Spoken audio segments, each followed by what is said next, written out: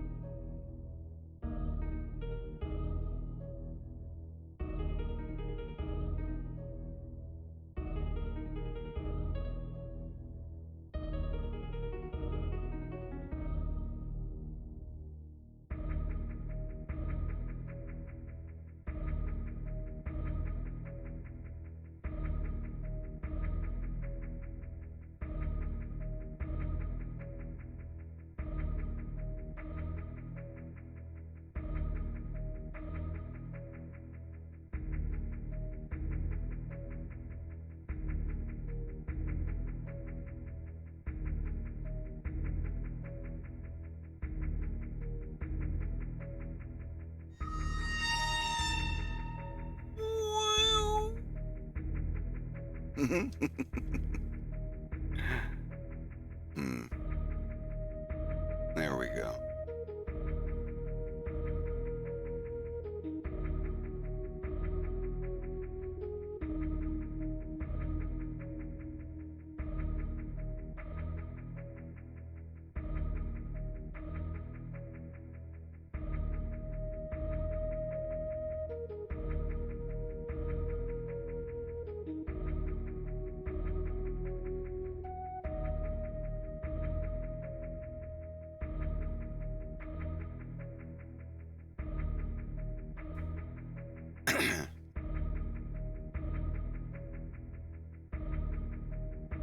Mouse Friday.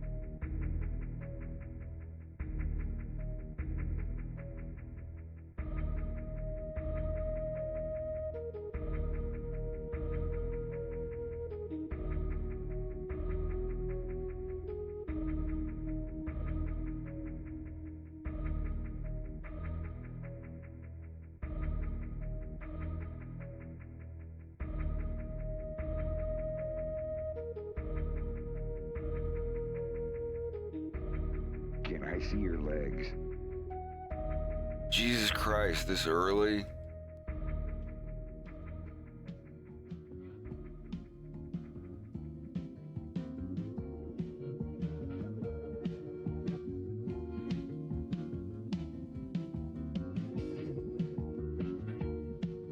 Fresh seawater.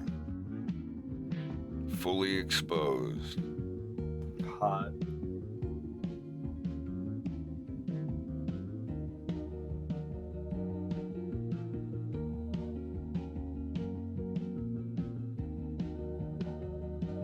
People are going to stop saying canceled and start saying exposed.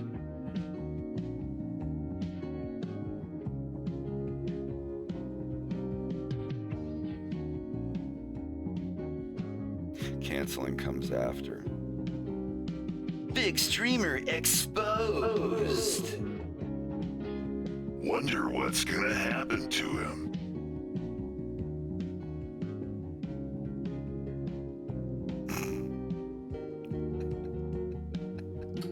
Usually it's exposure that gets them canceled in the first place, or them exposing themselves, yeah.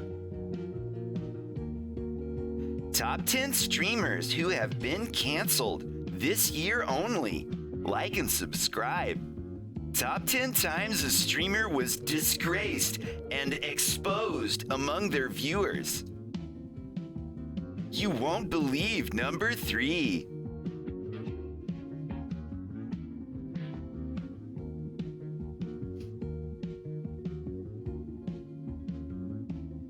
Yeah, it was like an 80s tabloid, like Walter Cronkite exposed for lies.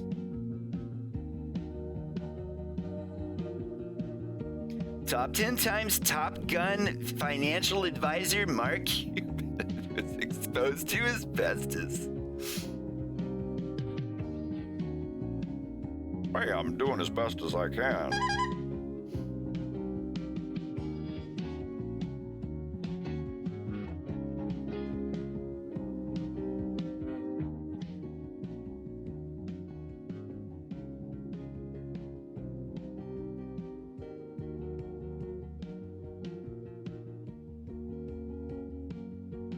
Can I lower my delay time? Yes. Yes. There we go.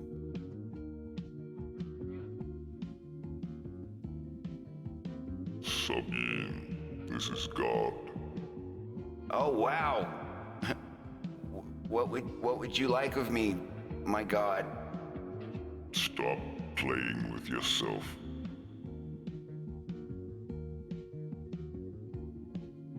Good luck.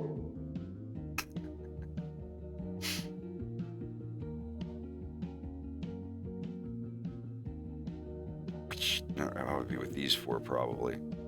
Good luck.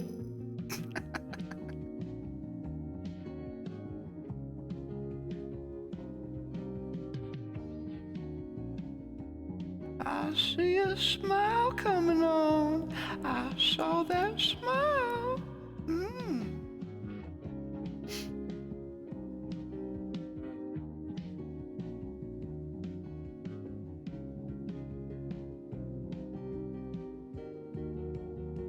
That's why I need to get rid of the shadow, bring it back here, and just there.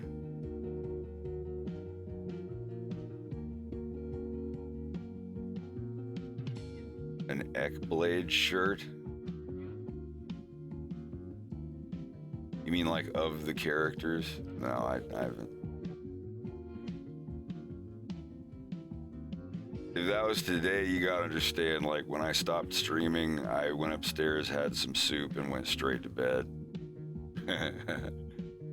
But, yeah, I guess those original characters. I could get some art done of Wolf's dad. Maybe of James McLeod in his plain clothes. And what did they suggest, a design, or just suggest that one be made?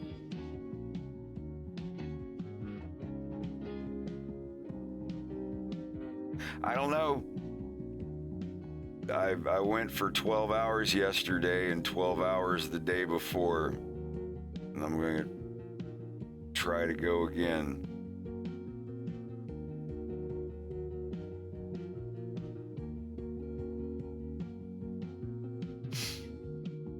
We'll see. Once again, not guaranteeing I'll go for 12 hours tonight, but yeah, I got nothing better to do.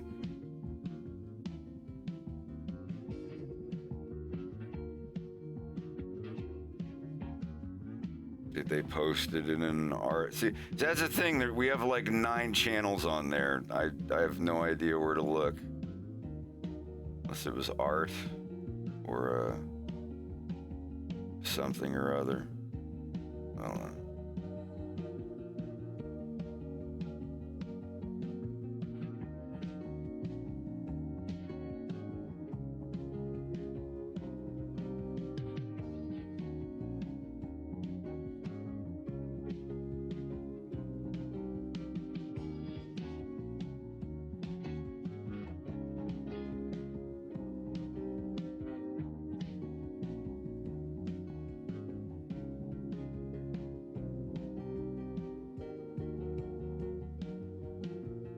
There we go.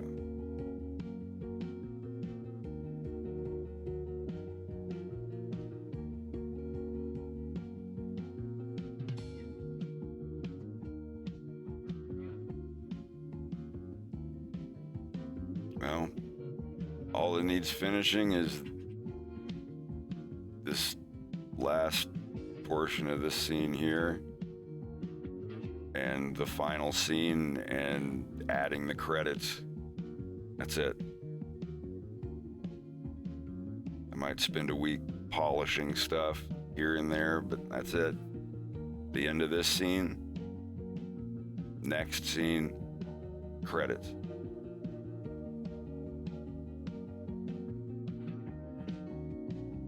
Like I said, don't get mad disappointed. I'm not saying it's 100% solid. Saying I'm shooting for a March 26th release.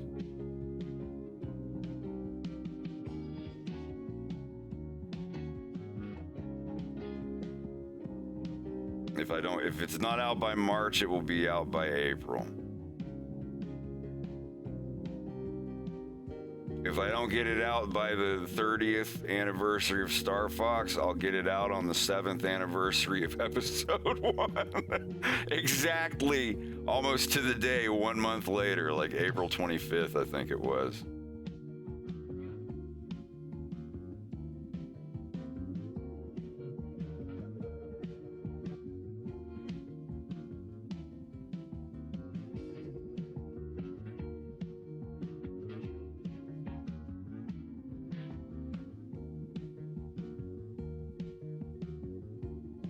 Yeah, April will be 7.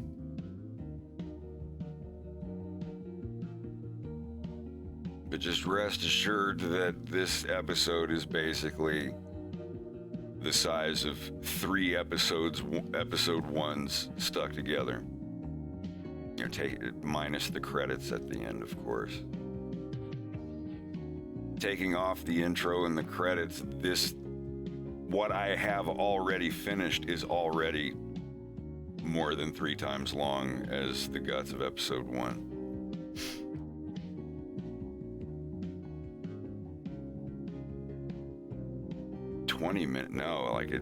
We're at 34 minutes now. There's the last version of what I have so far rendered out is 33 and a half minutes long. So this right here is about the 34-minute mark, and then another half minute, and then a minute or 2 at the end, and then credits at the end. So it might be closer to like 37, 38 minutes counting the credits, but I don't like to do that.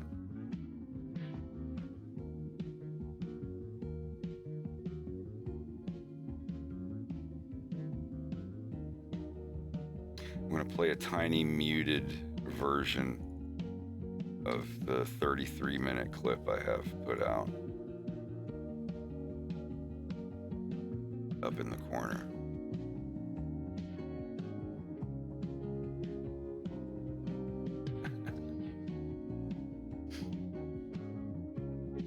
So yeah, starting now, if you watch to the end of this video, it will be 33 minutes exactly. Everything you are about to see takes place 10 years before the events of episode 1. Yeah, I got sleep. Went to bed a little later than I should, but woke up a little later than I should have.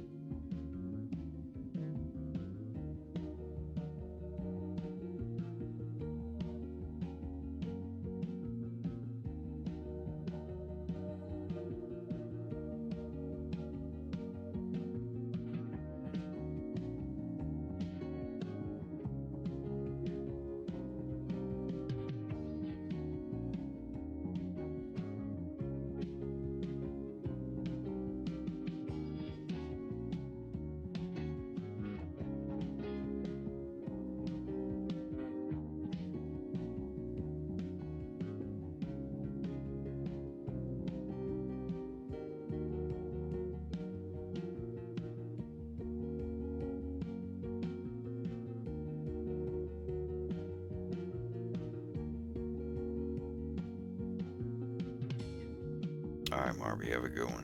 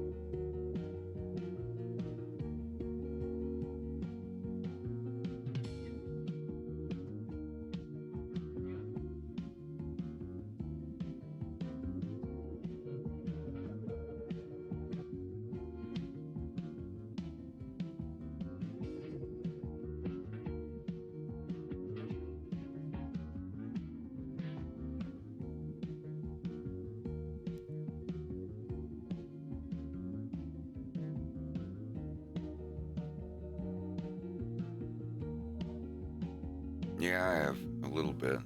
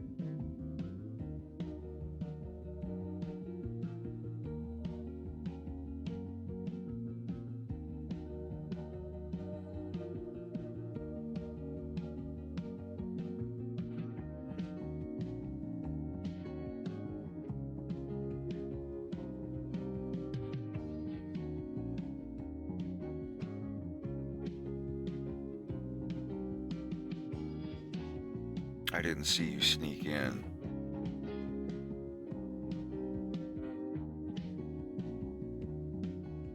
Yeah, I'm here. He fall asleep in the shower. It was a very nice shower.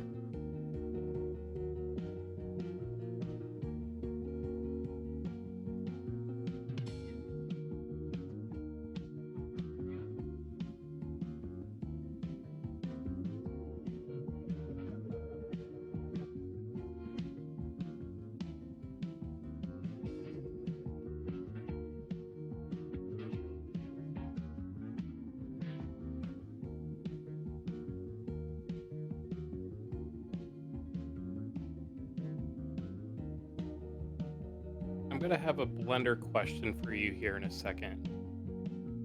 Oh, keep me on edge. Do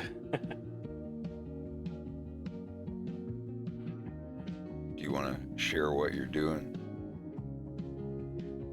Yeah, give me a second. Just want to keep you on edge for a second longer.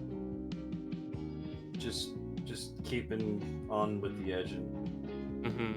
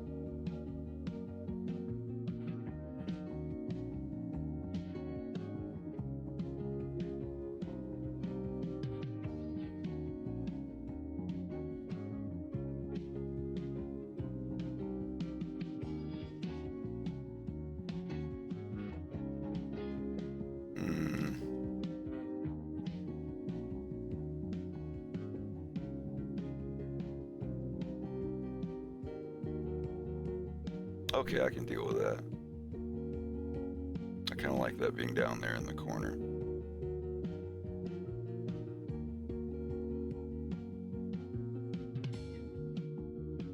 Sorry, I'm just doing a test. See how much of this picture at the bottom fills up. I kind of like using that space down there.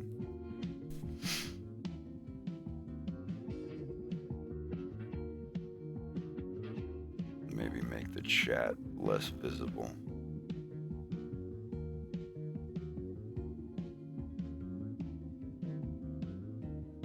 Sure.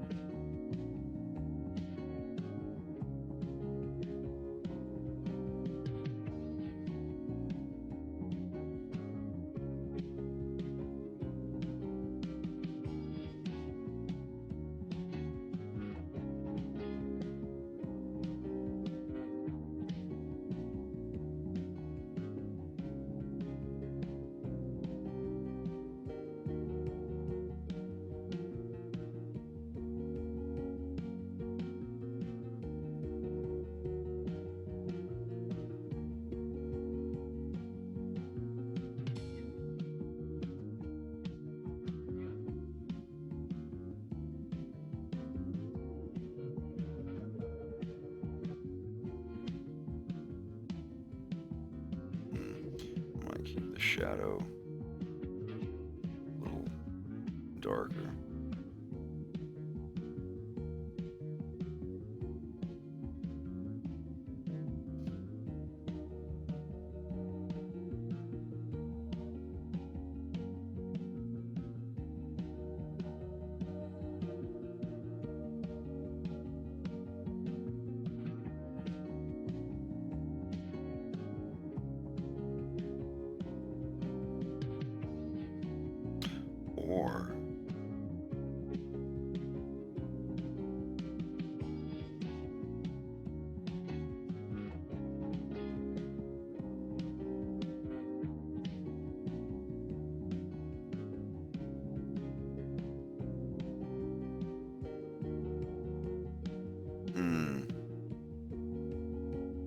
That kind of works. Because most of the time I do have my menu open here. Yeah, I kind of like that.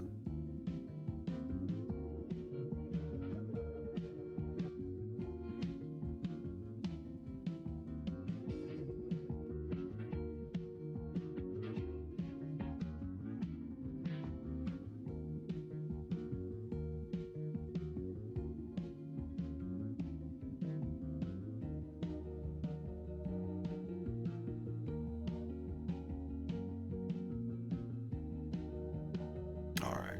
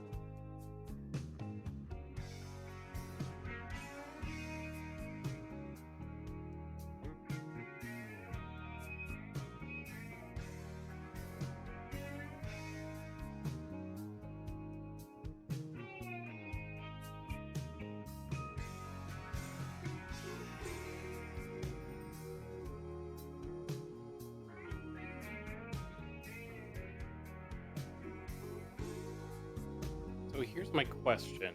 What's up? So I quite like using post-processing for my line work. The compositor? For my pencil strokes, Mm-hmm. my grease pencil strokes, as opposed to, because I think we have it reversed where you draw without it, but if you hold shift, it goes into You mean post-processing. stabilizer? You say post-processing. Okay, yeah, because it literally says that it's. I see what you mean. I thought you meant like post-effects, like blur and all that. No. Yeah, what about it now? So maybe it's a setting that I have wrong here, but usually when I draw from a distance, like if I want to like make the collar of his shirt here, it's very tight, like the way that the line art works, and I kind of have to slow down so it can keep up with me. And when I go into it's edit rounding mode, your edges or something? well, there's that aspect of That's it. active smooth And- is what that is. Turn that down. And get rid of the other thing is I wanted to create more vertices. it. Okay, open it when I'm up. doing it. What's your input samples at? 10? Right above, 3 above where your mouse is. Yeah. Set that as high as it'll go. Oh. Yeah, it's 10. And post-processing, you have Simplify turned on. And also, turn subdivision up for, what is subdivision at? 0. And what is Simplify set at? 0. Okay, so click 1 on subdivision.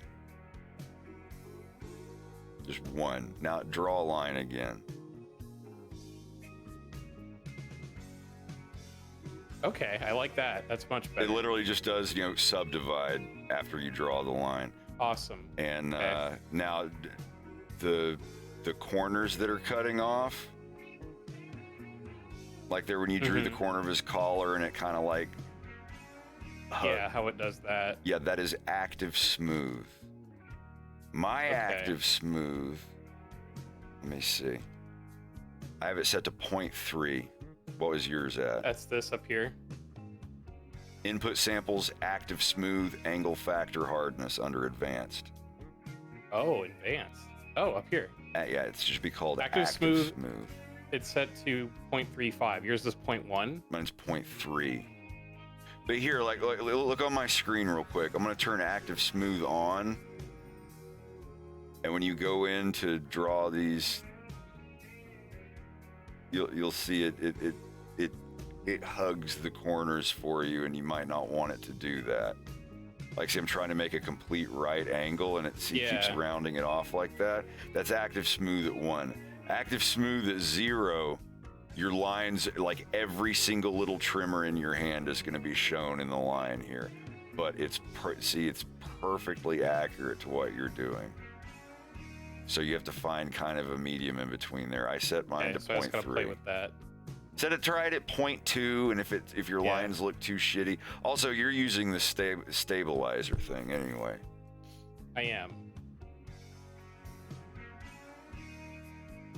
And it doesn't go any lower than 0.5. Active smooth doesn't? Stabilize. The factor right. doesn't go any lower than 0.5. Right. No, I was just asking if you have stabilizer on, like how active smooth affects that. But yeah, like the thing that's like it's where it's smoothing the line as you're drawing it, so you can't get those perfect right angles. That's why. It's because you have active smooth set high. I think default is 0.35 or 0.5 or something, but I turned it down to 0.3, and it doesn't do it enough to where I notice. One of the things that takes the longest to get used to in grease pencil is getting your pen settings just right. All of the stuff over here. I feel like that's the thing that's been slowing me down the most. Oh, that's a bit better.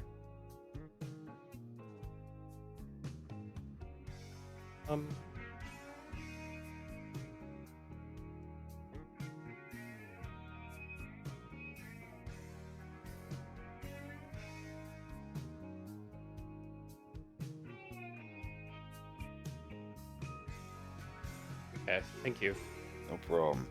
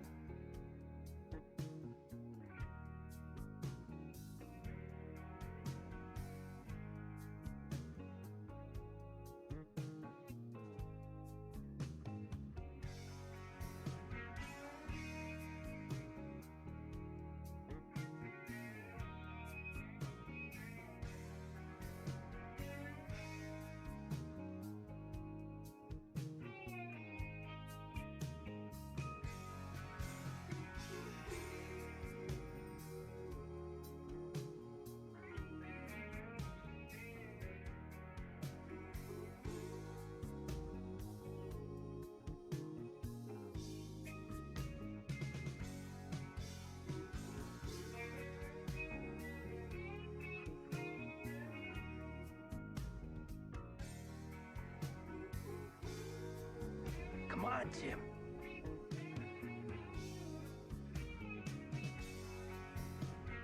Come on, Tim.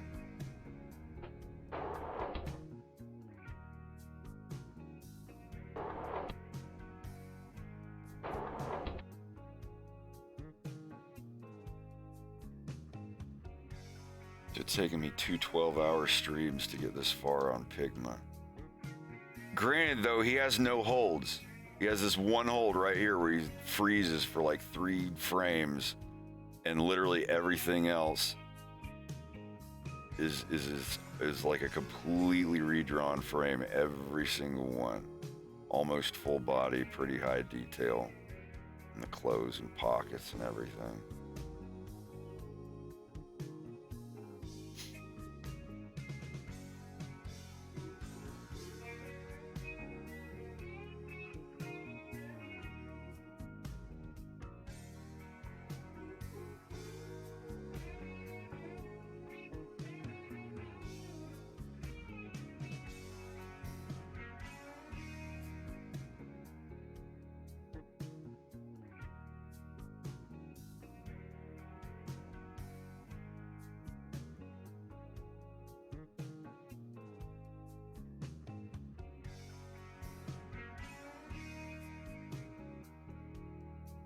Oh yeah, that reminds me what Orbity said. Because you have it to switch your materials by hitting 4, right? Mm-hmm. I want to do that too.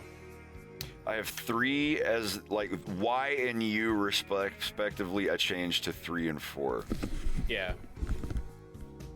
I'm gonna do one at a time. See what you like better. But yeah, like it's just back to the whole, you know, left hand moving as little as possible. Exactly. Because you can see on Fox's materials, I did the same lineup that you have with the 1, 2, 3, like all the left side of the keyboard shortcuts. Yeah. And I hate reaching over for Y and U when I could just do 3 and 4. Now keep in mind, you need, whenever you change anything like that, the first thing you do, export. Search by input and type in 4 and look at every Windows shortcut. I mean, the only thing you really need to worry about is the 3D viewport. Like if the 3 key or the 4 key are shortcuts for when your mouse is over the outliner or the timeline or whatever, that doesn't matter. But if there is a shortcut for the 3 key and the 4 key in your viewport, or you're under window or 3D view, you need to turn those off. And just to be safe, not delete them in case you need to change them later, just tick the box. Don't click the X to the right and delete it completely. Just tick the box, so you'll still be able to search for it, but you'll see it's not ticked. So it's just disabled. Yeah, I don't have any 4 key shortcuts for my 3D view. Then I would just search for the input of the U key for material change and click on the U and hit the 4 key and change them.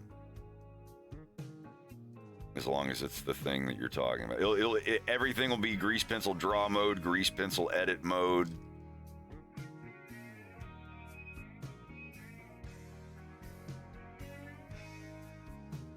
Material. Here we go. Just hit 4. If there's not one for edit mode, you should make one for edit mode. Like if you go into edit mode and grease pencil edit mode 3 already. Well, you can't change. Wait. Oh no, never mind. It's 4. You can't change layers in edit mode because when you go into edit mode, 1, 2, and 3 is points, lines, or intersections select modes. I never use the intersection one, so I should just go ahead and disable that.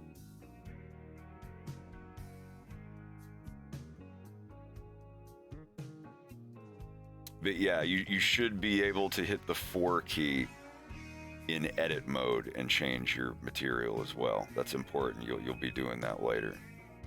So test the key out while you're in draw mode to make sure it brings up the materials.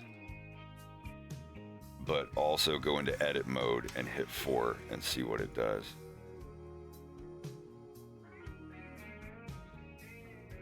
I don't really change layers while I'm in edit mode, so that one changing 3 to something else might not be that important. What are you looking for now?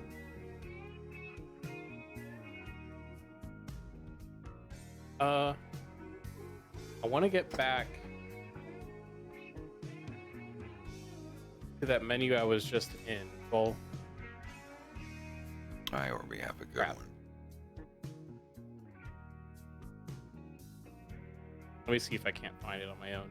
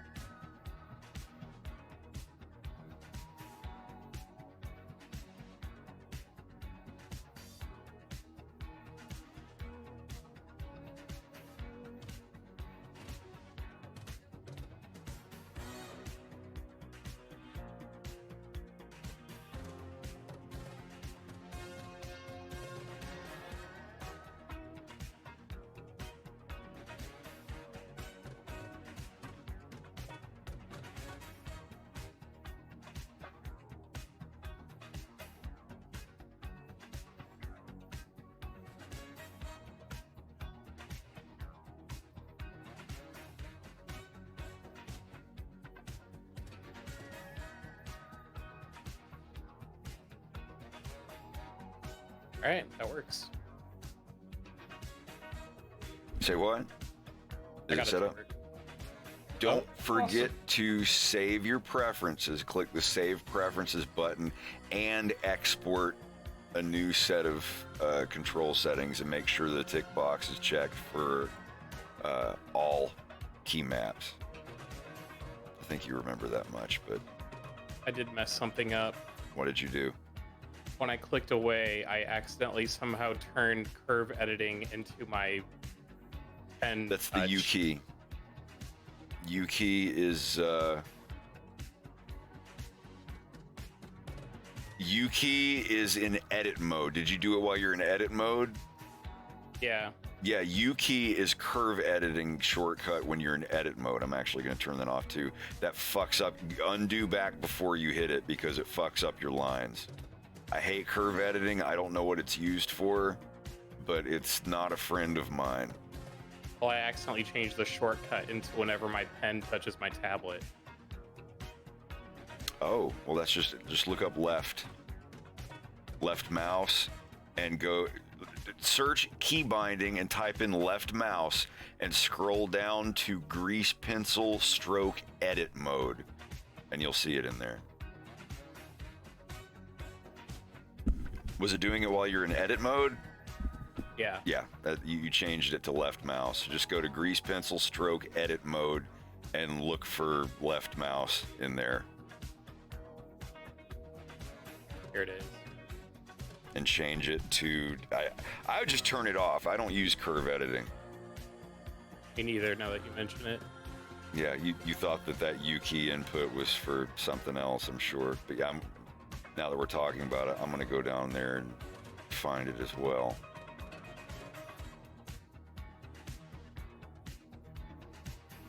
Curve edit. I mean, it's neat. It's like turning your lines into Bezier curves, but you can't get them back to their original geometry once you do that, I believe. Yeah, I've done that a few times on accident. I tell you, if there was a school that taught people how to use Blender, I could probably make a good little bit of money. We all could, really.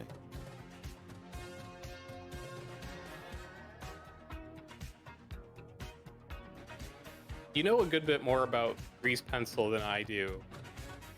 I feel like I could do pretty good introductory lessons to 3D modeling and stuff in Blender. You can do it with grease pencil too. Like you, me, and Bubba, all three of us could, like, you know enough about, like, the little weird things that haven't been polished out yet. We know all the little dirty secrets and all the little greasy bugs that show up and confuse the shit out of new people, and exactly what to do about them. And the ones that can't have anything done about them, we know which ones those are at the very least. I think it'd be fun.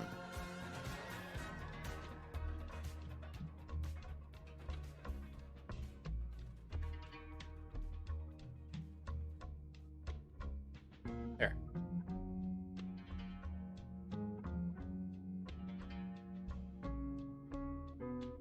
Better.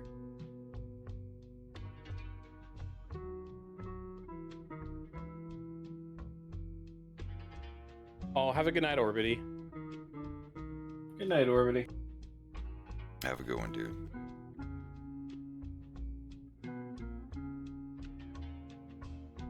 What a swell heterosexual dude.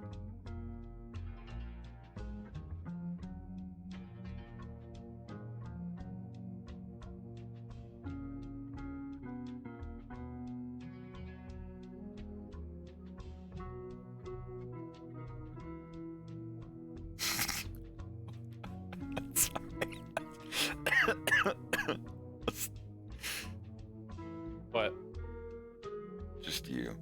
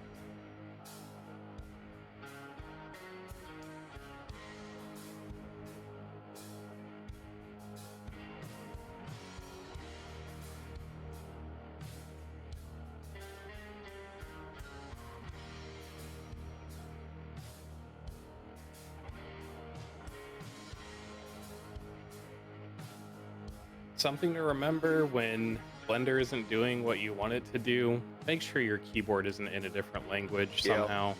The millennial. Yeah.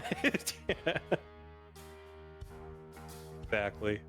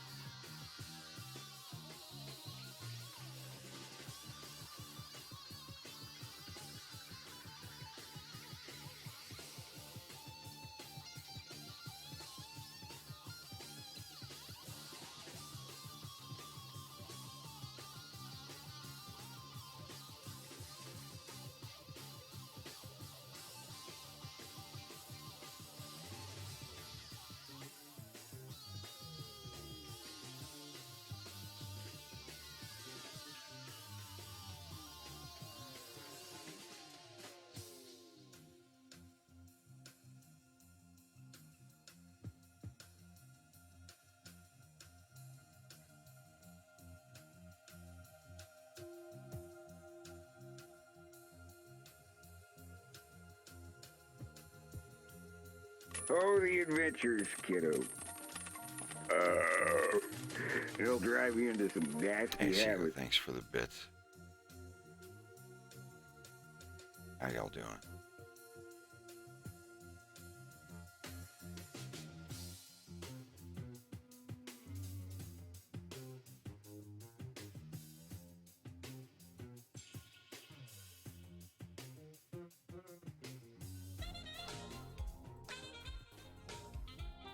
I always sound tired. I also just woke up like an hour or two ago. Got straight into it. I also got a big hot shower like 5 minutes before I started my stream.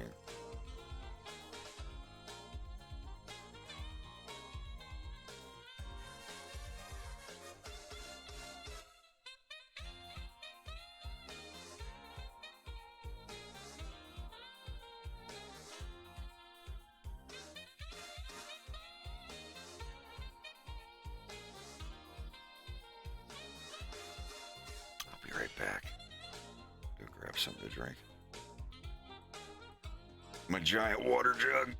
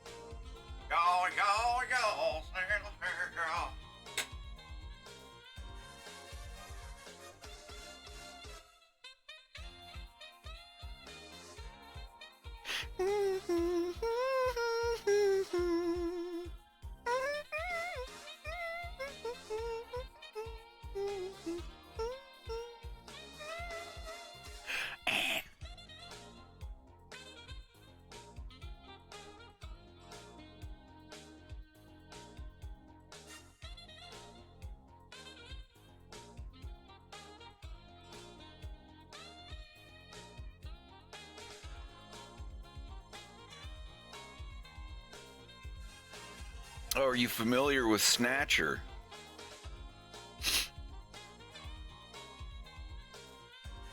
Late night 80s Tokyo night driving.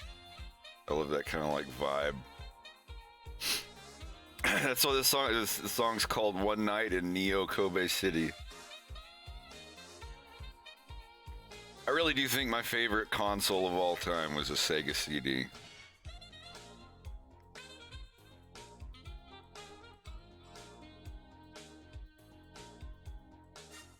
Faux show.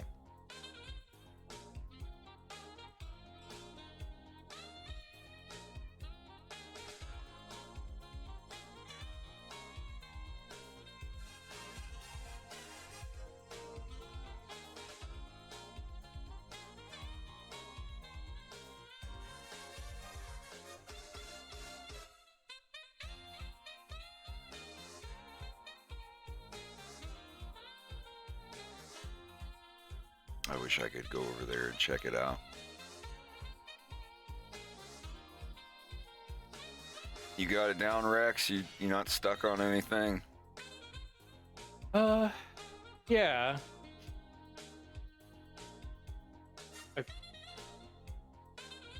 I feel like the start of my stroke is too tapered all the time. Like I always have to adjust how thick it is. Yeah, I hate that. like starting your stroke thick. Yeah, it starts at like a default. Oh, the adventures, kiddo. It should, It'll like, drive without you moving your into pin, jack being rabbit. able to push your orbit. And thanks for the bits, buddy.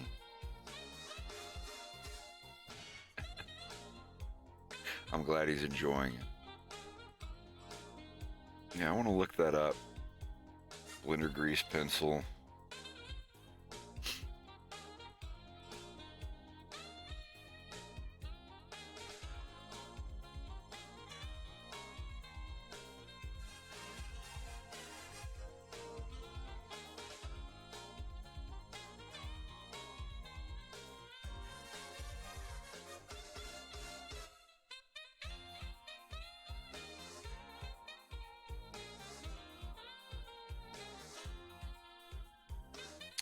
One thing you can do is, let me see. I want to look at something. The thickness.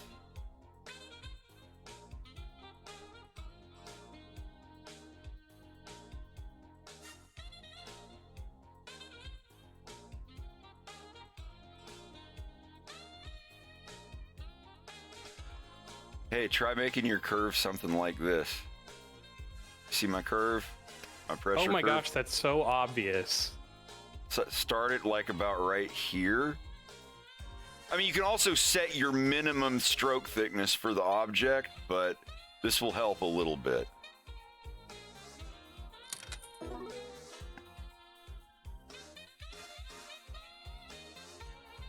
Is that any better?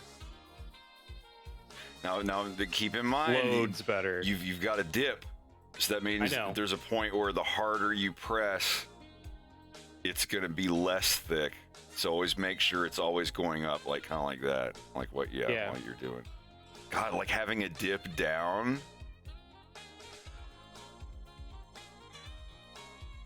Oh, that's weird. It feels noticeably different, but I feel like it's closer to what I want.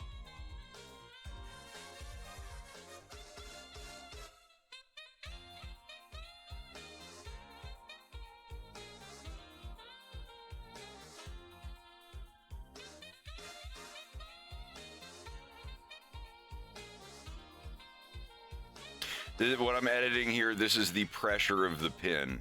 Like the harder you press, what is the thickness of the thing? And you can add all sorts of crazy points to it, which I shouldn't do. I'm gonna have to undo this.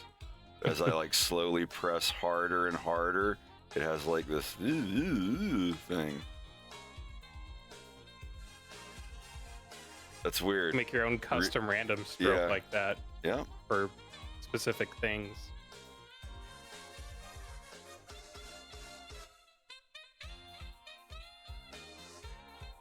Yeah, see what I'm doing here? You can add as many points as you want. So now when God, this is gonna be terrifying to look at. Yeah, this is just pressing harder and harder. That's cool. It's kind of ink blotty, though. There's scripts and stuff you can use to make that better. And anything you can do reset curve. There we go. Okay. Yeah, you can just do reset curve. Yeah, I think I'm gonna put mine like that too. Sometimes feels so much better. Is it better? Did that help? Yeah. Yeah, now the start of my strokes aren't like pencil thin. Cool.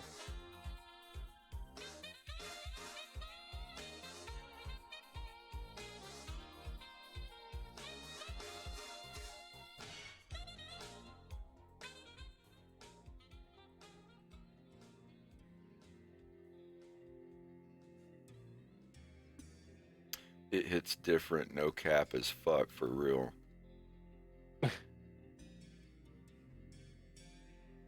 Part of me died when I heard those words, Luke.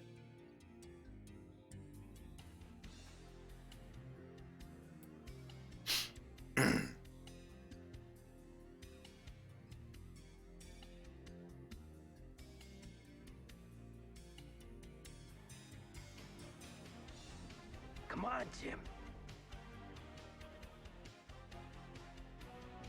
Come on, Jim.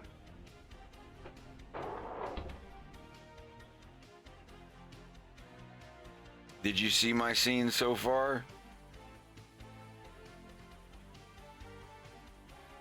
Get a closer look. Let me turn this down a little bit. Just, yeah, so this is 2 12-hour streams worth of work. It's just this one little. Come on, Jim. All I gotta do is his heads for turning around and I'm done. So. Come on, Jim. Hell yeah, dude. Come on, Nice. Jim. Come on, Jim. When he turns around, I might animate the shadow like going down over his body, so you actually gets enveloped by the darkness rather than just the object fading out like this.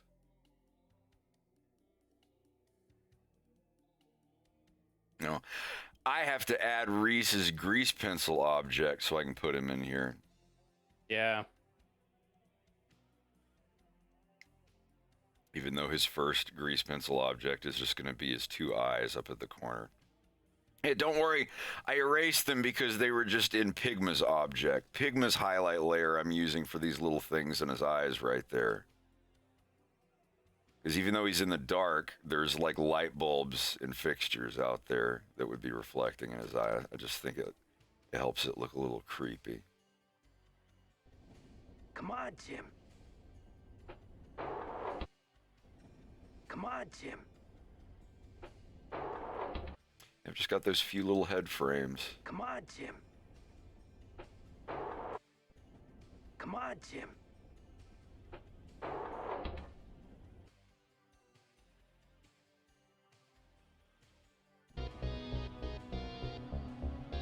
Final warning. Detritus.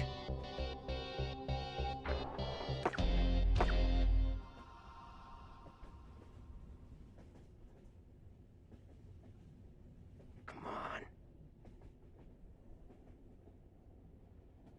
Come on, Jim.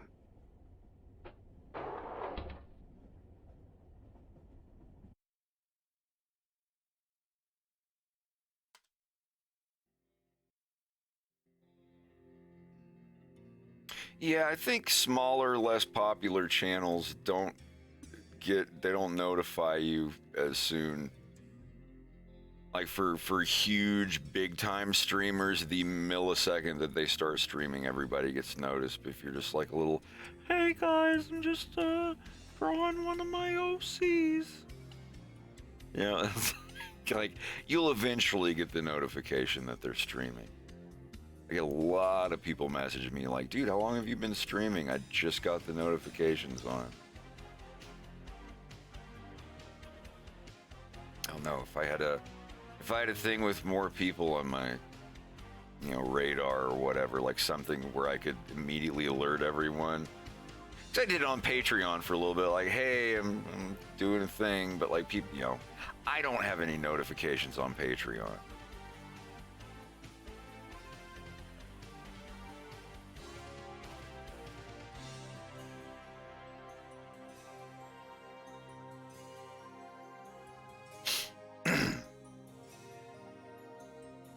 Yeah, my old monitors look a little different.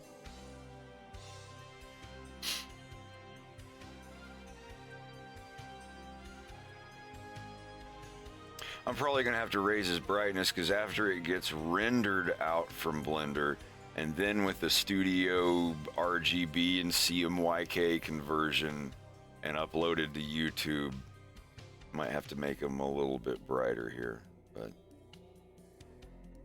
I won't be able to tell exactly how dark he is until it's exported and put into MP4.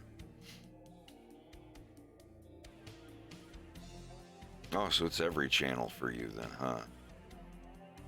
Strange.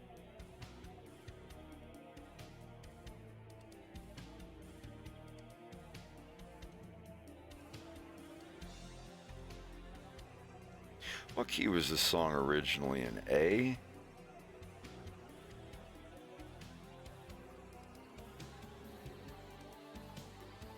Is this it? I think. Is this the original key? Yeah, I think it is. Dum, dum, dum.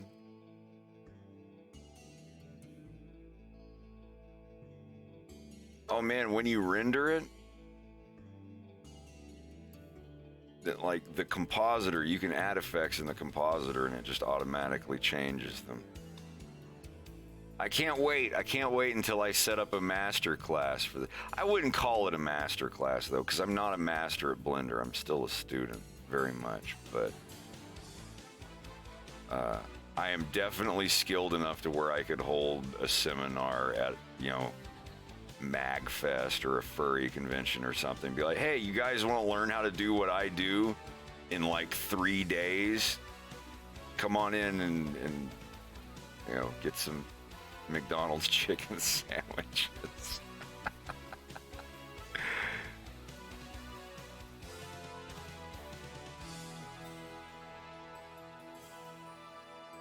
It would be completely free, and I would get pizza and wings and whatever for everybody.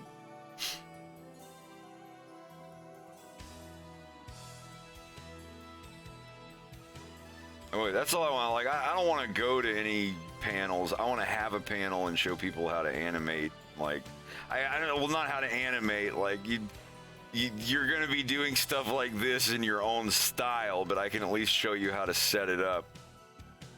And all the tricky geometry-based drawing in grease pencil. And the cool thing would be, everything would be recorded. Not like on a camera, but I mean like my desktop. And everyone's questions and everything would be recorded like OBS style. So if people went to the seminar thing or the panel that we had, and they completely forgot everything that they did after they got home, they could just play everything back and be like, oh yeah, that's how he did that.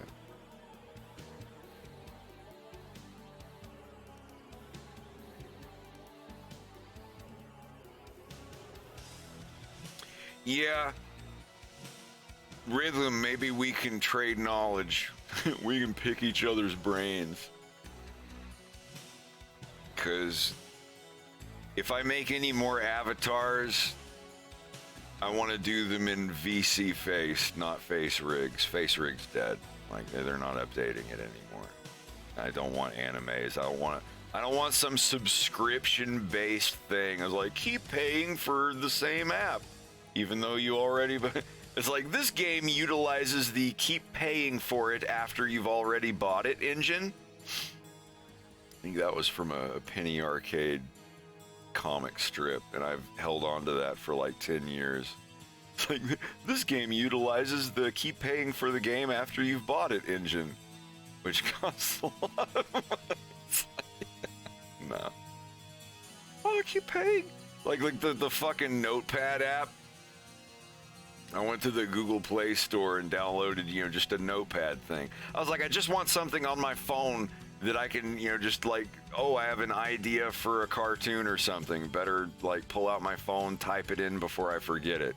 Just like a little jot pad. And like half of the Notepad apps on the Google Play Store are subscription based. It's like, oh, great. You literally made this app with an SDK in like 3 days. And now you want people to pay you like $3.99 a month to be able to type things into a text box. Go fuck yourself. Like you make a server-based MMORPG or something like that, sure, but... So iPhones come with a calculator app, but iPads, one of them, it does not exist. So there's only like paid subscription calculator apps for the iPad. Hey, Apple customers don't really need to do things like math and stuff, so...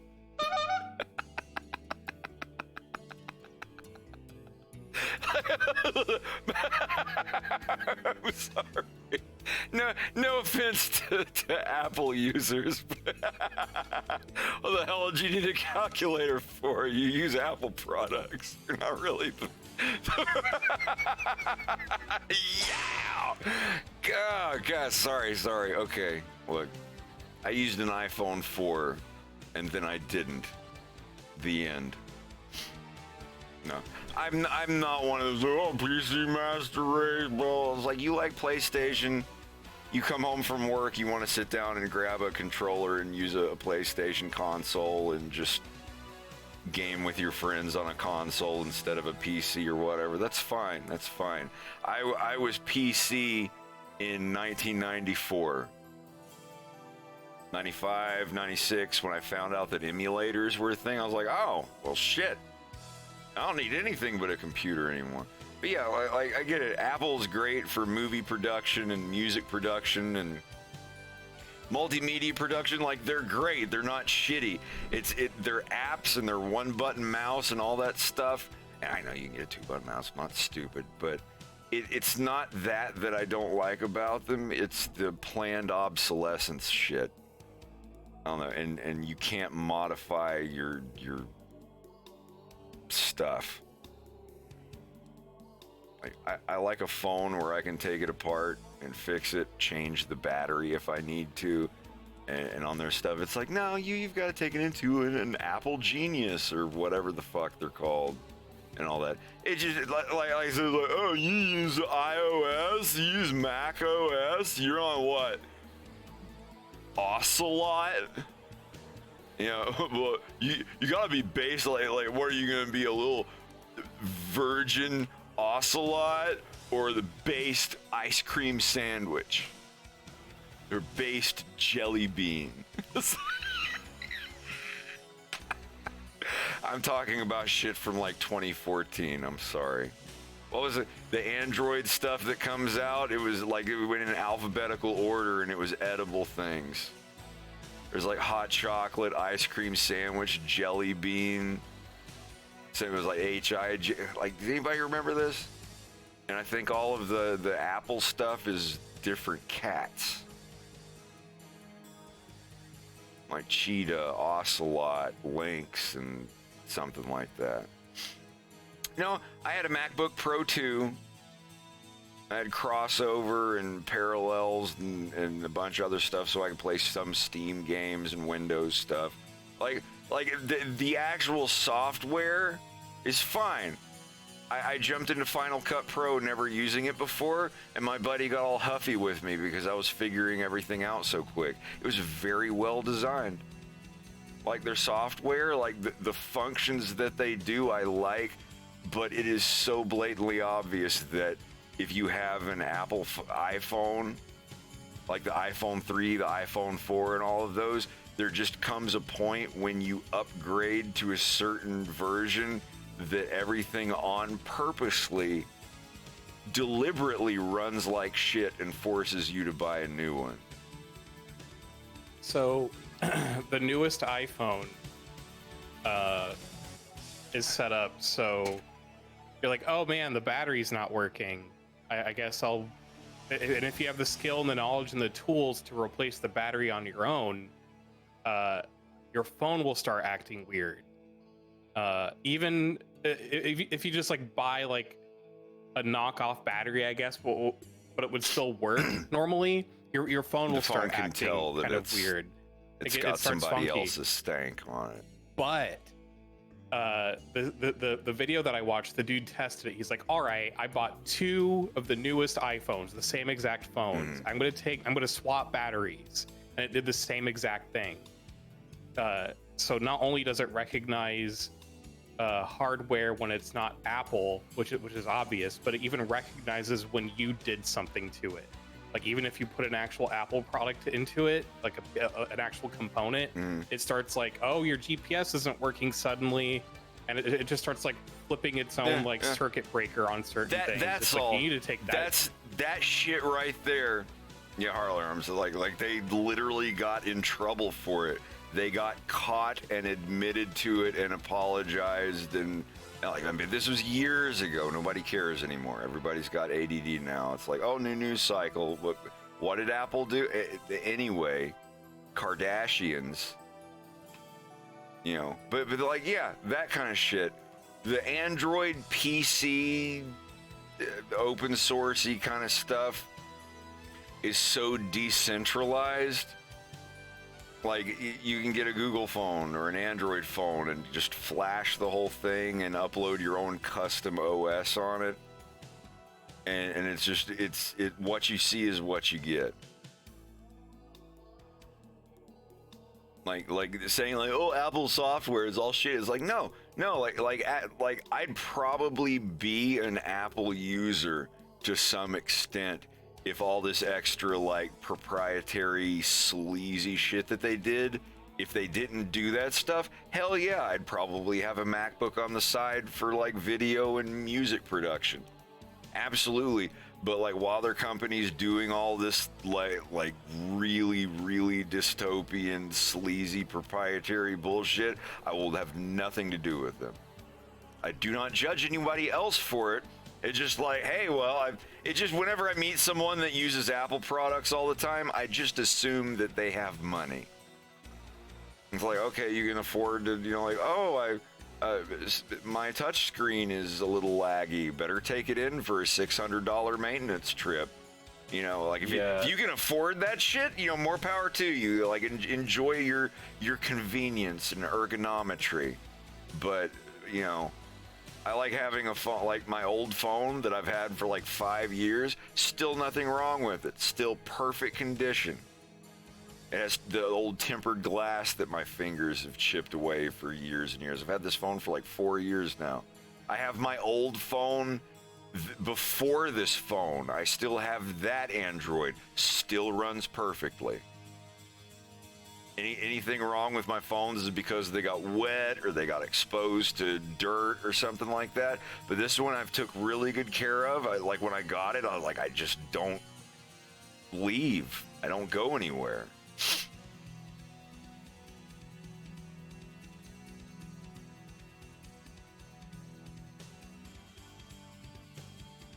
When Tim Cook gets exposed for having slaves, he just goes to using different slaves in another Asian country with different colored suicide nets. But yeah,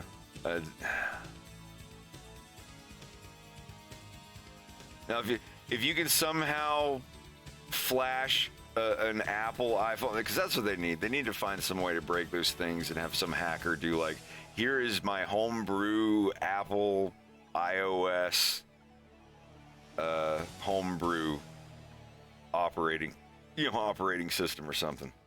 Sorry, I got the hiccups. It's just the moral stuff. I don't think that I'm like, ooh, Apple, icky. I don't like their no, their programs are fucking great. they're very good. They pull you right in, but it's just the whole planned obsolescence thing that they're still doing, and it's like Howard Stern swearing.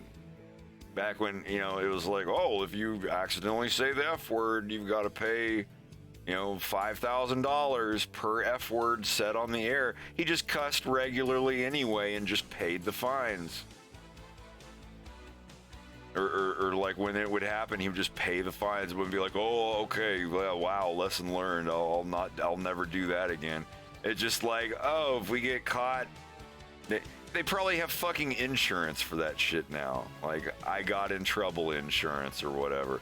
Like, oop, they found out about the suicide nets, or oh, they found out about the little bug that we put in that if we can tell that you're messing with stuff, we make your phone shitty until you go into an Apple Store genius and he flicks the dip switch inside of your phone to make it go back to normal. I don't know how true it was, but my former employer, when I worked in the Castro, he was like, I have insurance, so I can fire you just because I think you're fat, and I won't, like, you can sue me and I'll just have, like, I have PR insurance. Wow. That's great. I bet you eventually there's going to be cancellation insurance.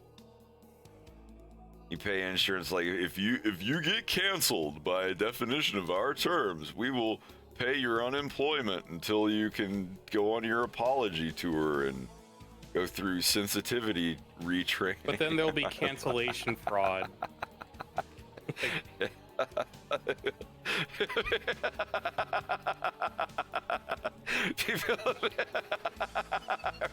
Oh, I better not say that one. I was about to do a little bit. No, just like the LGBT equivalent of like running and jumping in front of a car. Like what would that be? Like running up to a gay person and being like, "You're not valid." Oh wait, I didn't actually say that. I said it to. I was yelling at my parking ticket, not you. Oh no! It's like walking by a gay person holding a parking ticket saying, "You're not valid," and they film you saying it, and then you're like, "Oh!" And then after you get all your insurance, then you release the clip of you walking by them, looking at your parking ticket, saying, "You're not valid. I don't believe in you," and be like, "See, I was talking to my parking ticket, not the young gay gentleman standing next to me on Haight and Ashbury." Yeah, it's like. I can already see the commercials, like the 2 a.m. commercials, like, have you or a loved one have been canceled? Like a mesothelioma commercial. Have you been exposed to asbestos? That's so much. Oh my God. The Saul Goodman of cancellation lawyers. Wait, Edward's familiar with the Castro? Is it the same Castro that you're talking about? Is someone in chat? Oh, yeah, working at the Castro is pretty gay, dude. LOL. Oh, well, I mean, yeah, they literally call it the gay mecca of San Francisco. It is also quite literally the final stop of the gay pride parade in San Francisco. It goes from the Embarcadero Market Street all the way down to Castro Street. So, yes, it is the gayest place you could possibly be. So like, why do gay men's dicks always lean to the left? It's like, it's not to the left. They're just always pointing toward gay mecca.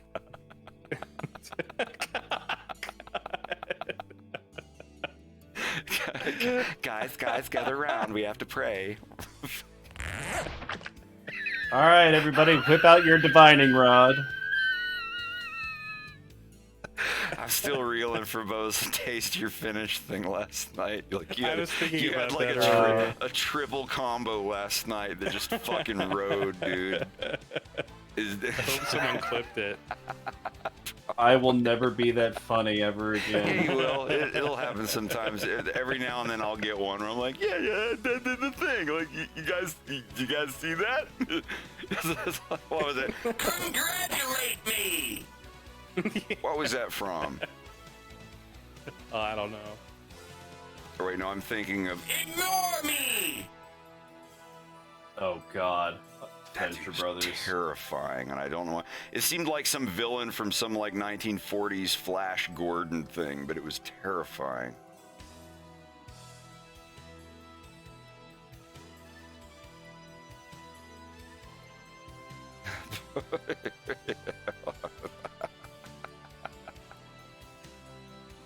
I don't have the Dalek filter, unfortunately. I would like to make you a grilled cheese. A grilled cheese. That shit was funny. I need to show that to Drew. He's a huge Star Wars dude. Because I just gotta hear how it sounds. All right, hang on a second. Grilled cheese. Wait. I can't. I would like to have a grilled cheese. Okay, all right. Master, I want a grilled cheese. Luke, join me. I will make you a grilled cheese. Okay, no. Obi-Wan has taught you well. But he hasn't taught you how to make grilled cheese. Join me, and together we will, and together we shall make a grilled cheese as father and son.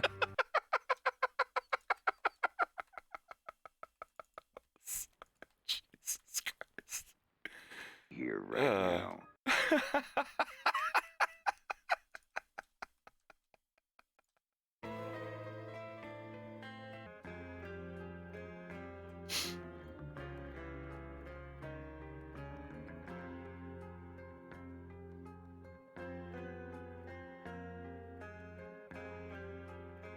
If you strike me down, I shall grill a cheese more powerful than you can.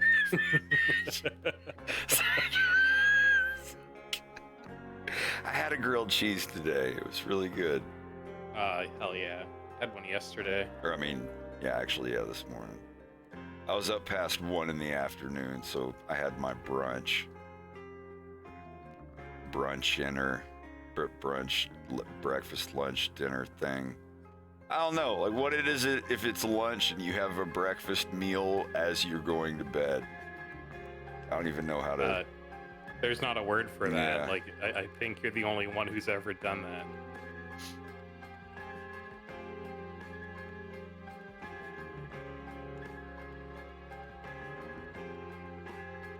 I can't wait to have an episode of my cartoon that's like a 70s giallo horror kind of like we gotta watch some 70s Italian like horror detective drama movies at some point. Even just one, like you'll get the idea. It's I love those. so great. Those styles, anyway.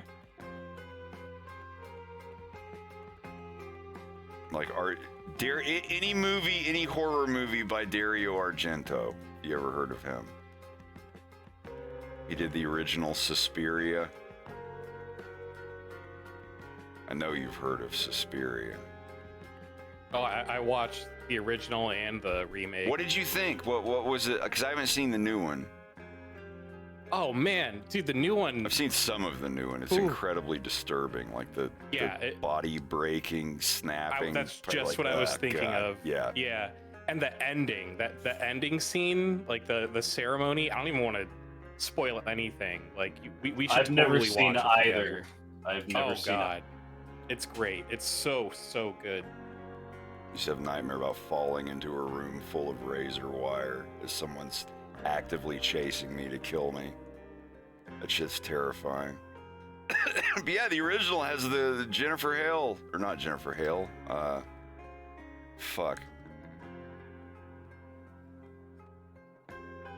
Jessica. It's an H name, not Hale. She was Phoenix from Phantom of the Paradise. Jessica. Oh. Damn, that was her. Yeah, she was the main girl in Suspiria. She was Phoenix. Jessica Harper. I was close. Yeah, Jennifer Hale's like the Nolan North of voice actresses. The greatest voice actress in the world, Jennifer Hale.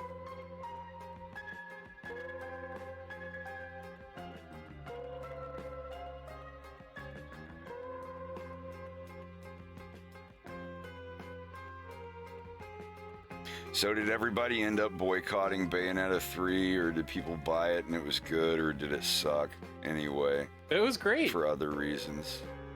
Everyone loved it. Wait a minute.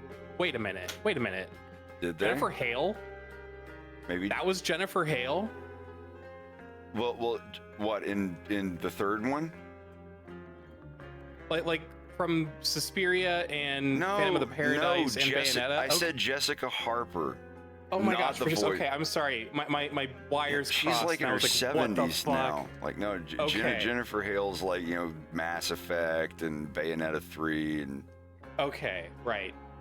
No, Ooh, I okay, remember sorry. the I had like VA coming out. She was like, this is gave me preposterous tunnel and vision. blah, blah, blah. And Yeah. No, everyone instead kind of of wrote her supporting the off. game, support these very right-wing anti-trans organizations and donate money to them. Oh, oops. It's like... Yeah. Yeah. No, she Praise got Jesus. waffle stomped. Yeah, like...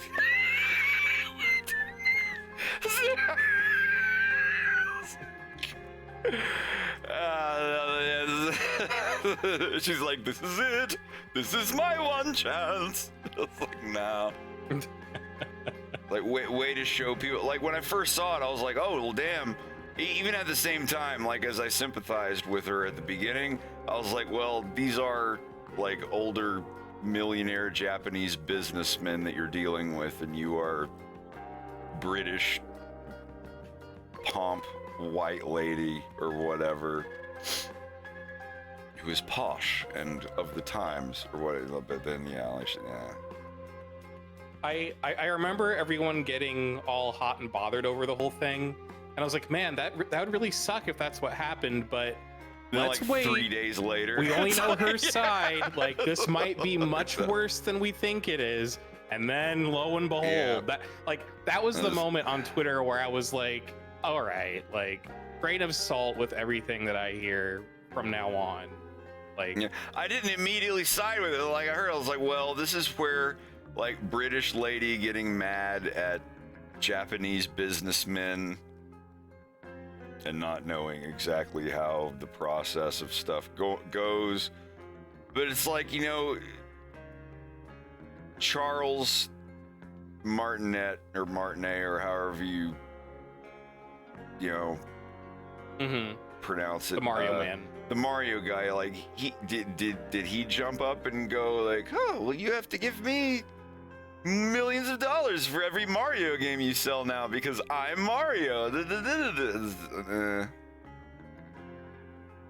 I wouldn't be like that. Like, fuck, like I said in last stream, anytime I do voice for a thing, I don't even ask for fucking money. That's why I say I'm not a voice actor. Like, I do my own thing.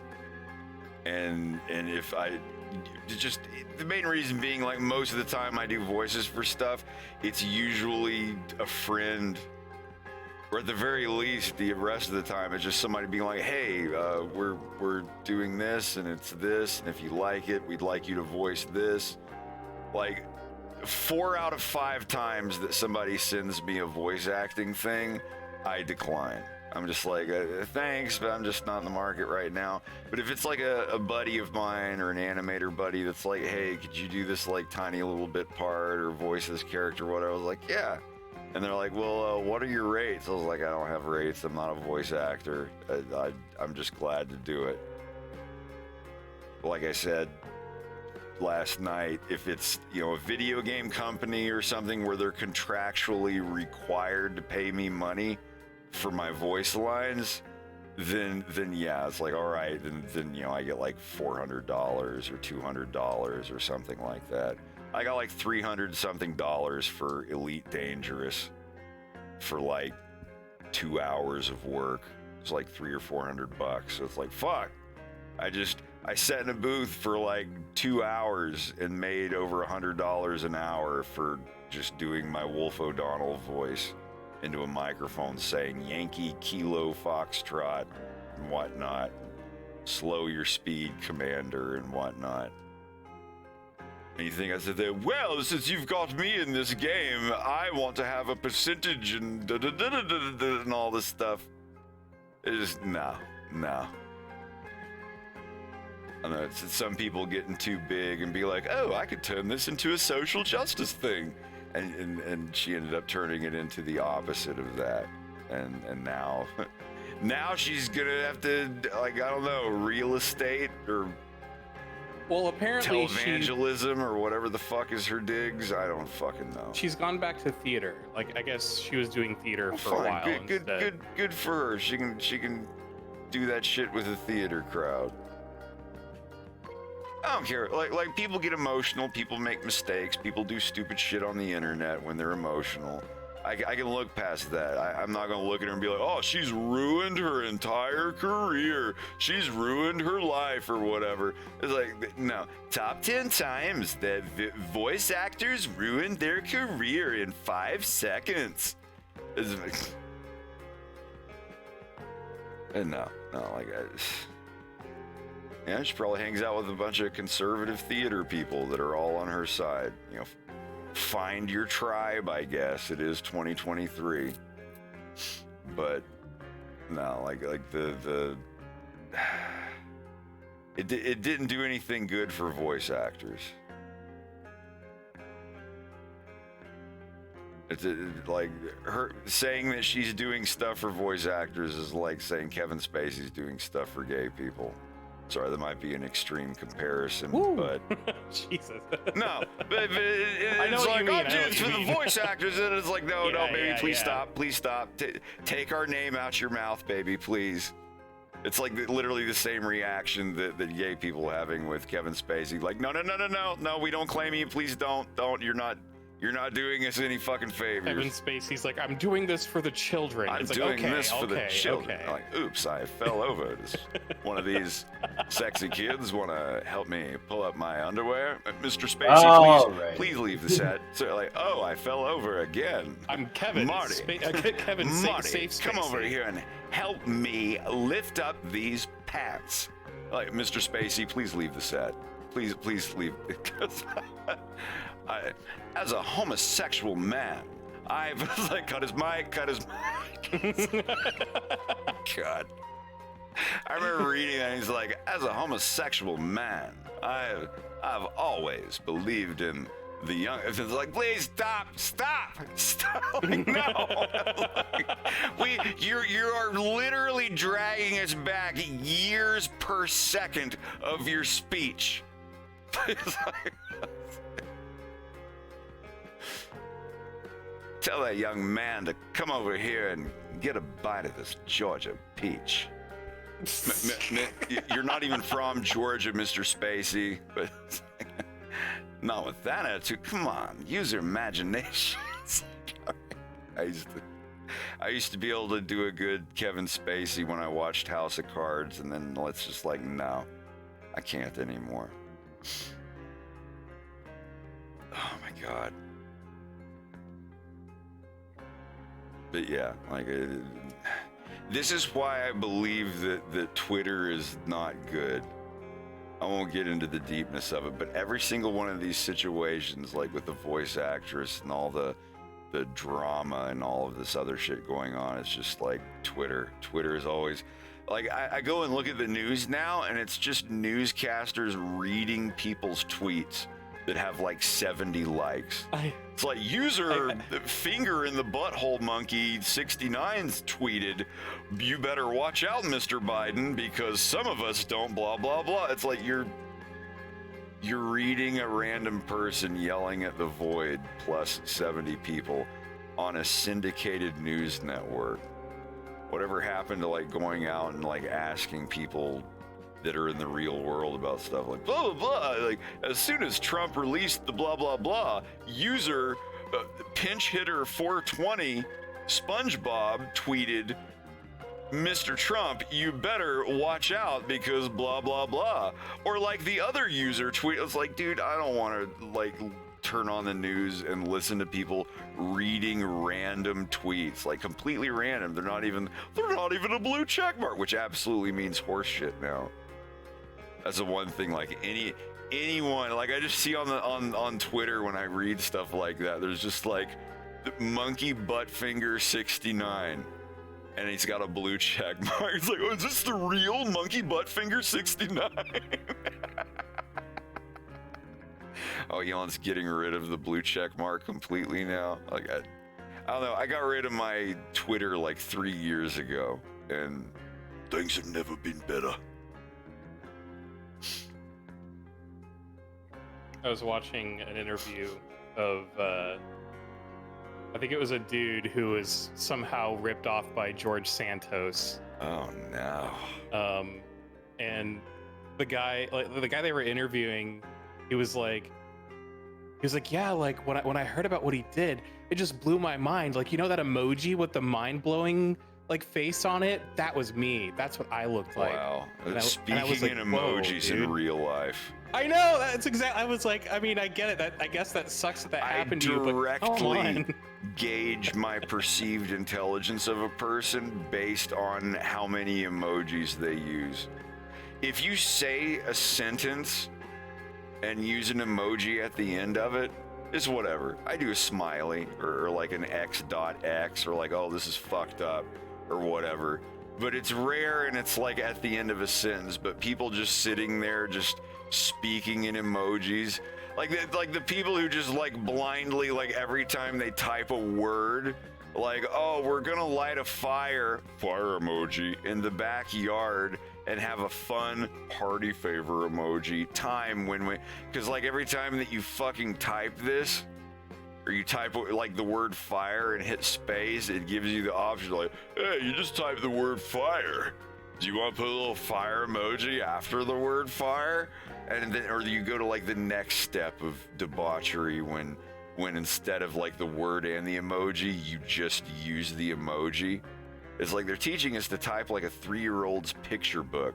Then he went to the, and then picture of a dog, and gave the dog some picture of dog food. I remember looking at him in kindergarten and being like, I'm a little too advanced for this. But now it's just like everyone in their 40s, 50s, 60s, and 70s are just speaking in little pictures. It's like modern day hieroglyphs. Fire, heart, fox, eggplant. Damn, girls got my eggplant. Throbbing, yo. It be like squirt, skirt. Like, I don't know. I made fun of people for saying lol out loud in like the late 90s. I was at a nerdy get-together and somebody was like, lol, that's hilarious, instead of actually laughing like everyone else. And I was like, that's weird, dude. That was 20 years ago. I don't know. I would never call somebody out just like, did he just actually just say that out loud?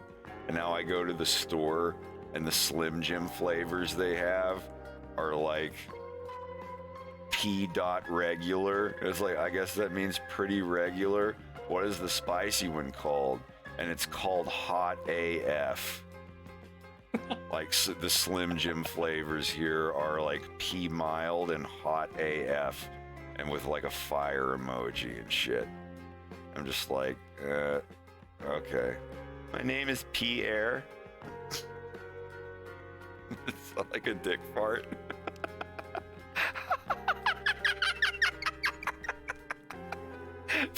Pierre. It just sound like Like a broken party blower.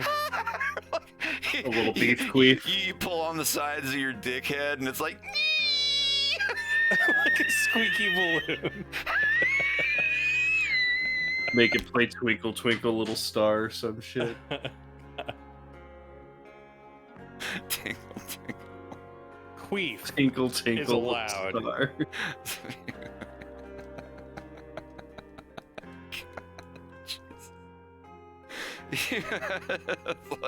It's like the first time your girlfriend accidentally gives you an actual blow job. Why did my alt eye think? Oh, I'm sorry, I hit the wrong button. Yeah, you get a blow job and they actually blow on it really hard and it fills your bladder with air bubbles. You don't know it till just later. pull the sides of your fucking bell in and it's just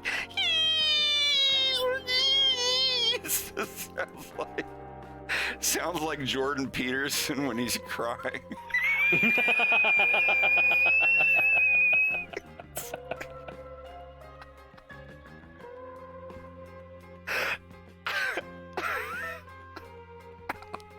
Oh my god, I'm just like, I think I ruptured something. That doesn't feel good.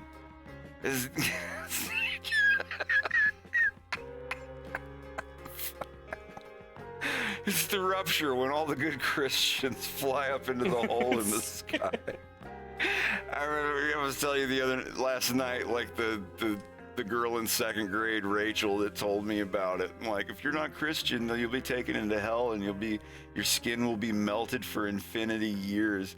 And I went home crying to my mom. I was like, Mommy, this girl at school said that God's gonna do this thing and there's gonna be a big rupture and everybody's gonna die and no one gets to play video games anymore because they're dead.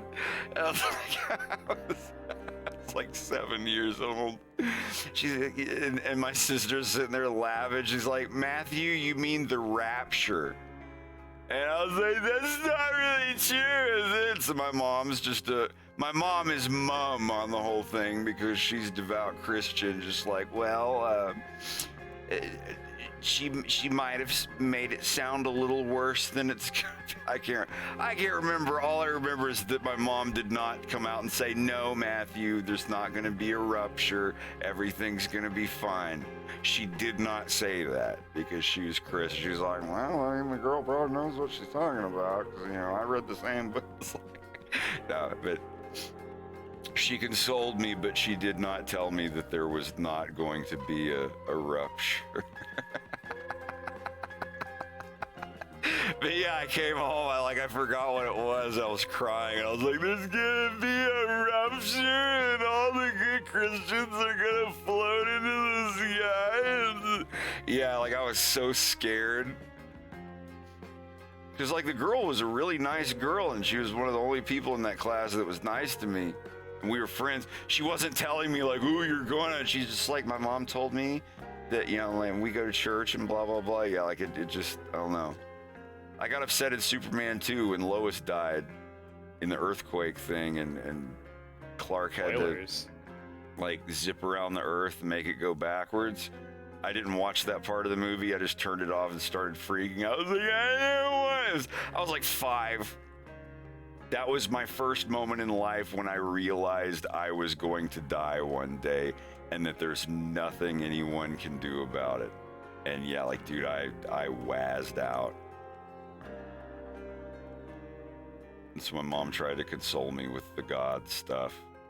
I was like, yeah, even when I was little, especially when Johnny the Homicidal Maniac came out and portrayed heaven.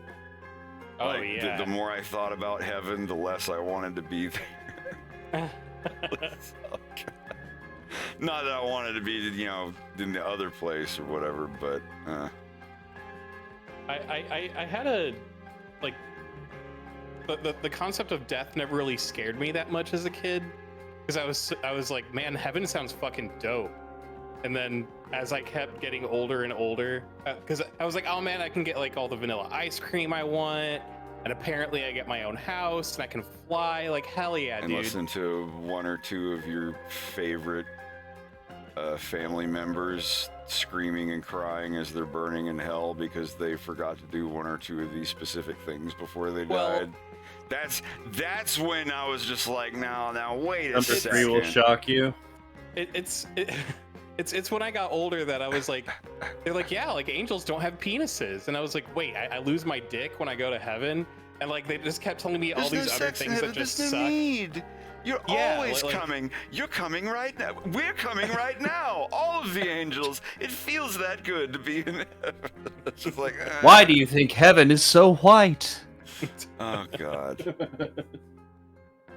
It was, but the thing that really shook my faith, because Your faith got shook. It's like, man, my faith was shook.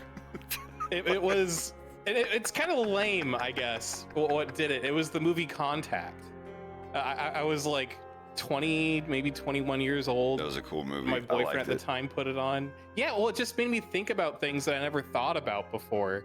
And by the time it was over, I was like, man, space is so much cooler than religion. That's it made more sense to me. Not that there's anything wrong with having faith. No, not at all. Not at all. I'm for the real people having faith that, you know, there comes a time in their life where some shit's going on and they just quietly, you know, close their eyes and they're like, hey, if there really is anything out there, my 3-year-old boy is going through a spinal bifida surgery, and I hear it's like pulling peanut butter off of a wet spaghetti noodle. And if you're out there, there's that's you know, that's what I think of when I think of faith. I don't think of like people going around with God thinks this picket signs and God thinks that, and you need it, like that kind of shit. The evangelical stuff. No, I just like sex stuff. I think religion stuff needs to be something very personal to you and what you enjoy, and that you shouldn't go around like pushing it on other people. You and your church don't dictate other people's lives around it. Just do your own thing. And like I said, I'm not very militant about it. It's just, you know, like, I don't care. You do what you want to do as long as it's not hurting anybody else or fucking with anybody's kids. But like any of that stuff, like being put on children, especially, like when you see the Jesus Camp documentary thing, like, good God. Oh yeah. Like, that's the thing. That's why I can't make friends specifically on one side of the political spectrum, because it's like there are people trying to force their kids into shit on every level. It has nothing to do with politics. It's just, you know, your crazy fucking parents. I was fortunate enough to have parents that weren't too crazy. Yeah, same. I survived. But I had friends whose like parents would send them to conversion shit like that. It's just like, yeah, nothing horrible or traumatizing. It's just kind of brainwashy a little bit. I can't imagine how that shit's evolved now, but not to doom and gloom anything. Just there's some people out there that, you know, sacrificing their children for their personal compassions. Like the what's it called? The beauty things for little bitty girls, the pageants or whatever. Mm-hmm. There's a talent show, and then there's that shit. You know, dressing up your kid to look pretty and doing a dance or something. That's one thing. But like when it's very obviously like sexualized and raunchy and stuff, and these kids are like in the single digit age, that's weird. It's like a best in show for your babies. Yeah. Dude, I'll never forget, we went to a dance competition in Las Vegas, my sister and I and my mom, and I was backstage like changing into one of my outfits, and one of the competing dance production numbers went up on stage, and they were all like 9 and 10-year-old girls. And keep in mind, this was like, I was probably like, this was literally 20 years ago. Yeah. And it was like 9 and 10-year-old girls getting on stage, and they like ripped off their clothes and they had really skimpy like leotards on, and they started shaking their butts to the "Baby Got Back" song. And like wait, all like the actual yes, and all like the girls, like their parents were like, "Woo, yeah!" Like so, like being all dance mommy about it. But everyone apparently looked horrified. Like my mom would not stop talking about it. I didn't see it. Like I completely missed it. But like it. That doesn't shock me. Like that's you know. Like there is a thing with some very young people dancing to the song "Whoomp, There It Is." Do you remember that one? Oh yeah. Whoomp, there it is. Yeah, like they weren't that young. I think they were like 6th graders or 5th graders. But that song is literally about what old urban fellas would say in a strip bar when the panties came down.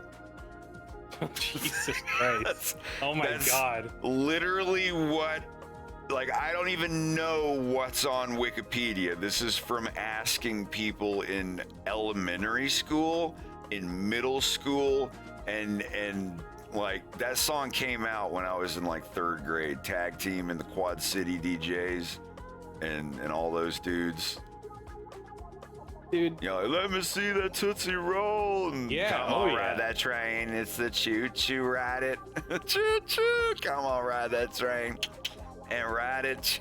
Like all that stuff. Is that song about dick? Well, get on the choo-choo and ride it. Any song that's like, get on the thing and ride it. Get on my pony, ride my pony. Like, it's... Yeah. Get on my motorcycle and ride it until it explodes. Like, come on. Ride it, any song, I don't care. It's like the wheels on the bus go round and round, ride it until it explodes. Like, just hearing the words ride it until it explodes. It's like, because those songs came out when I was a kid, and that like I didn't 91, even know. 92, 93, 94. Yeah. No, let me ride that donkey, let me ride that donkey, please. and that like "Whoop, There It Is" song. There was a Disney version of it that we danced to when I was a kid. I mean, you don't remember Tiny Toon Adventures? Oh, me so bunny, me hop a long time.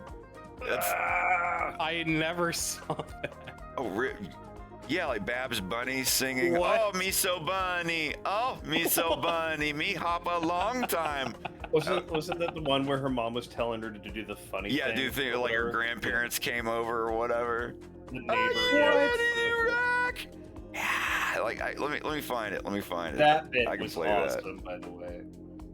No, like Tiny Toons, it was a cool cartoon. Like, but there's it just like I like any other cartoon where like they really try to get stuff past censorship, and it doesn't get picked up until like 20 years later when some YouTuber makes a video about it. Like, did you know that in the first episode of Animaniacs there was a guy who did and it is reference, you know.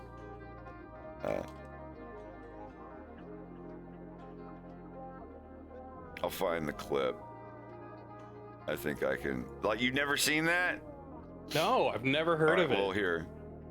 Did you ever watch Tiny Toon Adventures? All the time. It was the show that was starting as I got off the bus or like got driven home. So like, I think The Adventures of Sonic the Hedgehog, Tiny Toon Adventures, and Teenage Mutant Ninja Turtles were like it's like chocolate milk at school. You love chocolate milk, but you have it so often, you don't even think about the taste. You're just like, consume chocolate milk, get back to stuff. That was it. It was like, go home, oh, cartoon me. And it was always just, you know, Tiny Toons or Ninja Turtles or whatever. Here, okay, hold on a minute. Oh man, Joe Grand finished his Rick and Morty parody season. The whole season. But yeah, I will play a little bit of this on the stream. Hopefully I don't get flagged. Was it Tiny Toons Babs Bunny? It's gonna take a second.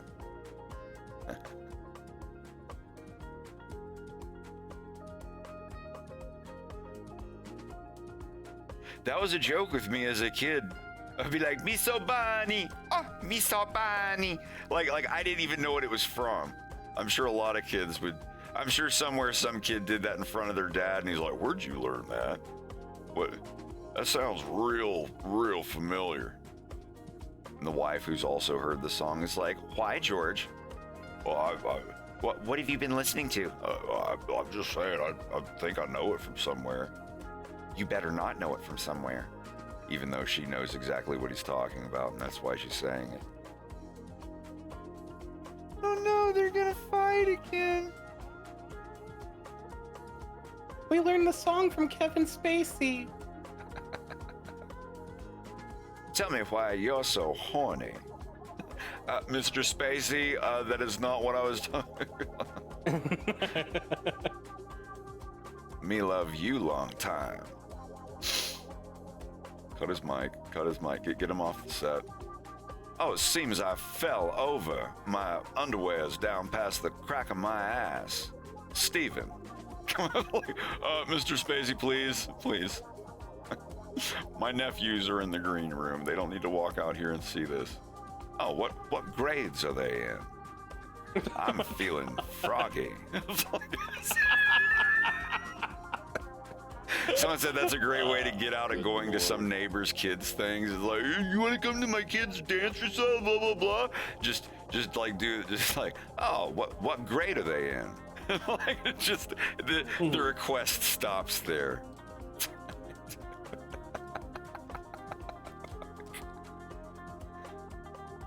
Not baby cakes. Hold on. This is it. Here we are.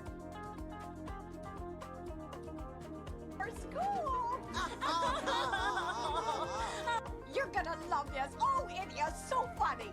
Go ahead, dear. Your maternal amusement? I don't think so. Babsy don't play that. Said it'd be fun for the voice actors. I can't justify my life. Madonna. All a big game. No other fall. The other thing. I do. People think I'm funny with my ears and big feet, but that don't bother me, cause my rap can't be beat. I'm a mammal with fur. My rap is so funny. My tail is like cotton, cause me so bunny. Oh, me so bunny. Oh, me so bunny. Oh, me so bunny. Me hop a long time. Oh. They got away with it. That's not it either. Oh my god. You know, it's a Oh. Homie the clown. Homie, don't play that bonk. I've got a fucking tennis ball in a sock and drew a face on it.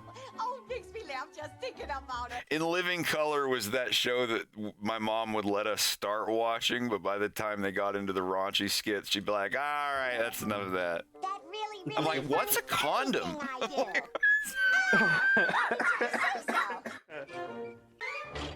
Ooh.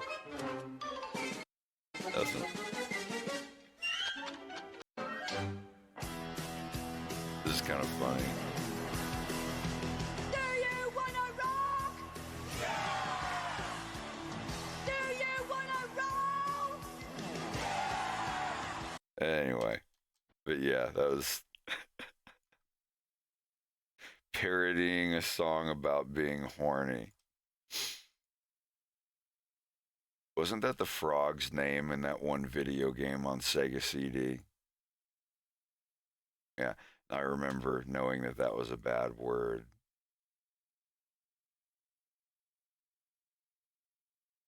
My friend was like, what does it mean? I was like, it's perverted, don't say it.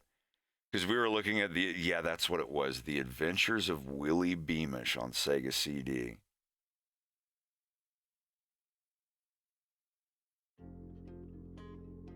And, what can I put on here?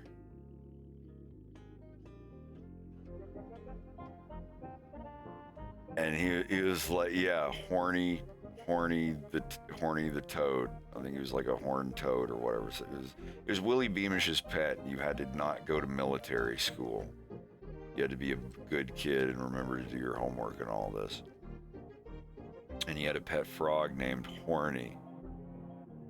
My mom was like, I don't want to hear you saying that word. I was like, what's wrong with it? What does it mean? And, you know, she wouldn't tell me. She was like, it's perverted. It's something about your thing. And I'm like, oh, okay, well, that's as deep as the discussions got. So I remember what I was saying last night where I had to sit in front of all of my teachers at this big, long counseling table and my mom next to me and admit that I made a Post-it note flip book of a stick man getting an erection.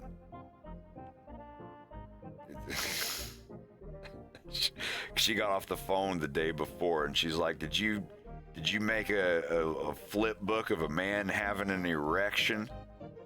And I didn't even know what that meant at this point. Like, I was nowhere near puberty and I had no idea, like, what I was like, what is an erection? And she's just like, his fang got big. And instantly, without skipping a beat, I was like, oh, you mean a boner? You know, you can hear the way that she started looking at me at that moment. But I remember this like it was yesterday. I could still see the face. I still see the answering machine that we had. But yeah, then I explained. I was like, I drew a stick figure. I remember my face was burning so bad. Like I had that whole shame, like hyper shame going on. And I was like, I drew a stick figure and he took a boner pill. And I told my mom, I was like, it was just a stick. It was just like a line. Like I didn't draw anything. Like it was just a stick figure. Like, cause that's what it was. I drew all this violent stuff. But it was just like stick figures. Basically like the first cartoons on Newgrounds. But this is like 1994. And then I had to go into school and sit at the table with every teacher from every class, my school resource officer, and my mom sitting next to me. And she's like, go ahead and tell them what you did. It's all right. And I was just like, I made a flip book animation of a man having an erection. I had to say that, or like I can't remember if it was getting one or having one, but like I was staring down at the floor when I said it, and the room was just dead quiet. And that's all they brought me in there to do, was to admit it out loud in front of every teacher of every class, and to tell me that there will be, they kept calling them flip charts. I corrected them once and my mom told me to listen. I was like, they're flip books. Well, like, listen, Matthew.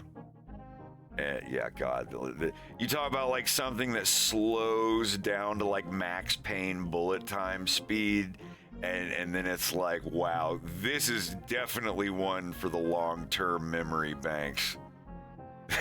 This is a memory that's never going to get suppressed, no matter how hard you try. Yeah, it sucked. And then for like several months after that, because there was like violent stuff that I drew too, just, you know, stick figures getting their heads ripped off, and because I made Mortal Kombat fatalities and things like that. And because of that, for like a couple weeks, every day from getting off the bus and like hanging out at the patio and going to homeroom, I was escorted by a school resource officer. So yeah, I had a shitty time in 5th grade, and it was a new school. I was the new kid. Everybody had already been there, and then after everybody had been there for a bit, then I came to that school, and I was the new kid, and like all of that shit happened, and you know, being banned from drawing at school. And she even told the class, she told everybody, like, anybody that sees Mr. Gafford drawing, you are to tell me about it immediately. And like, dude, it was so bad. It was so bad.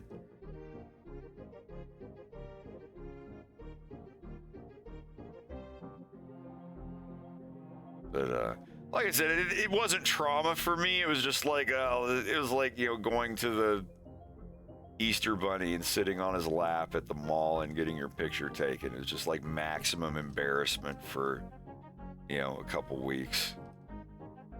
And it's like, all I thought, I was like, every class that I'm going to, my teachers are going to be like, that's the boner kid. That's the kid that animated a man having an erection. Like I was just like, but no one ever like looked at me weird or anything after that. Like, I think people were afraid to like even interact with me. Like, ugh. But then 6th grade, it was a fresh, clean slate, different school, middle school, and everybody started there. Like, okay, we're all 6th graders now. Holy fuck. But yeah, that sucked. Like, holy fuck, that just being humiliated like that.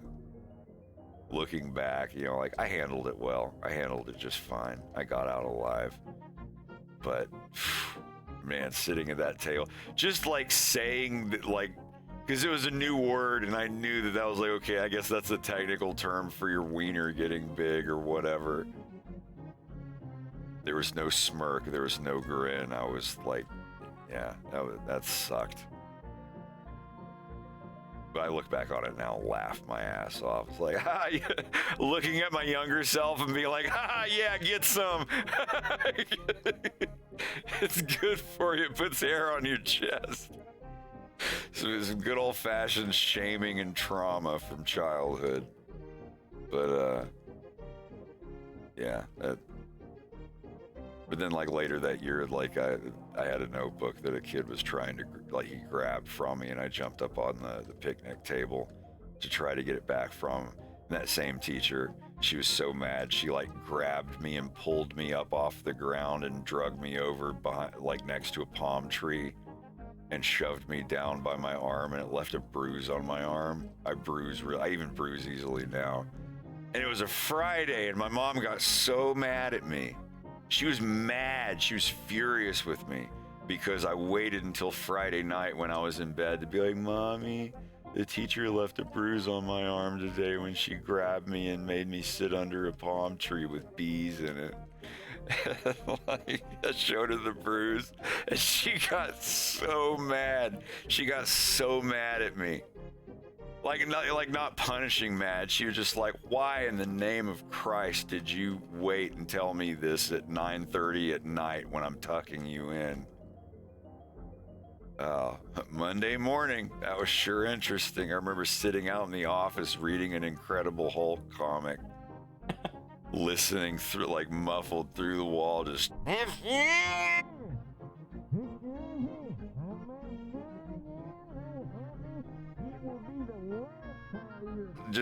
like listening through the wall, just Mom like, mad.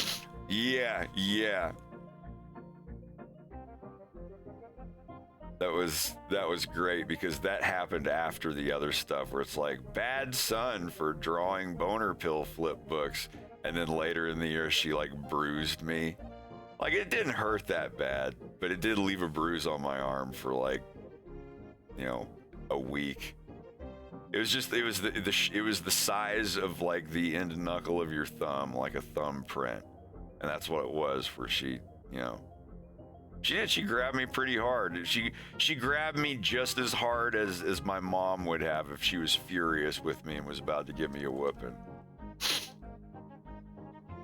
Man, if I could go back now, me and that teacher would have both been in the newspaper if that happened, knowing what I know now. Good God. I saw her like 8 years later when she came through my drive-thru at Checkers. She locked eyes with me and knew exactly who I was. And I just smiled and I slowly gave her a bag. I was like, you enjoy your food, ma'am. Have a great night. And she's like, thank you. And then like drove out. She knew who I was too. I saw it in her eyes. I saw the fear. I like to think that she like drove home and opened the burger and picked at it with a fork a little bit and then just decided to throw it away and never went to Checkers again. I never saw her after that. That's the last time I ever saw her in my life. Yeah, I should have just like hawked a big one and just like slowly let it hang down into the bag and lock eyes with her as I pinch my lips to cut it off and let it fall. And just a landing in the bag. You could have at least like have a good one, Teach, and lose my job and end up in the newspaper. Or at least like when you hand her the meal, it'd be like you just do the deep like, but like don't even show anything. Have it like enjoy your meal, like you were clearing your nasal passages. Just plant that seed. Just pinch the side of the bag fold and like crease it across really slow. Just be like sealed with extra love. Just extra crease the bag slowly in front of her and hand it to her. Yeah, just nothing really, nothing bad. But all I did, I just grinned and I was like, you enjoy your food, ma'am, and have a great night. And like smiled way bigger than I ever did for anyone else, but it was still at its core a customer service smile, so it couldn't be objectively viewed as sarcastic, I guess. There's still a little doubt in there, possibly. But I hope she threw that food away, 'cause she was very horrible. She and her other teaching buddy, Miss Harden, made fun of the way I walked and made fun of my drawl in front, not just at me, but in front of the whole class. And I was like really shy, and she's like, y'all do whatever you want in your extra time. And I raised my hand and I was like, can we like draw and stuff too? She'd be like, yeah, you can like draw and stuff too, Matthew. And like everybody laughed. Yeah, that was like first week of 5th grade. Oh man, and like I fell out of a tree earlier that year, and I was still like, it's like one of those times when you get hurt really bad when you're a kid, but you don't tell your mom because you don't want to get in trouble, and you just walk it off for like a month. And I was still like kind of like walking funny, and she would like get next to me and do this chicken walk, and all the kids would laugh, and then all the kids started doing it. God, the more I think about this and bring these stories up, the more shitty they sound. The more it sounds like I got dealt a bad hand in 5th grade. God, what a year that was. Is it probably one of the other reasons that I just stayed at home and made levels for Doom all day.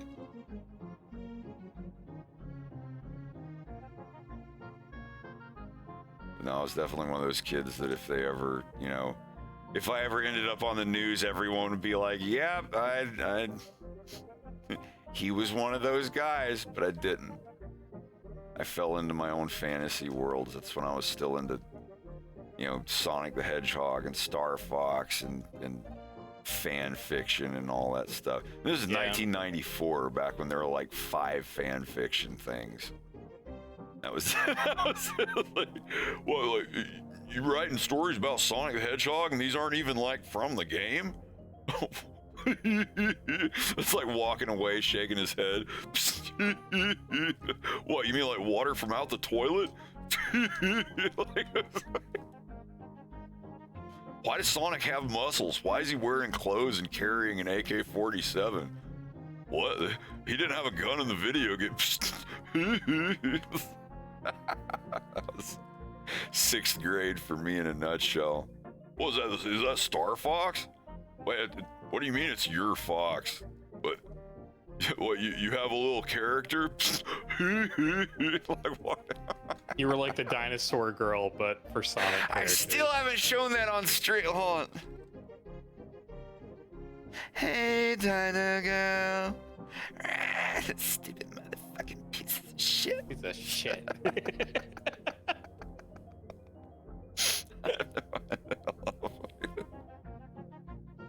I want that dude to, like, you posted a picture referencing the Shy Boys with like his thing, but I think I actually want him to voice act. Like, it would be him. The 3 Shy Boys would be Joe Kappa, Shane Gillis, and Matt McCusker in the little like TV skits. If I can just get each of them to say like 5 lines, I could. Oh my God.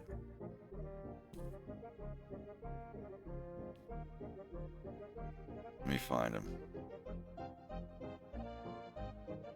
This was a song. I was trying to think of the Ass Cheeks on My White Tee song earlier, of like the one that I was doing it to, and I thought about it all day today, and I just picked this song at random on my FL loop thing.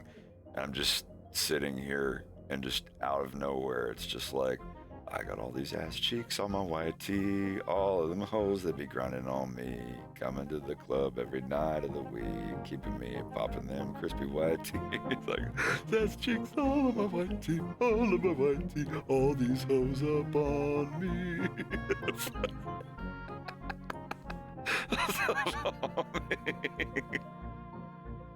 I'll never forget because I never. All these ass cheeks on my white tee. Sorry, go ahead. I never heard this song. I mean, I've heard the Mario RPG song, but the White Tees song. The whole time I thought you were saying I got these ass cheeks on my white teeth. I was like, damn, that is a nasty song. Kind of what I thought you said too.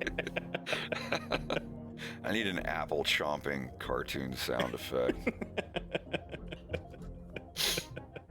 Yeah, let me sort these by date. They are sorted. What?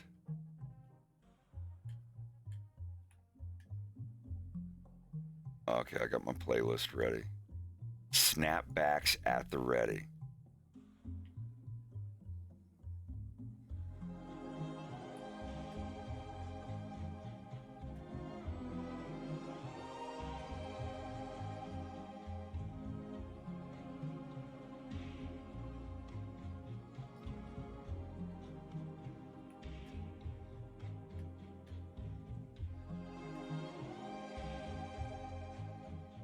All right, let's see if this will work.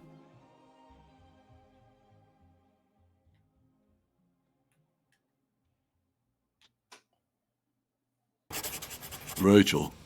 Jason, the most popular boy in school. There's not a chance in hell he was talking to me. Rachel. Oh, hey, Jason. He knows my name? I didn't know he even knew I existed. I said, what are you drawing? Oh, nothing. Just something stupid.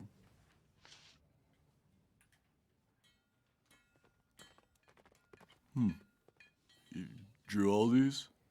Yeah. These are actually pretty good. And so the dinosaurs pull the children in the cart? Yeah, it's a society where people live with dinosaurs. That's interesting. I like how the harness attaches to the dinosaur so the carriage doesn't slide off of it. Thanks. I also like how the pterodactyl rider has a harness attached to him that attaches to the pterodactyl, but he also has a way of steering with another harness that attaches to the pterodactyl snout.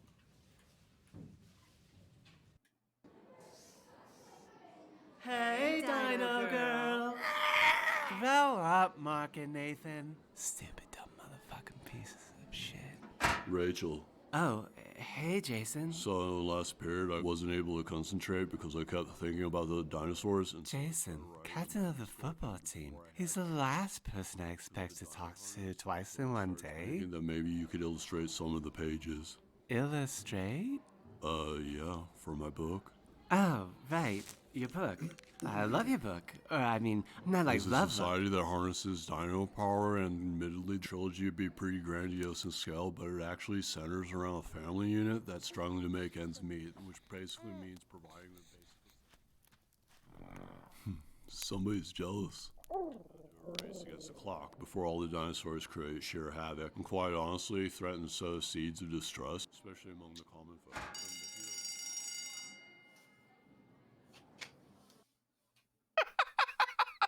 Damn! The super villain was born. This is just classic. Of course this would happen. I invite somebody over to watch a movie and the fucking subtitle feature doesn't work. Dude, you seem stressed. I am stressed. Come on, dude. Relax. Listen up. Jesus is in control, dude. Jesus is in control. Yeah, we gotta loosen you up. It's just that I torrented this movie and it said it had English subtitles and there aren't, so we're not gonna know what they're saying. And I got this beautiful girl sitting next to me. Dude, tell her that. Tell her she looks really good. You look really good tonight. Oh, thanks. That's what's up.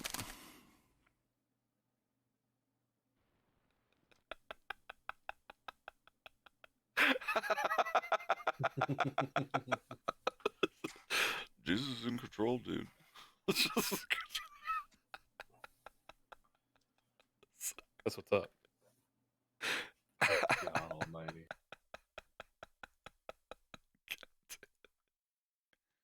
Stupid dumb motherfucking pieces of shit.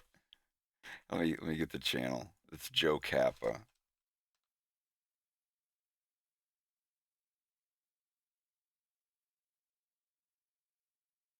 There you go. You gotta check out his movie, Ghost Dog. Top 10 overrated guitar players.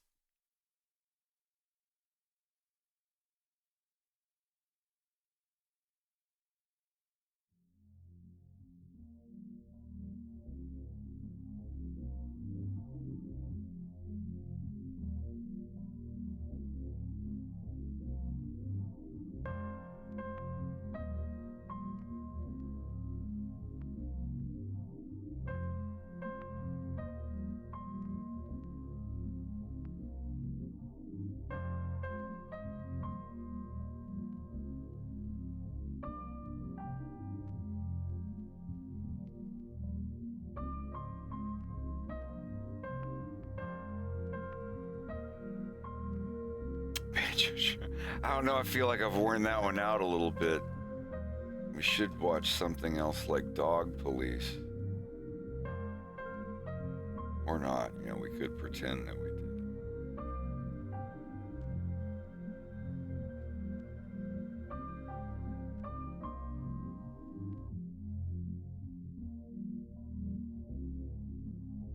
I'm probably gonna finish this last frame and then get to bed. No. I know. I really don't want to. Player has left the game. Not yet. It's been coming along really well though, dude. Like, hell yeah. Seriously. Hey, Slava. Hello, guys. Hey. Hello.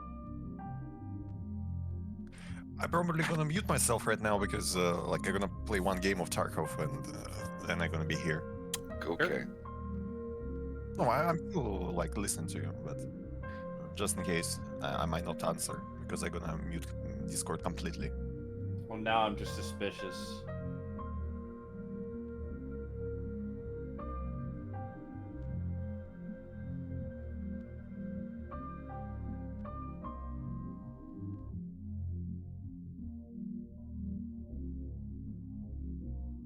It might be another 12-hour stream. I have no reason for it not to be. I just woke up like 3 or 4 hours ago.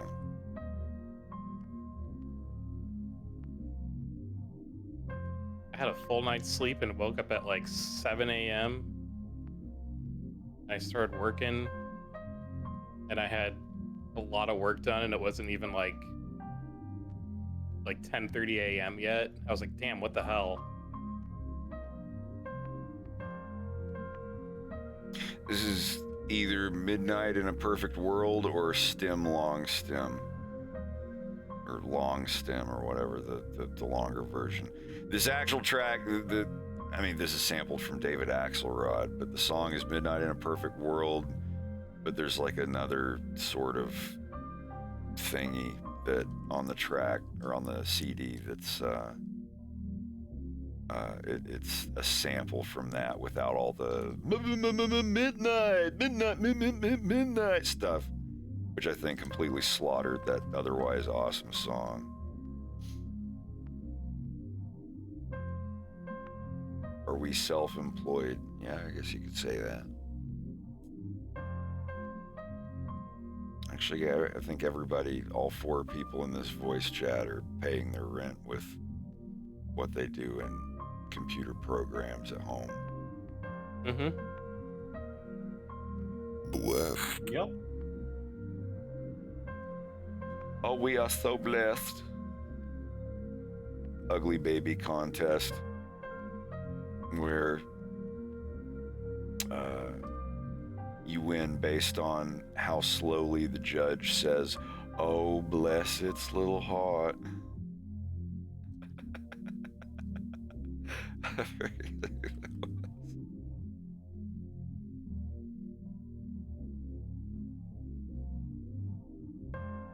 Patrice O'Neill, I think it was.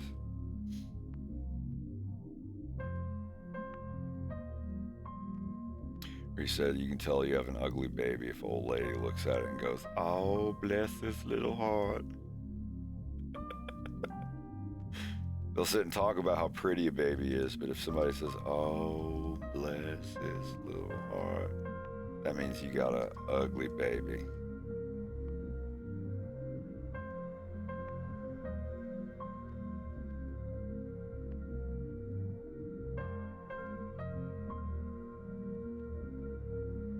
I was born with a crooked foot. Oh.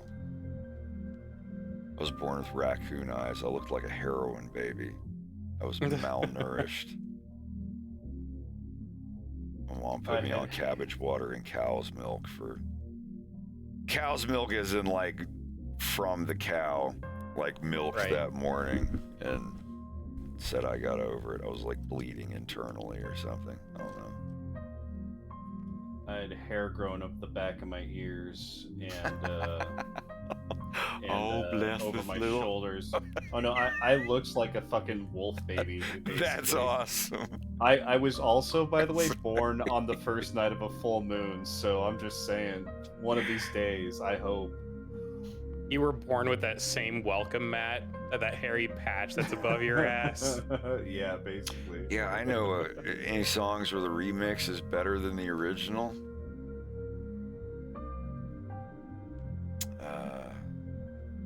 There's this techno song. It's like, oh, Antonio, it's been one more day since I've had...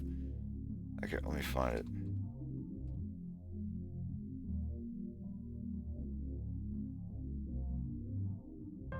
This is the...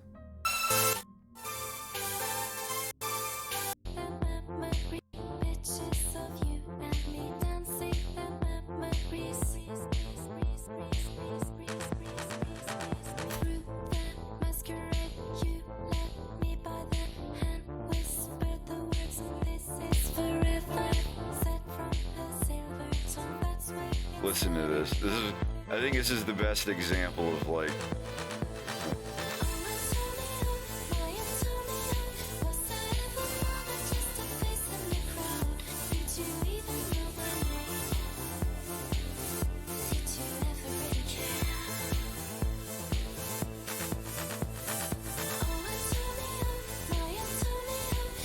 I'll just play like a minute or so of this one, but...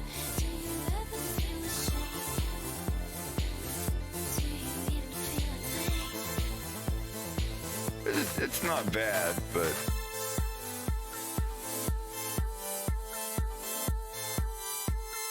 Now, listen to the remix. This is the remix that someone did.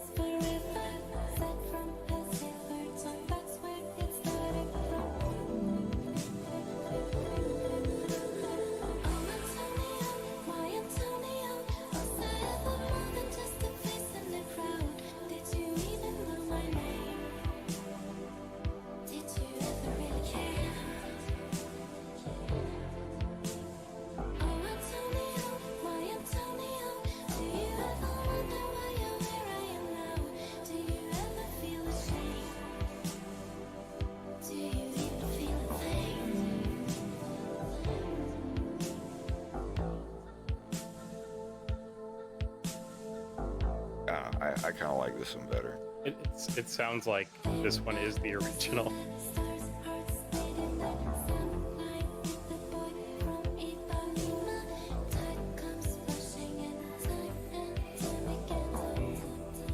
Thanks, you go have a good night.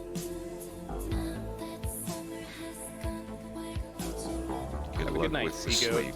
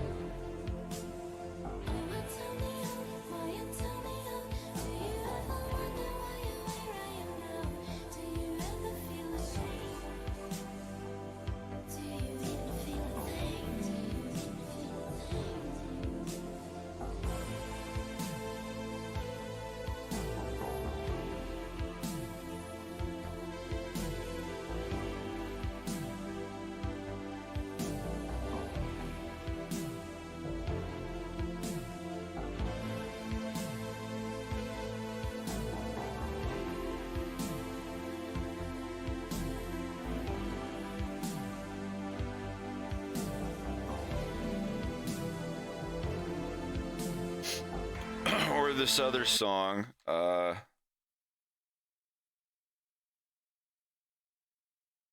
Confusion by New Order.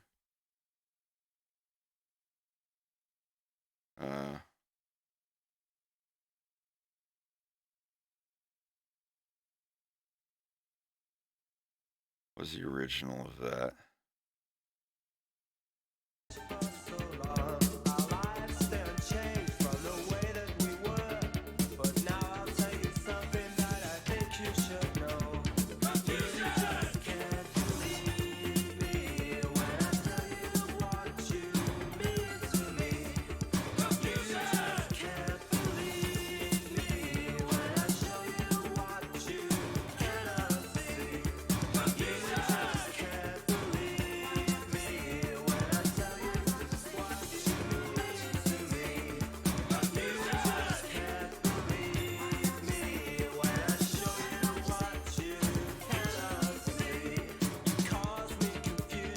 So that's the original version, and then I think everybody's heard the remix of this one.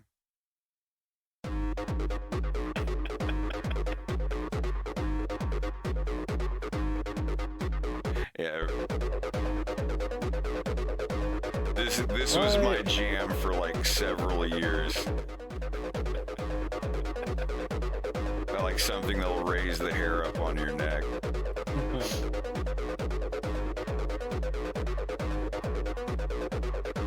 Have you seen the first Blade movie? There's like the blood rave thing at the beginning. That was such a fucking jam. Yeah, this is a remix of that song I was just playing. Which I think is just a pump panel song with a couple of bits of confusion thrown in.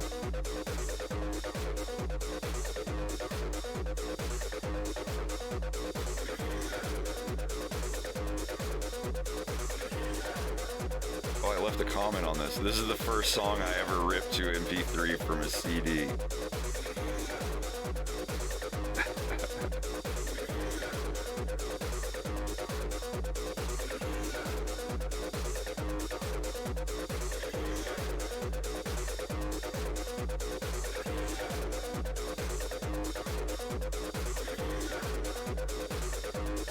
You wouldn't download a car.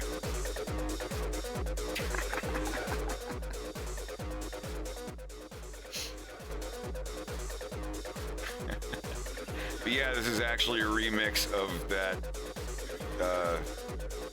This is New Order Confusion Pump Panel Reconstruction Mix. I can't think of it. You wouldn't download a baby.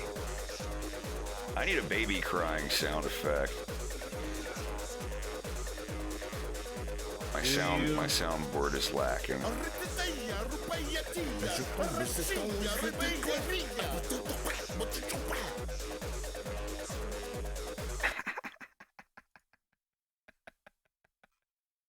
I'll put on that Demon Souls loop. Sorry, I'm getting distracted a little bit. I don't mind getting distracted. Hell yes, I would download it, Donut.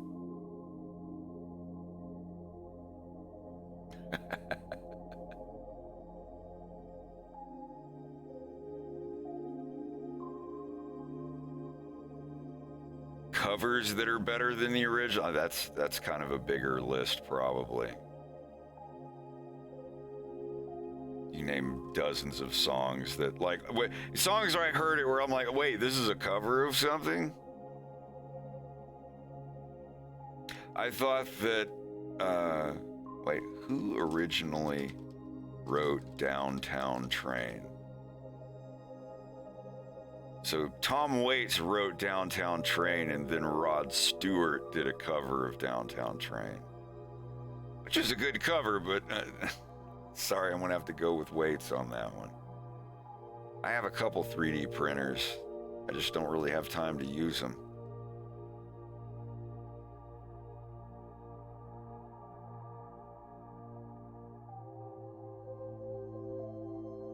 Hey Max, how's it going?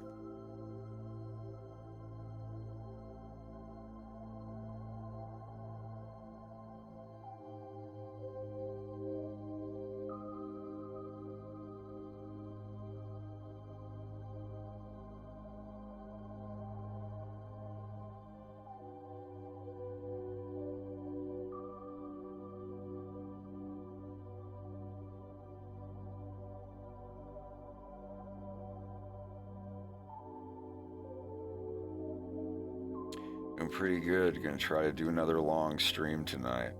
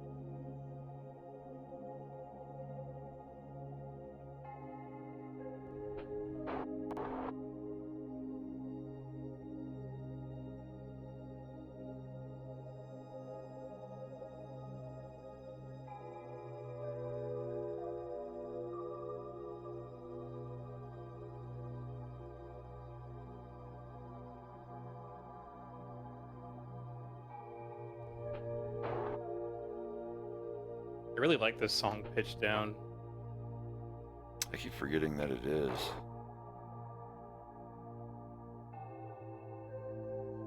Man, Demon Souls has been so good. I'm so stoked that you like it. I love it so much. I may be playing it at the moment. I'm hesitating getting into it because that is the longest I've been hooked on a video game ever, other than maybe World of Warcraft. I played World of Warcraft for a little over a year, I think. Demon Souls was most of a year, but I think I still played Demon Souls more in that time than I played World of Warcraft in the other. The most for me lately has been Valheim. I have 445 hours in that fucking game. It's a good one when you got friends to play with. Yeah. I can't wait till someone makes a total conversion for it. Like just a mod that, you know, like Hydrocraft, but not for Zomboid. Just like a complete quality of life overhaul of everything in a game where the developers are taking a little too long. So I love the developers of Valheim, like, hey, you guys want to vote for us on Game of the Year award? And everyone's like, finish your game.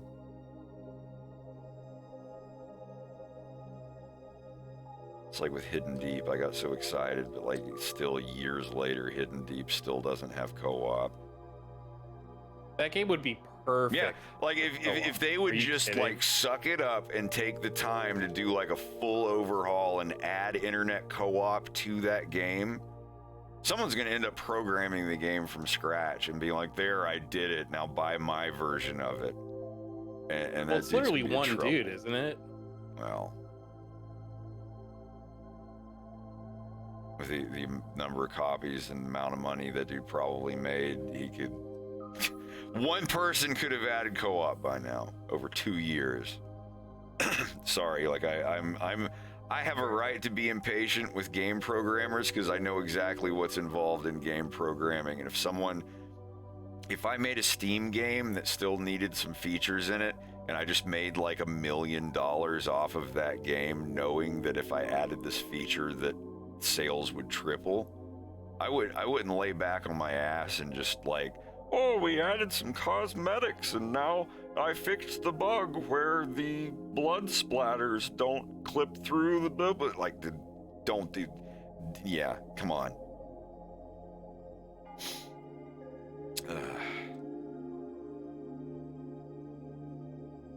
That's such a red flag for me now when something is in early access and like they have 3 cosmetic updates in a row. It's like, well, I can smell where this is going. It's like fucking barotrauma. Every single update with barotrauma, I want to delete my save because the game has changed so fucking much. I want to experience it from the beginning now as not to miss anything new. Every update for barotrauma, and if it's not that, it's a little hot fix fixing well-known bugs and problems. Those people have their shit together. That's a much more complicated game than Hidden Deep is, I'll say. They could 100%. You could make a Hidden Deep mod inside of fucking barotrauma. Prove me wrong.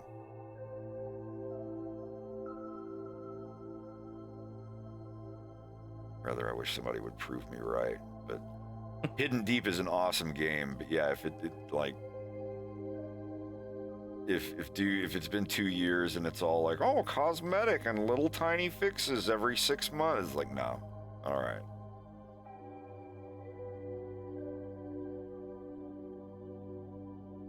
That's like someone who made an early access game, got millions of dollars, and now it's just like, hey, just it's been a couple months just checking in with all you players. Got a really good treat for you because Christmas is coming up. There's a new little update that adds little Santa Claus hats, and I hope you all have a good time with your family. It's like, all right, dead game.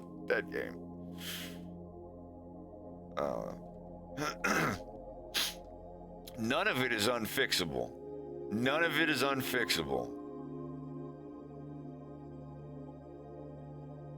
Like, you can get down into that where people are like, oh, dead game, and you can, light a fire under your ass or just hire someone. Hire one person who's really good, pay them a really good amount of money for a one-time thing and get it made, get the code in there that needs to be in there. Not this, split screen with Steam Remote Play because Google Stadia is still around and works perfectly. I mean, yeah, no, sorry. I love Hidden Deep, but it just, the more that, like, I wait 5 months and check in, and every time that I fucking do that, it's just, no co-op, and like 99% of the comments are just like, when co-op? Why no co-op? Co-op no worky, when yeah. The guy's like, it works on split screen. It's like, all right, dude. Enjoy your like 30% profits because you could triple your fucking money if you really buckled down and added that. You get to the point where like, that's just the trolls that are doing that. It's like, well, you've, just nailed the biggest nail in your coffin. Jati, thanks for the follow. Gray Scorpion 91, thanks for the follow. Or Bitten along with the bits, thanks for the follow. Sorry if I missed that.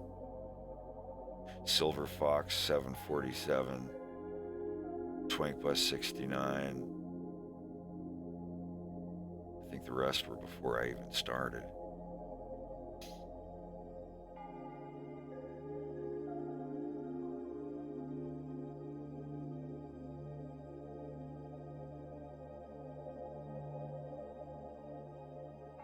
I love how I'll shut my mind off and just keep doing in-betweens and just not have any idea where I am. Like how much is left, how much to go, and then I draw a line and a little doodle and fix an ear, and then I go to the next. It's like it's done, going back and forth, looking for the next frame I need to do, and it's like, Wait, is it done? Did I just finish all of them? It's always neat. Because when it happens, it's like, wait, where's the next one? There are no more. You finished. Wait, what? Wait, I'm done? Yes, you're done. I'm done with the shot? Yes. It's like, it has more oomph to it when it's at the end of a 12-hour stream. But I think that's, other than putting his pupils in now, which is just little black circles. Well, I wish I could stay here for the full 12 hours, but I'm gonna get my ass to bed. All right, buddy. I'll see you around. Bye-bye. See you tomorrow. Later, dude. I guess it's my turn. Oh, I missed it.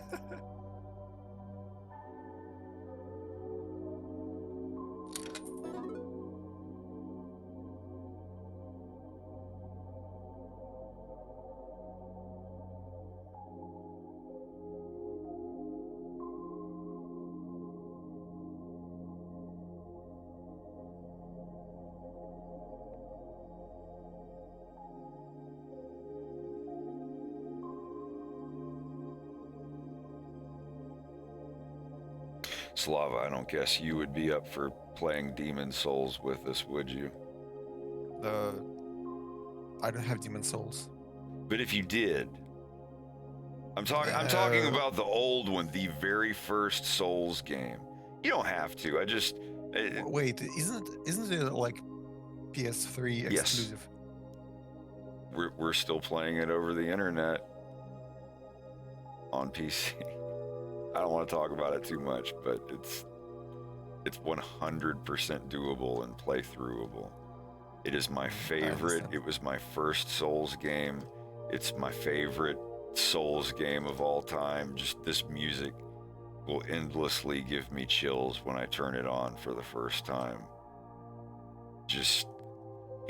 Like Dark Souls 1, 2, and 3, and even Elden Ring were really great, but like the real magic that I could feel would be going through the original one again. Just if you ever feel like doing it, it's there. Yeah, we'll see.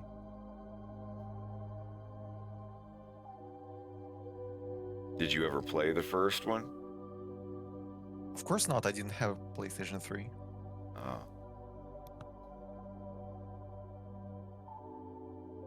It's still a very, very good looking game for something from 08 or 09.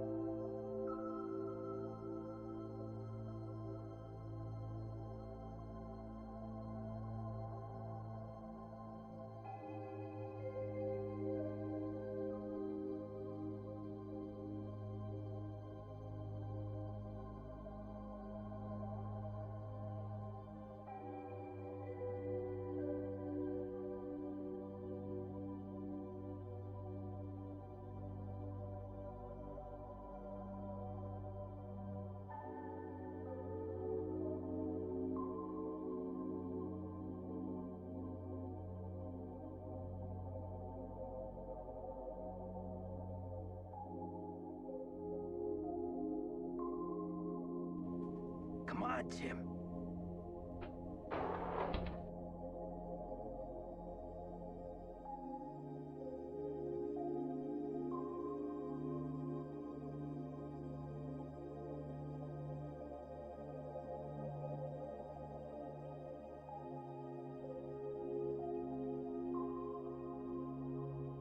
How long are you going to be around, Bubba?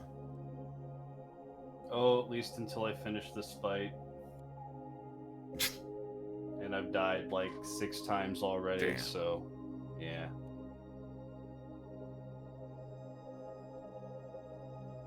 I'm doing Maneater.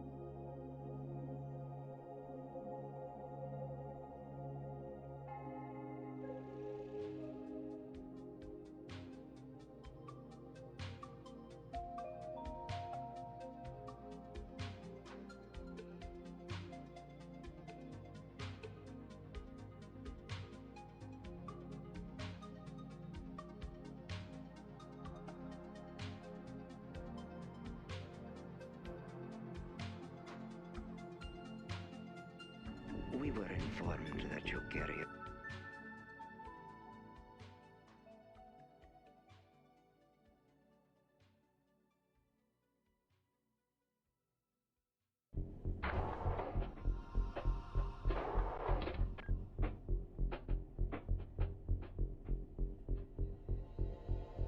Captain.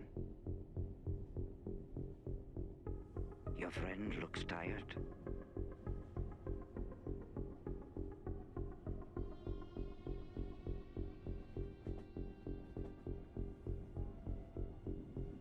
We were informed that you carry a sort of improvised shooting instrument. Please place it on the table and calmly step away.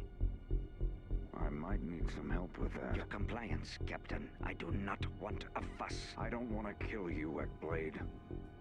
You know I'm walking off this train.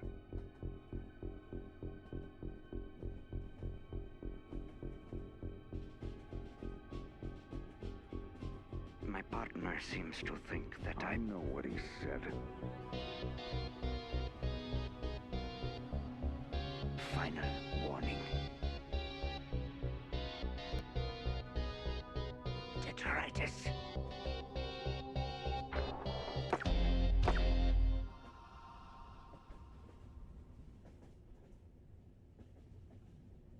Come on.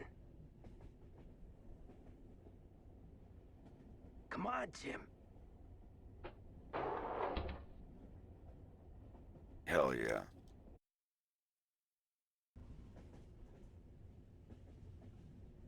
Come on. Come on, Tim.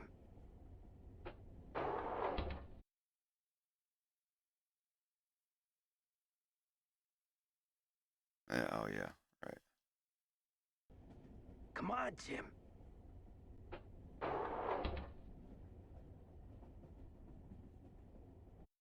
I'm not going to choreograph any more of the 3D stuff.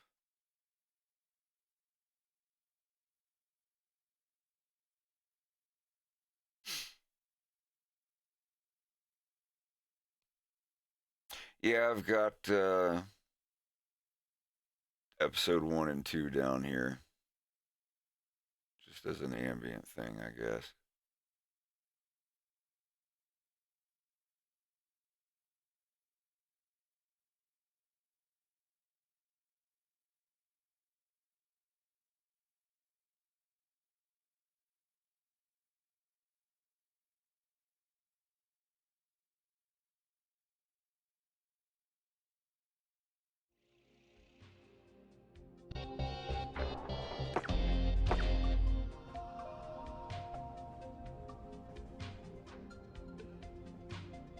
Come on.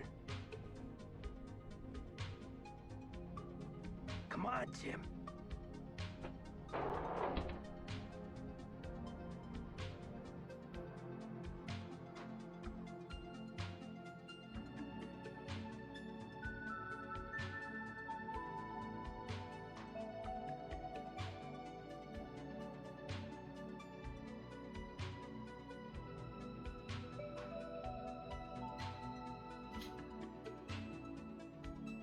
All right, Harley, have a good one. We'll see you around.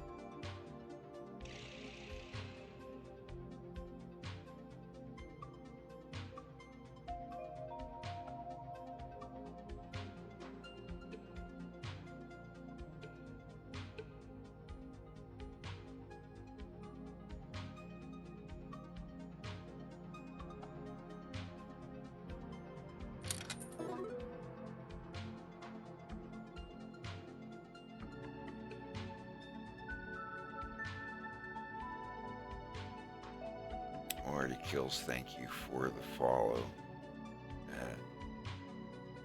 Tony Ars as well, sorry if I missed that one. Hey Grizz, it's going pretty good.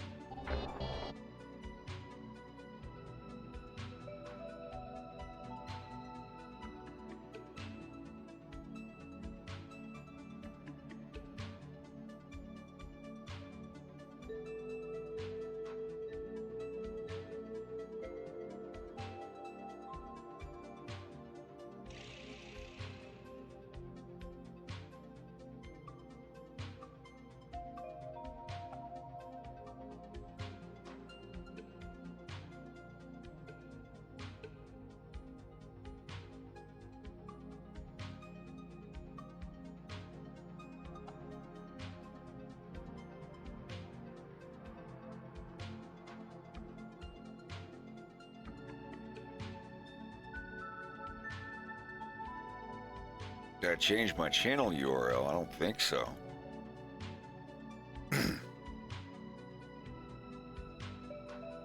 I know my channel has been called a Fox in Space Show for a long time. I think always, really. I remember right when I got a Twitch account, I tried to get a Fox in Space, but of course, someone got an account called a Fox in Space years ago, got one follower, never streamed, and never used the service again. Same thing with Twitter. I tried to get one on there, and it was just like, nope.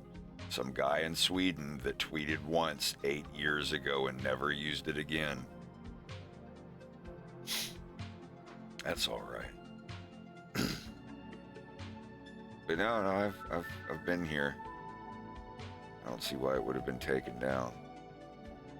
Maybe that's what it was. Maybe you typed in a Fox in Space, but not typed in a Fox in Space show. Because right now, if you go to Twitch/AFoxInSpace, it's some account that they logged in on once and Twitch streamed once, and then never used it again. All right, take care, Lucky. We'll see you in the next one. You didn't put the show on the end of it.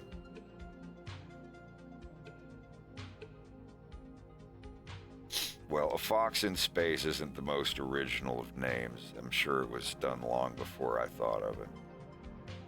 Like the logging in.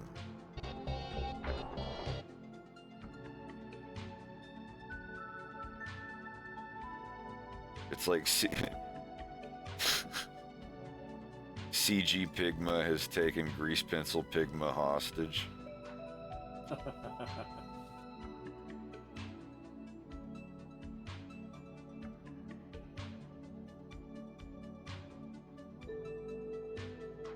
God, it's almost the same size. I think I'll actually leave that there.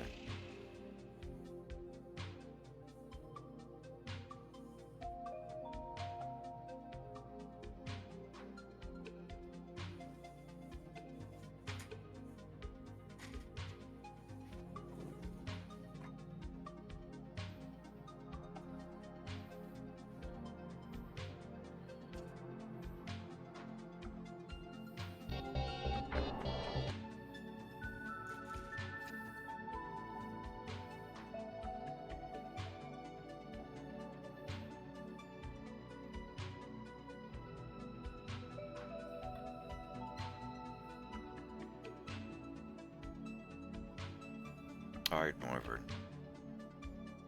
Have a good night. I'm saying good night to a lot of people tonight.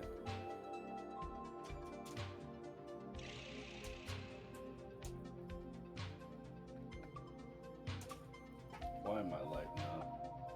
Why are you what? I have them on push to talk. I didn't even push the button and my mic was lit up for some reason.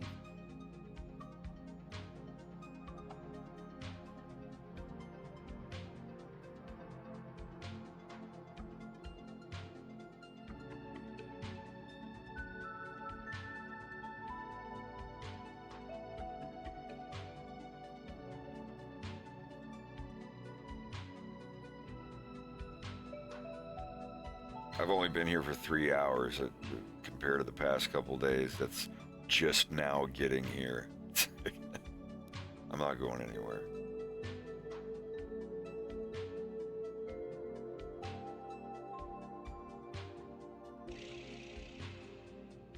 I think I'll borrow these eyes. Borrow your eyes.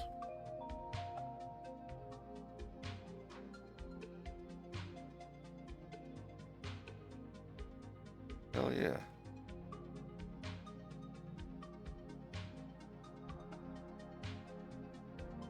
Anything that saves me time, I'm on a crunch.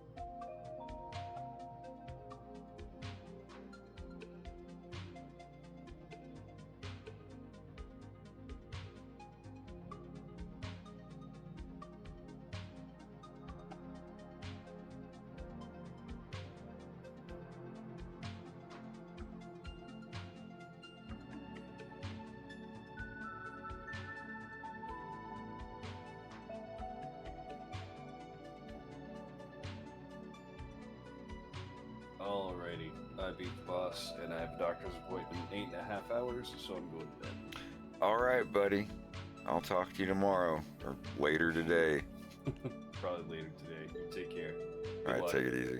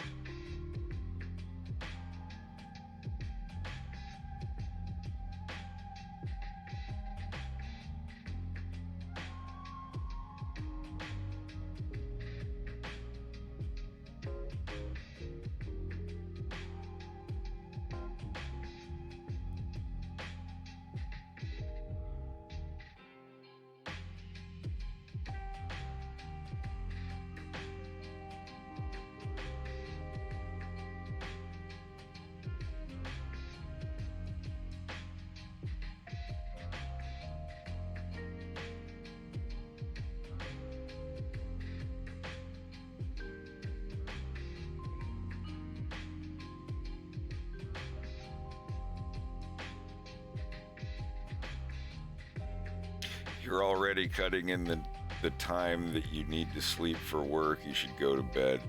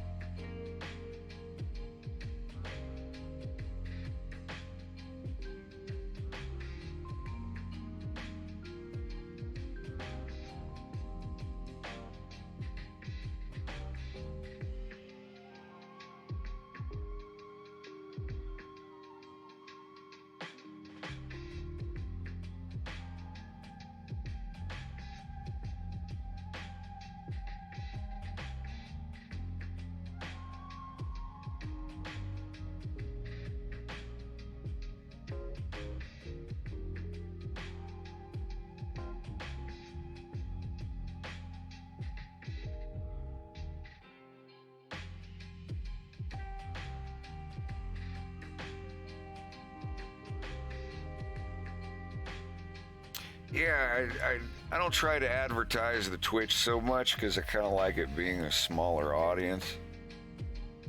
I remember the last time I advertised my Twitch on YouTube, it just got flooded. Bots and trolls and crazy shit. Definitely more manageable with a smaller, more chill crowd.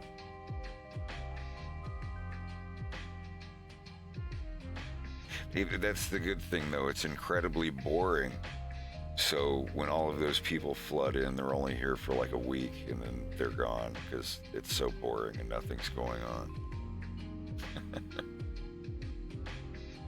Not so much screaming at video games, just a bunch of drawing, chill music, which, hey, you know, that's all right.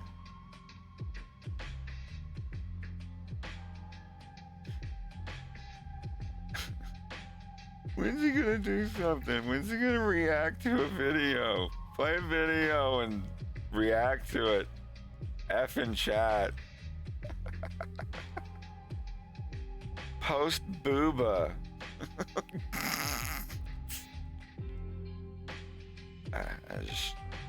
It escapes me, I'm afraid.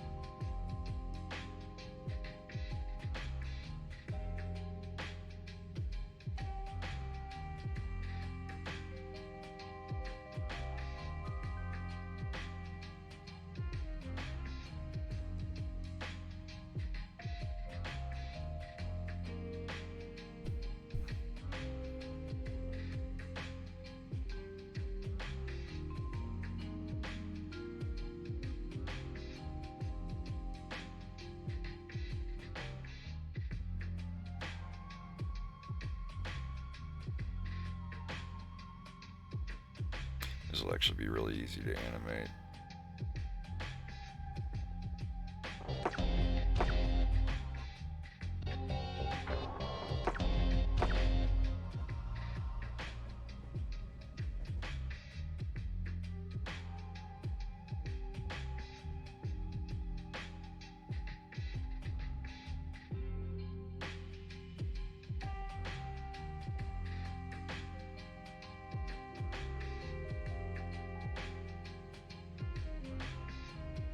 I need to go nibble the rest of my enchilada.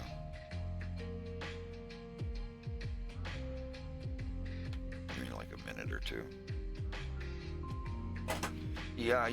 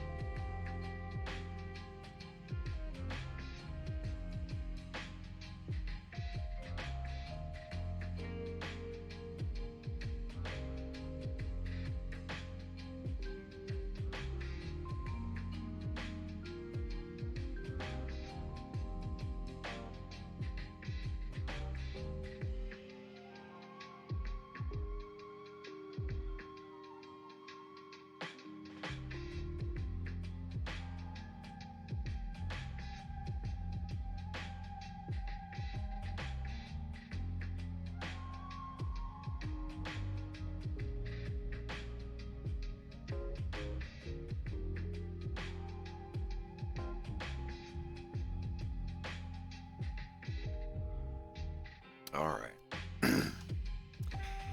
Enchilada.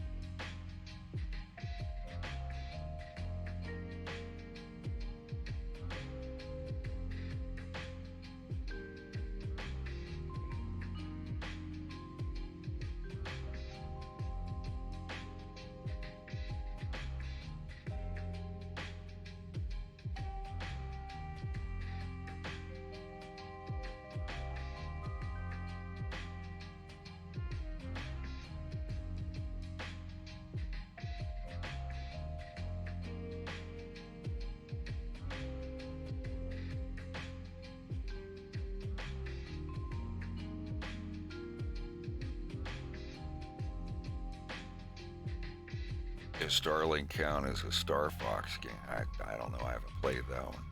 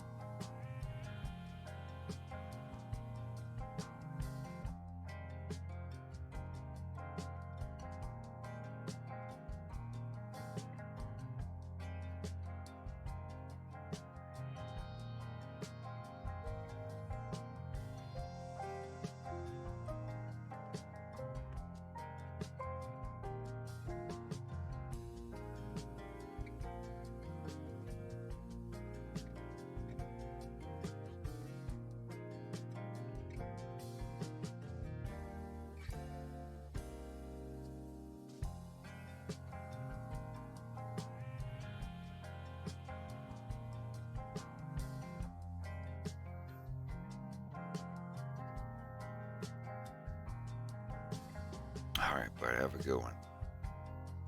We'll see you around.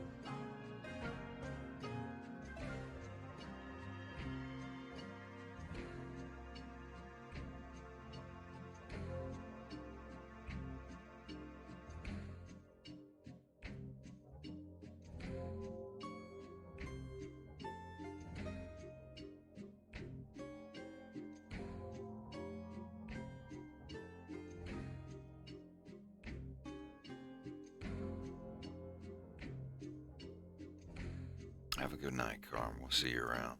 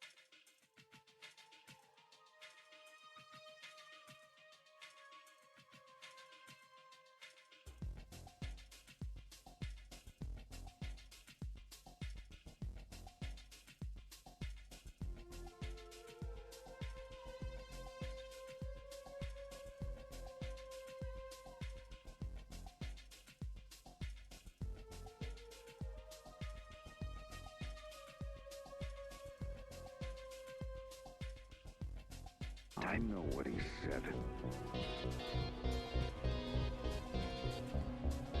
Final warning.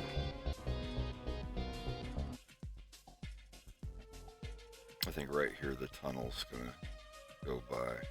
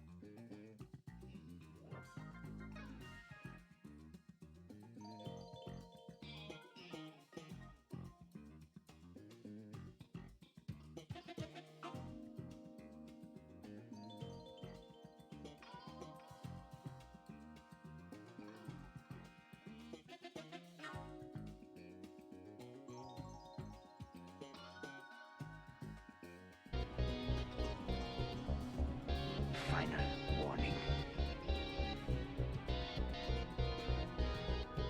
Detritus.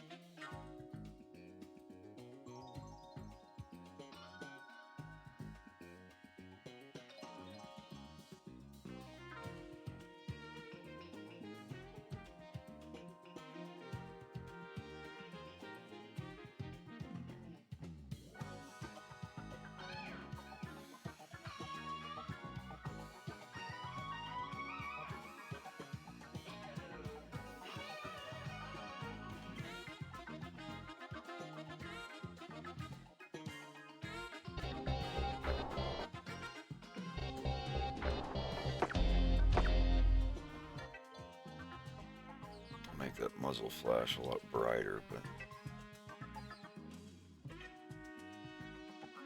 how?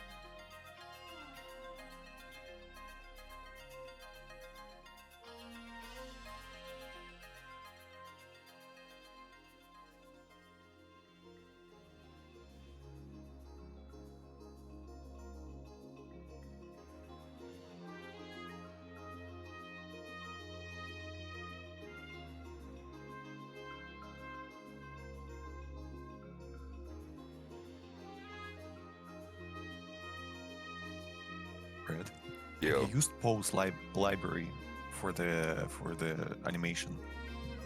No.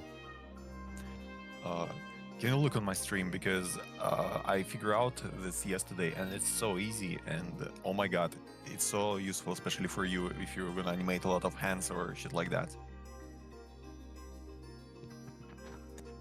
So basically, you just open the asset library, and here on these tabs there's going to be like animation tab, and you just like when you pose the character, for example, you can pose the hand and just click create pose asset, and then you just select the needed bones and you just click in between them, because these animations are in your library.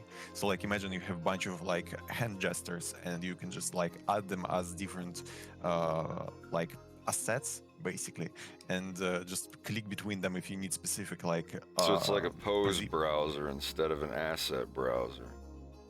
Basically, yeah. I know. That's cool.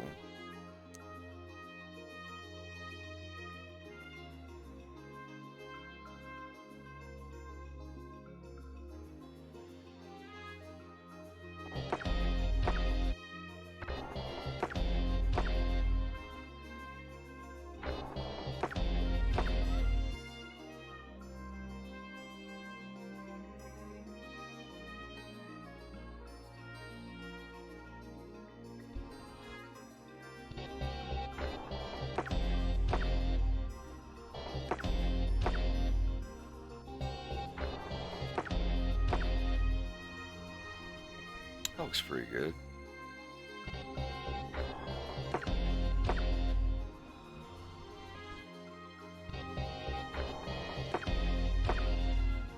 I mean, he's gonna be animated. I just wanted to put a frame in there of him so I could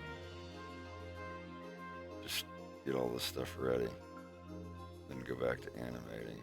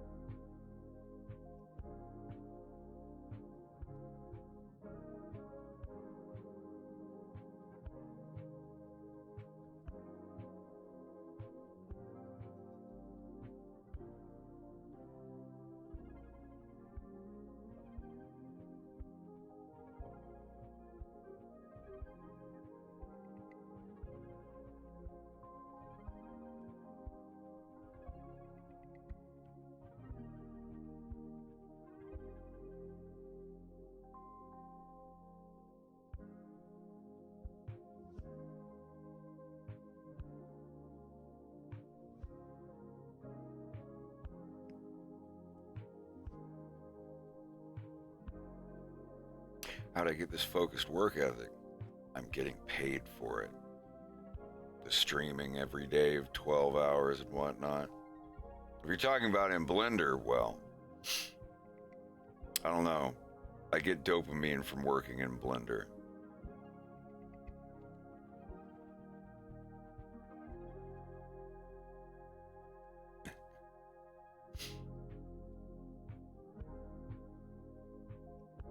And I don't know. I'm used to getting on and streaming and animating and stuff.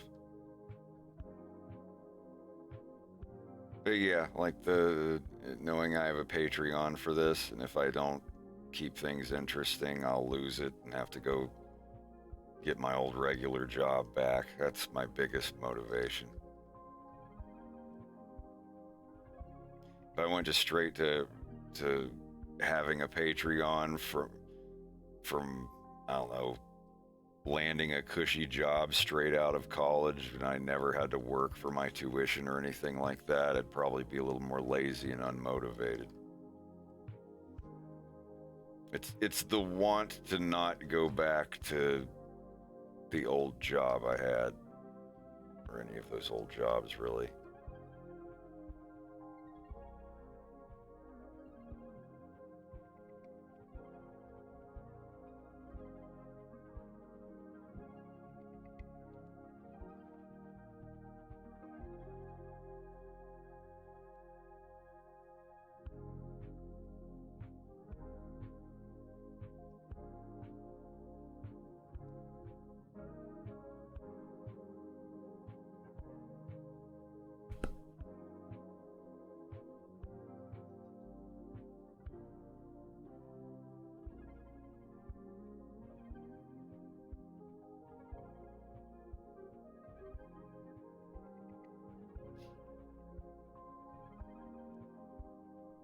Patreon takes a cut, Twitch takes a cut, YouTube takes a cut.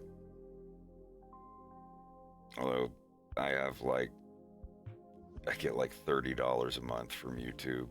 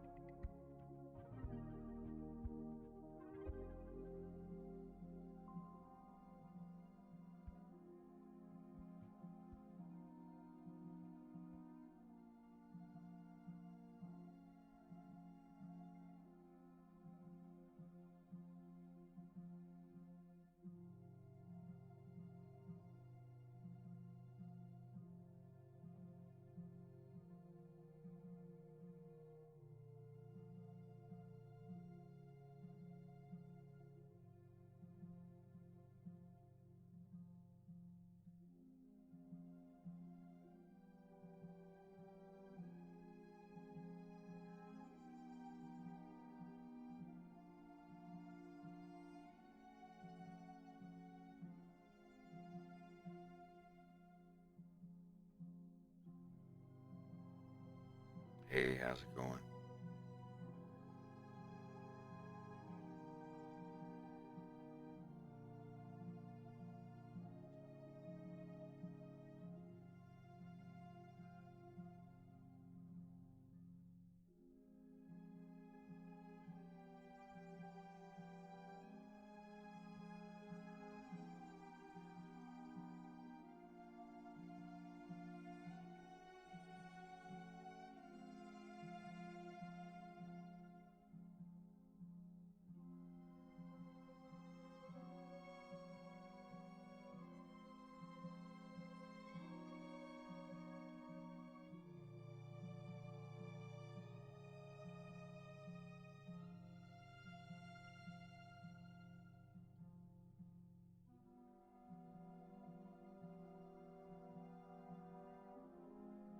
Good morning, good morning.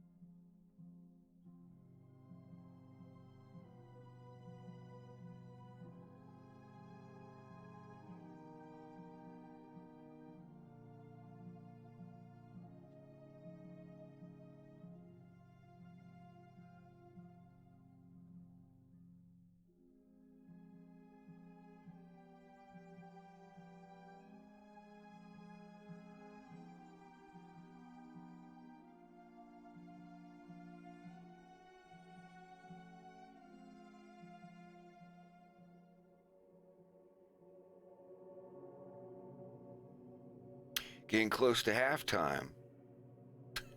It's at the 6 hour mark. I don't even really think about it anymore when I get up at this time.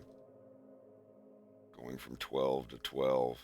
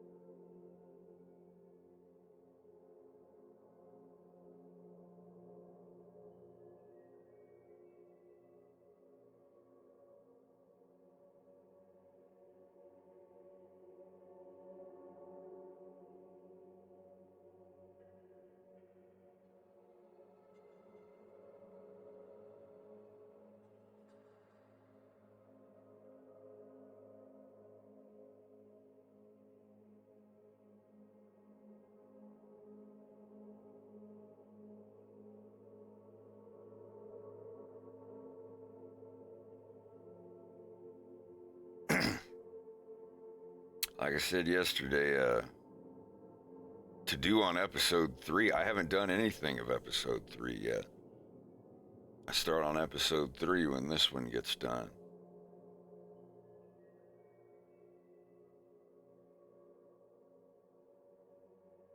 I mean, as far as what happens in episode 3, yeah, I've got a lot of that scripted out, but no, episode 2, same as I said yesterday, just the end of this scene where James gets grabbed, and then the final scene, and then I have to like put the names in the credits and pan over a work desk, and that's it. It's done. The rest of this scene and the next scene and credits.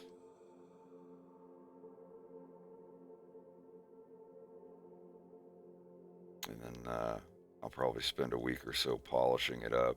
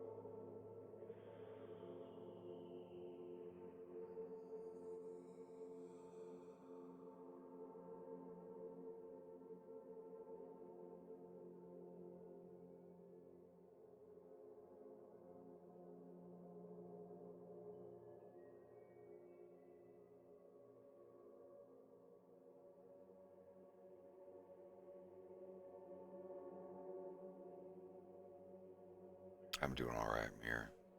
Just trying to catch up on work.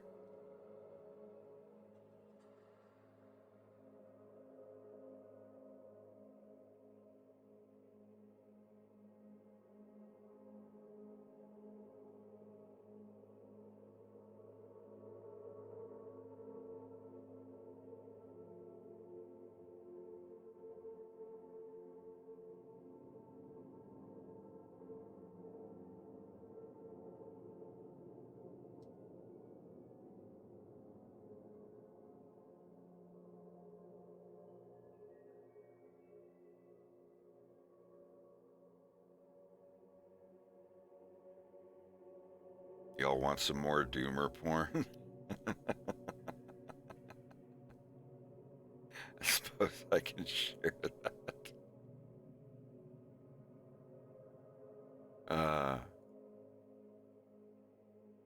Yeah, fuck it. Why not? Let's go for it. Raiden, are you having fun playing with the new AI toys? Well, yeah, I am. You can make pictures of cute anime girls and... Enjoy it while it lasts, Raiden. What do you mean? Did you really think that civilians would be granted unrestricted access to such powerful military weapons forever? Military weapons? Are you implying that this technology was created by the government? Of course it was. This AI technology has been used by the intelligence agencies to warp the public's perception of reality for years. All in the name of national security, of course. But why would they suddenly make the tech public and let everyone start using it? Why would we indeed, Raiden? What? What in the hell are you? Your question is irrelevant.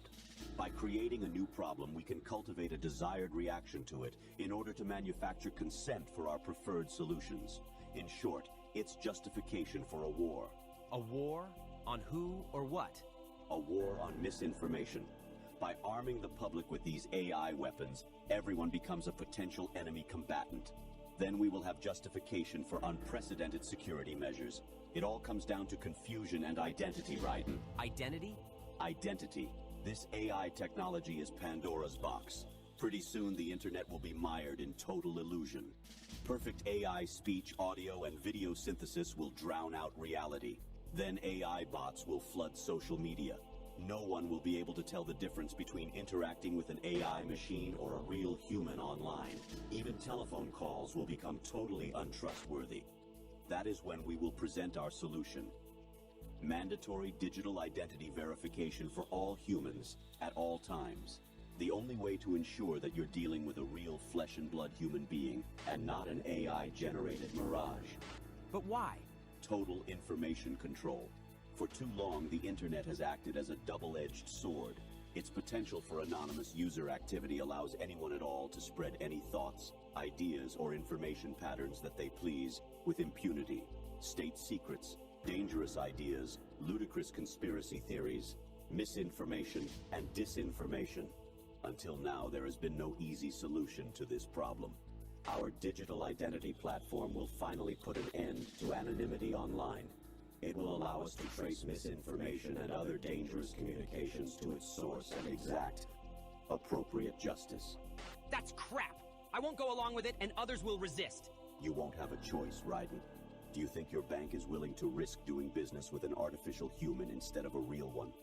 Our digital identity platform will be required not only to access web services, but to pay for your internet connection in the first place. You can't just censor the entire internet because of a new software technology. Who are you to define what's misinformation anyways? That sounds like something a misinformation terrorist would say. I know about the deep fakes you've been making of me, Raiden. What? No, I was just adjusting the AI settings and... Controlling the output of generative AI technology is simple. We will create context for its use. First, we will censor any use related to social taboos. Then we will censor anything else that we desire. If anyone complains, we will accuse them of wanting to engage in or promote social taboos. That's what it means to create context. We will corral the use of AI by making appeals to bias, ethics, and copyright laws. You will still have access to generative AI in some form, but it will be crippled, limited, controlled, and it will be monitored. Anything that you generate will be cryptographically signed with your digital ID, so that its provenance can be ascertained if it's later deemed to be problematic. What gives you the right to control what people can do with their computers? The public at large will give us that right, because they will be desperate for a solution to the problem we created. They will eagerly give us the keys to the castle.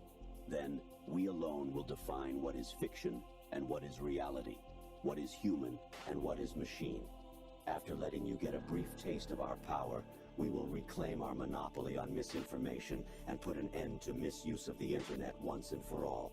You won't get away with this. It is probable that we will. Now get back to work generating your precious AI waifus, Raiden, our beloved prompters. Enjoy yourselves.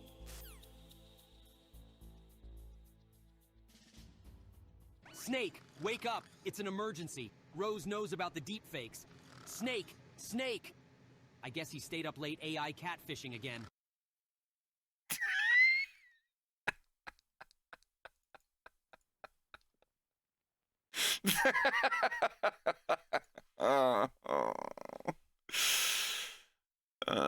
Mm.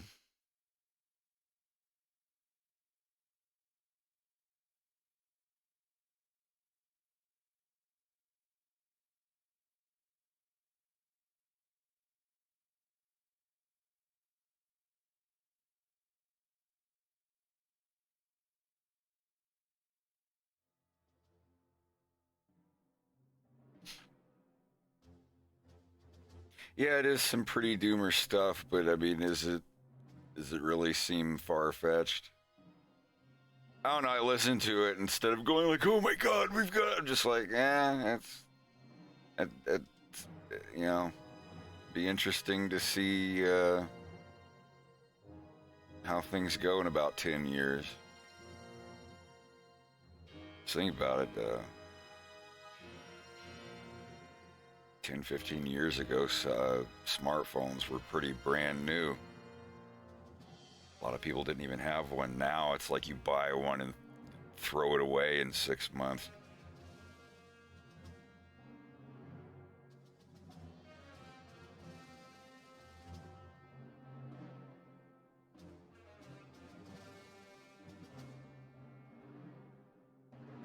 Yeah, artificial womb pods. Growing private armies.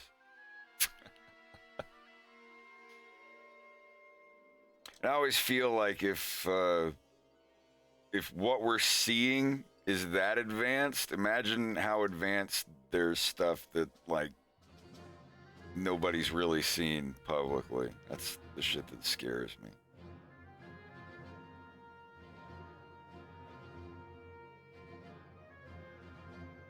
Oh, like I said, I'm gonna solid snake it up when I get older. Be like withered, old, gruff dude, survivalist in the woods in a cabin in the middle of fucking nowhere off the grid. Like that's what I want. Even if I'm not like really off the grid, I just want to be away from people.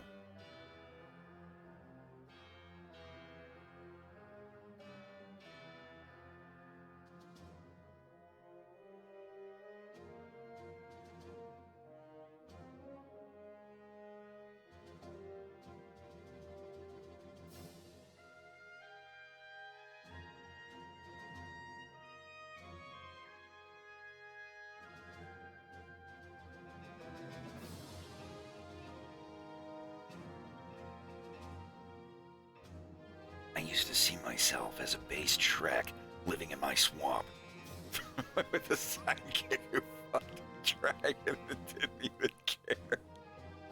To put it plainly, I'm a base Shrek fan, and you're a cuckold Harry Potter fan. Sorry. Manitoba, Alberta, wherever. I don't care. If I can't, I mean, fuck, I'm fine. Miramichi, just give me some property with some trees around it where I don't have to look at or hear people, and I'll be all right. We'll be swayed.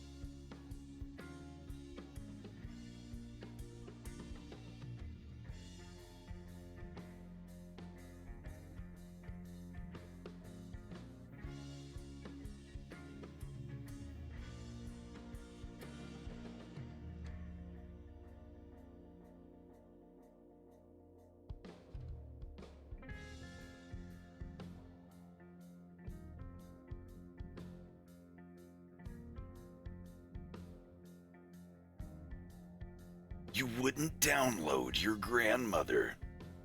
I speak for yourself. Aw.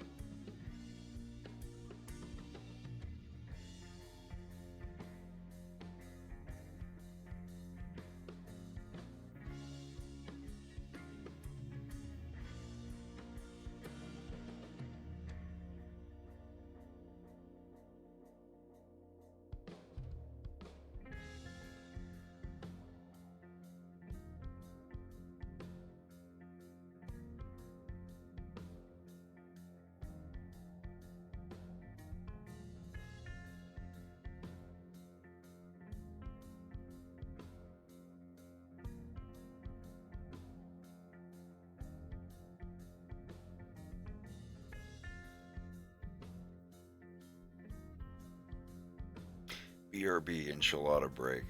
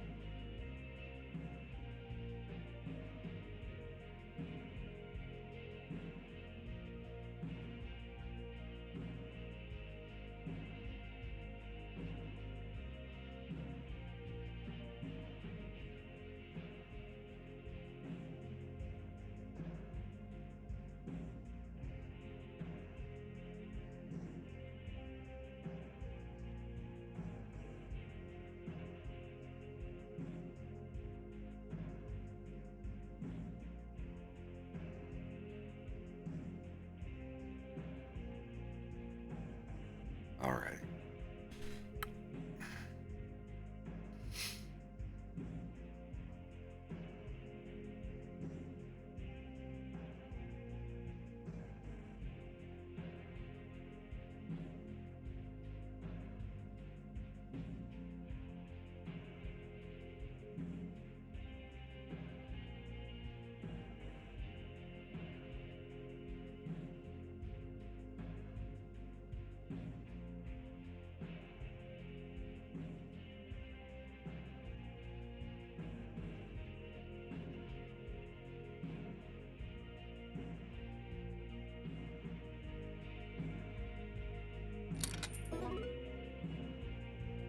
Thank you, Frosty.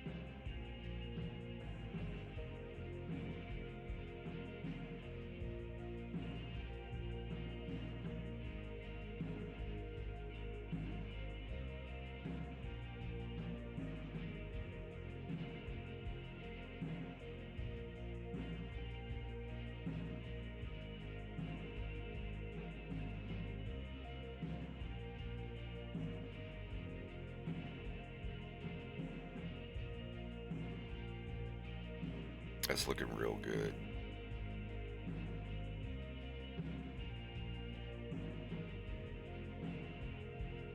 Is this just another thing that you're working on? I don't know if you're here, but you're yeah, my mic is off. Yeah, gonna make the animation. You mind if I full screen that really quick? Okay. Or big screen it for a mo.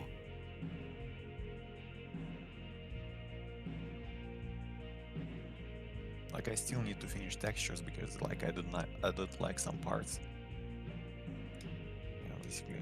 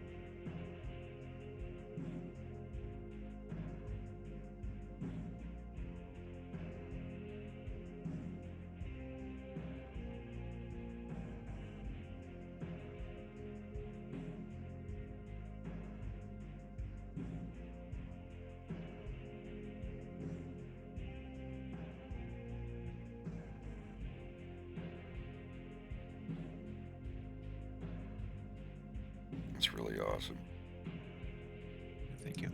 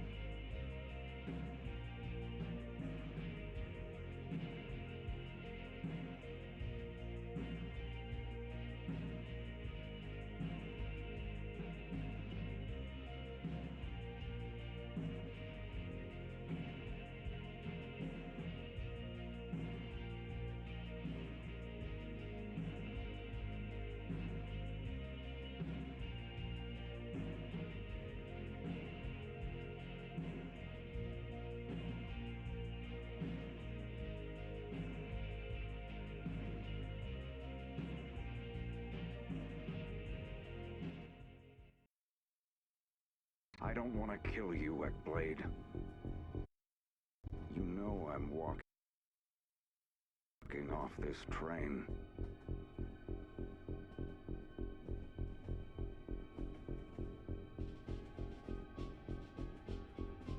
My partner seems to think that I know what he said.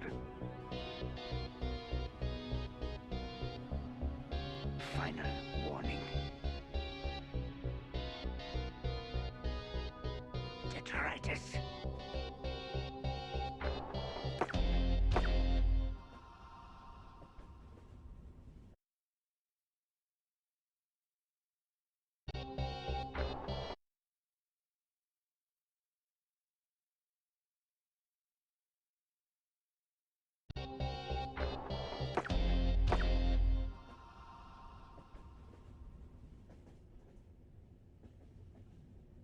Come on. Come on, Jim.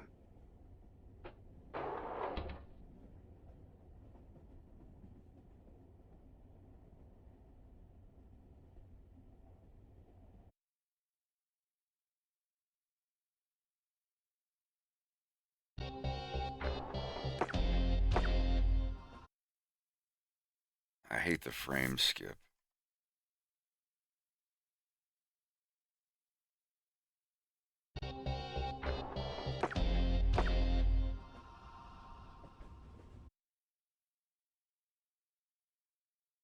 Oh well.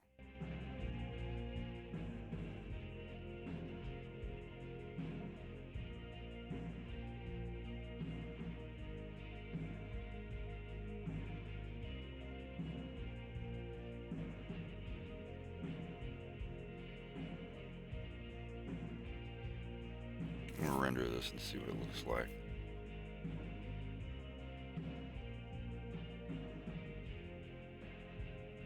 Yeah, it's not, obviously it's not going to be like that in the final render. It's just, it's trying to render everything in this 3D space in real time.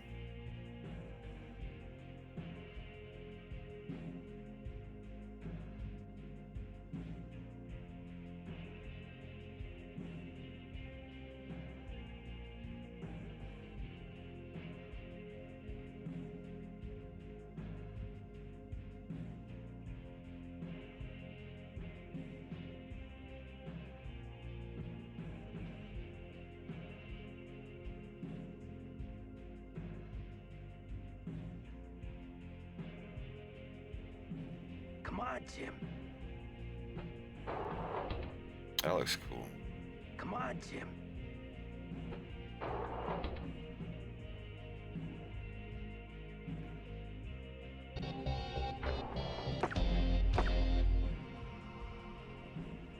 Yeah, this is going to be crazy to animate. It's going to take a long ass time.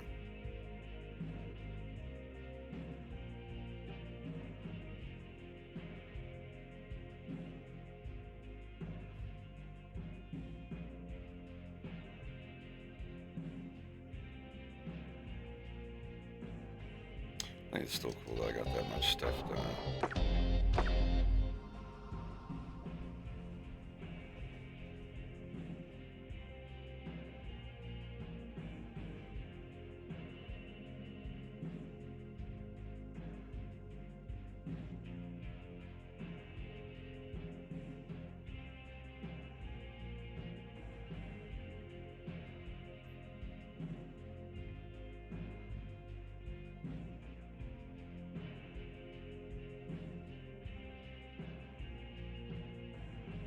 This is what the actual rendered frame is going to look like. That's cool.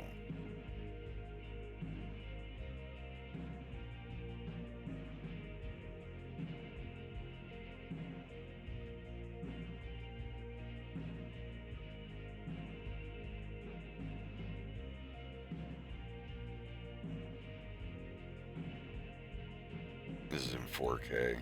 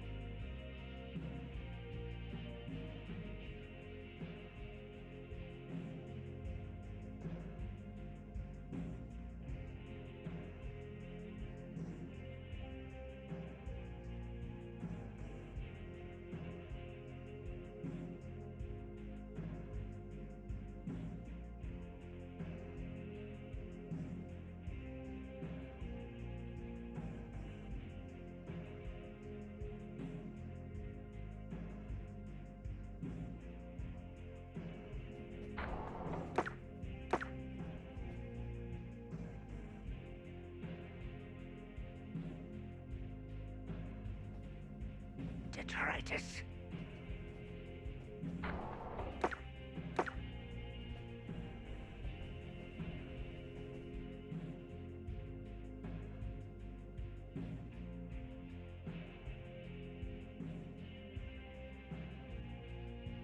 Your compliance, Captain. I do not want a fuss. I don't want to kill you, Wetblade.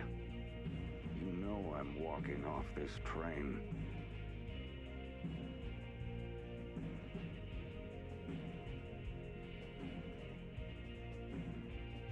My partner seems to think that I know what he said. Final warning. Detritus.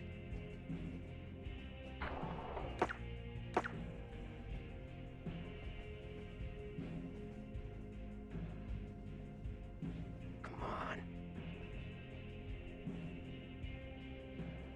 Come on, Jim.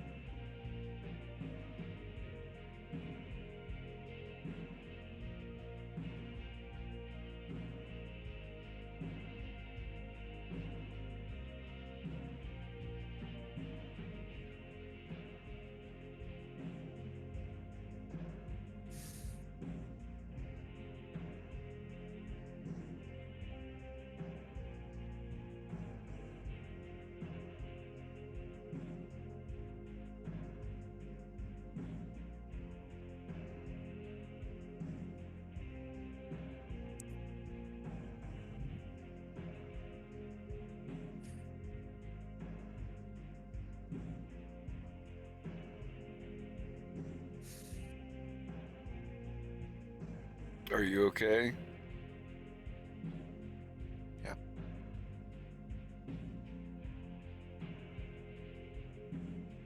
I heard troubled breath.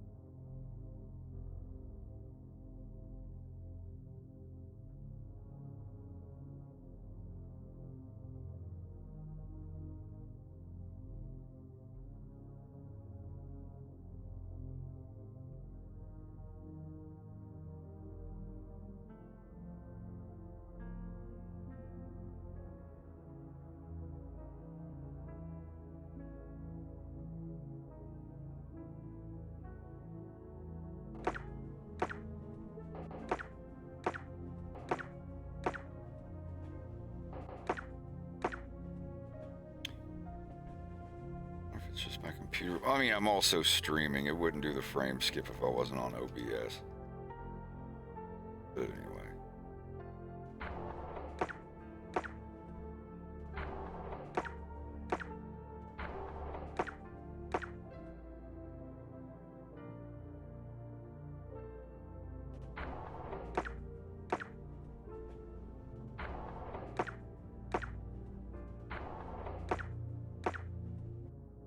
Hell yeah.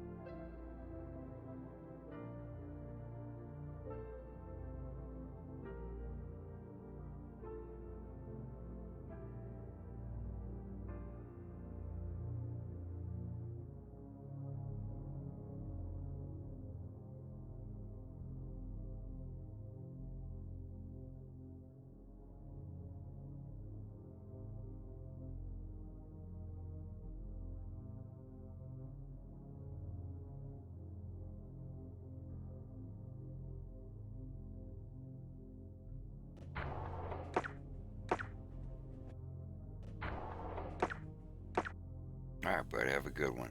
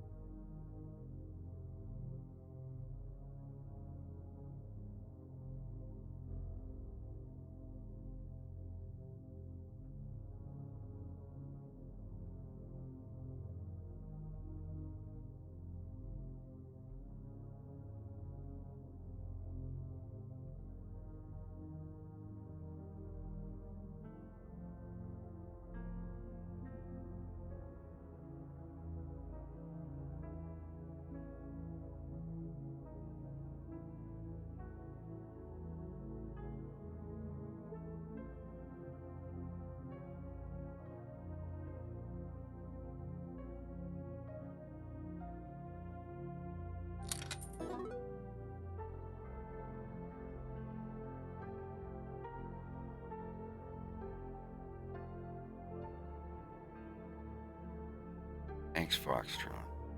Foxton 012. Frosty MK, Black Prism. Young Rune. Morty Kills, Donnie Arts. I'm sorry if I've missed some of these. Just kind of been in the zone.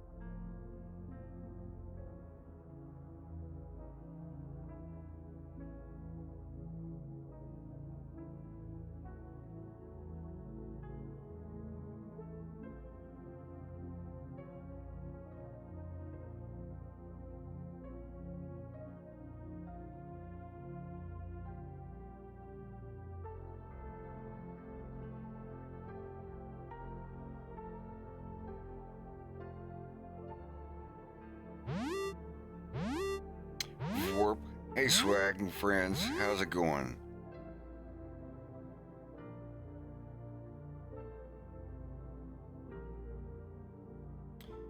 Just working on the second to last scene of this episode. Totally stoked. What y'all been up to?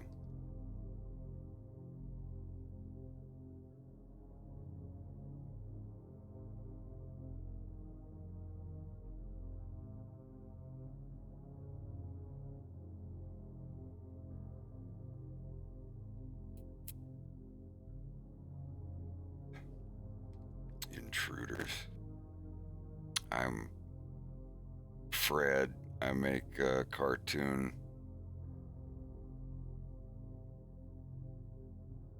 It's based on Star Fox. It's called A Fox in Space. This is the second to last scene in a 36-minute episode.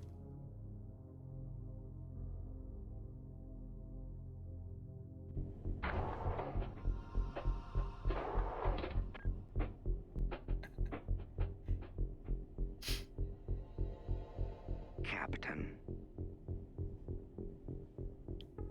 Your friend looks tired.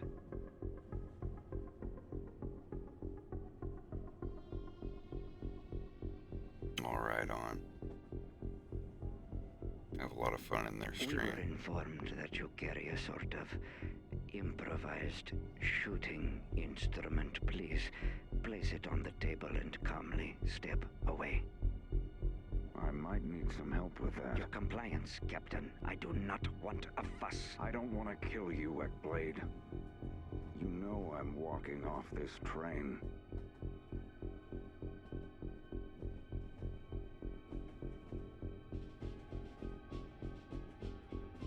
My partner seems to think that I know what he said. Final warning.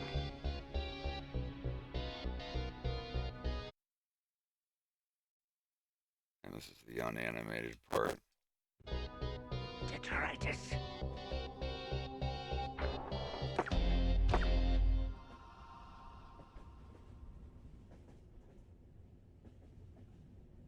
Come on. Come on, Jim.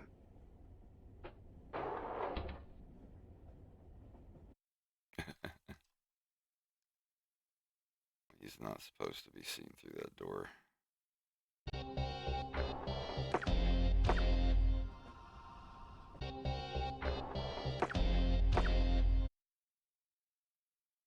got most of his done. I'm still working on the highlights and whatnot.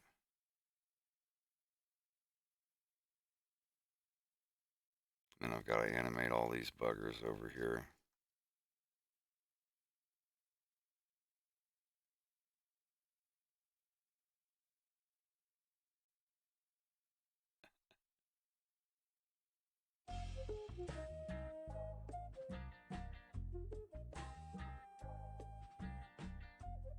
Oh, I still hand draw all the frames.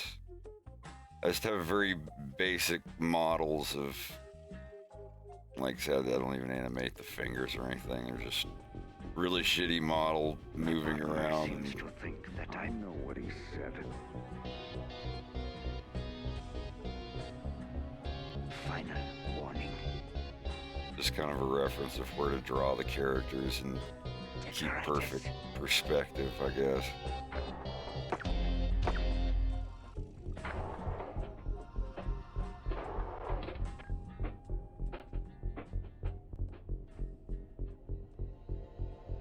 Captain.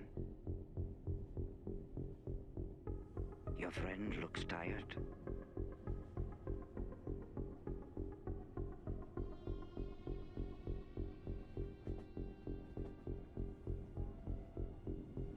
We were informed that you carry a sort of improvised shooting instrument. Please place it on the table and calmly step away.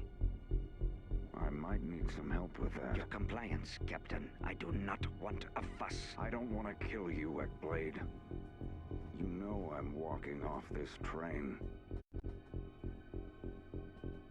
Excellent!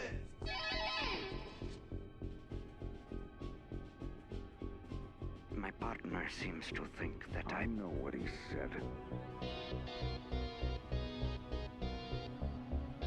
Final warning. Detritus.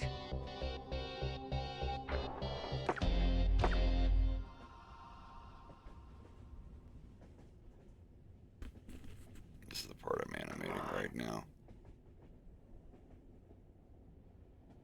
Come on, Jim. Just going in and getting Pigma out of the way.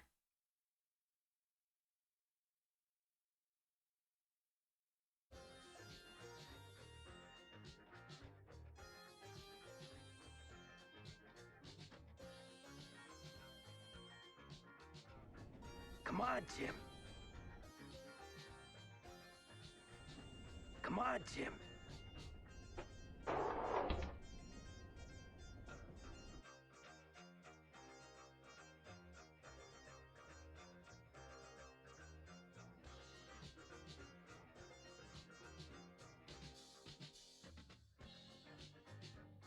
Angry slider.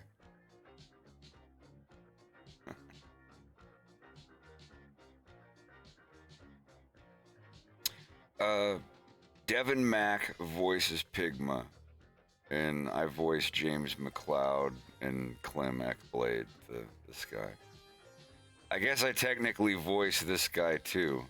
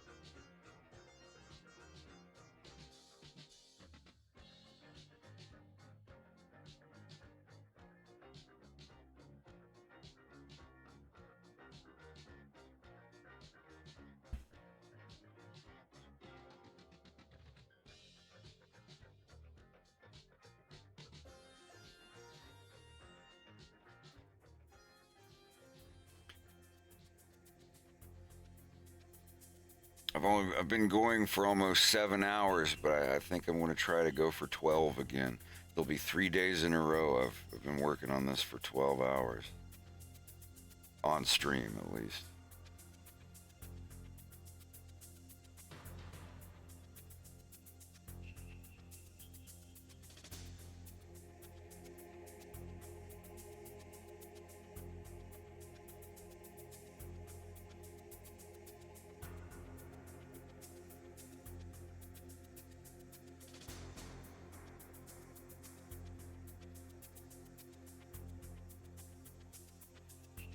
I mean, keep in mind, I'm streaming like right after I wake up. I just go and work until I start falling asleep. It's like, all right, it's my bedtime. Gotta go. I can't wear a hat. Headphones. That's the recipe for a bad day.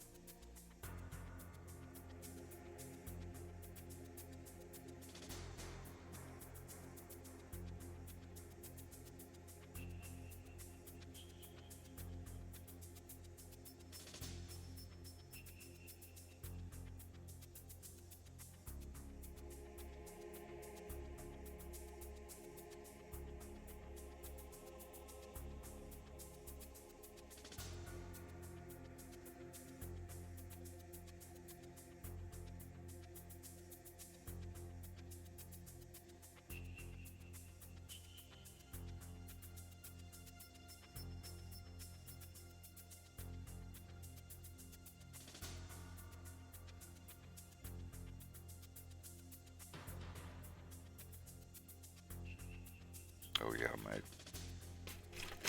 giant jug.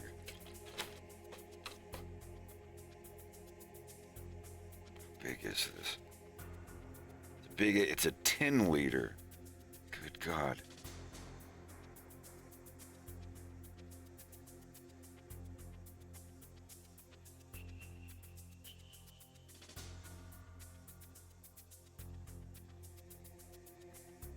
This music you're hearing right now literally is Metal Gear Solid. But the music in my cartoon here, this is just a little remix of the Corneria Star Fox 64 music I did. Captain, You know that dun dun dun dun dun dun dun. your friend looks tired.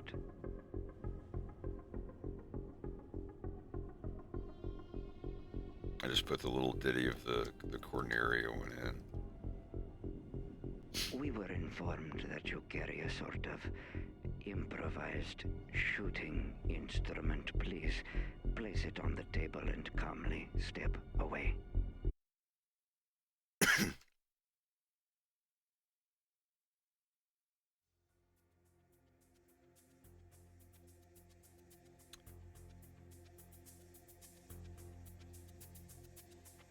And what you're hearing, long story short, it's hard for me to focus without some good ambient music.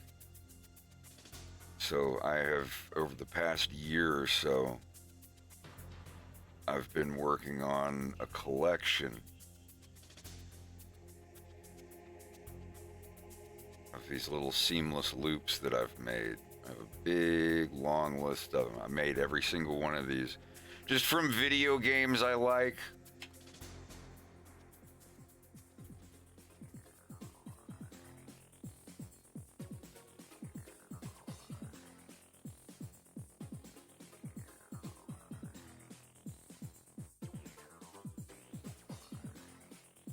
Raise and lower the pitch. Some of them, it's all stuff that I like, that I like to work and listen to, made into loops of things.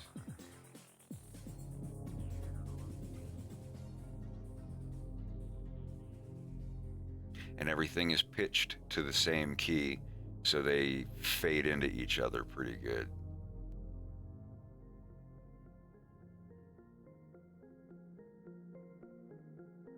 Like this song's actually in G, so I'd have to go up right there.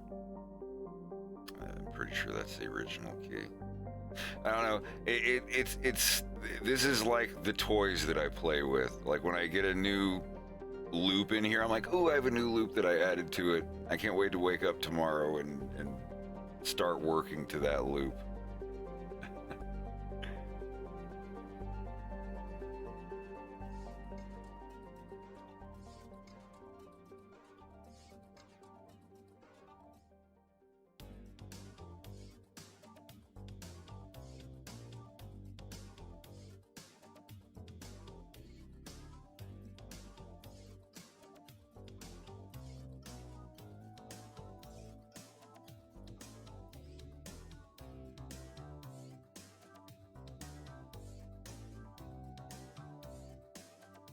And they just faded each other.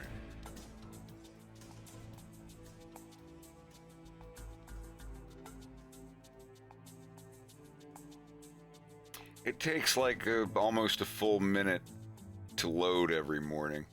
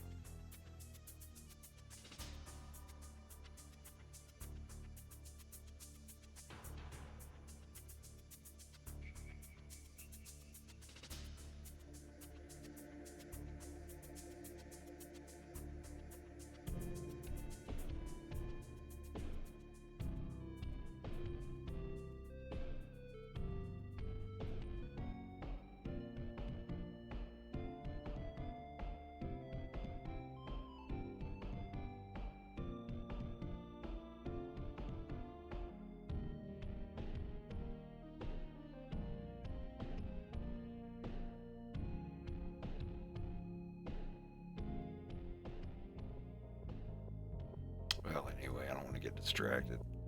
It's just a neat little musical toy. It helps keep me focused. If there's a type of music that I want to listen to when I'm working on a certain scene, you know, if it's a spy scene where someone's sneaking, I'll put on some sneaky spy music or something like that.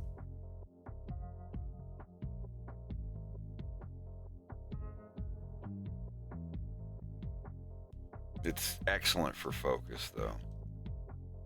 You know, like those videos where it's like, this song looped for 10 hours for focus and work or whatever. It's like, I've got my own. I've almost got 200 of them now. I remember when I hit 20, I was like, I've got 20 of them, and then 100, and now it's just, I don't even keep count anymore.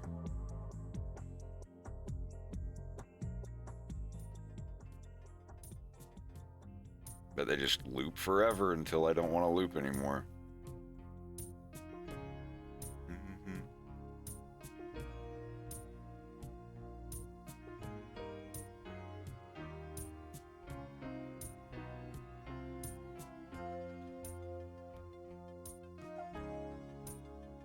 Hell yeah.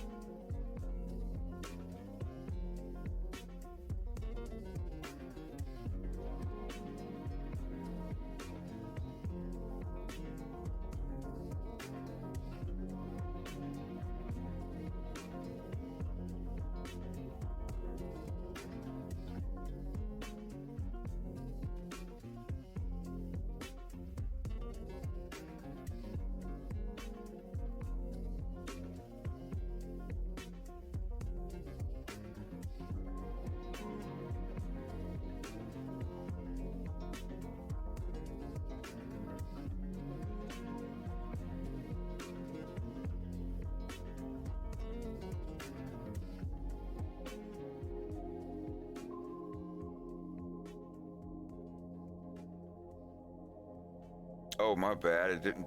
I must have hit Shift Alt T for whatever reason. My bad.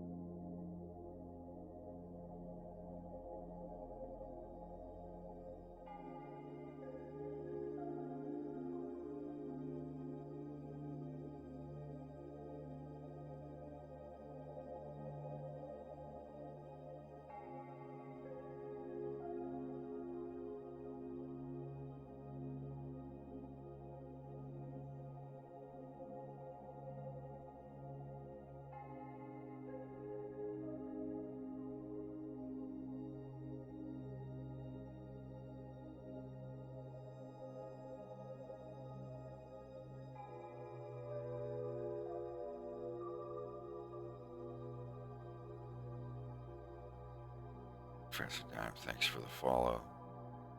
Hurricane Husky, thanks for the follow. Ian Happy, thanks for resubbing. Croco the Rose Wolf, thanks for follow. I gotta gets with it.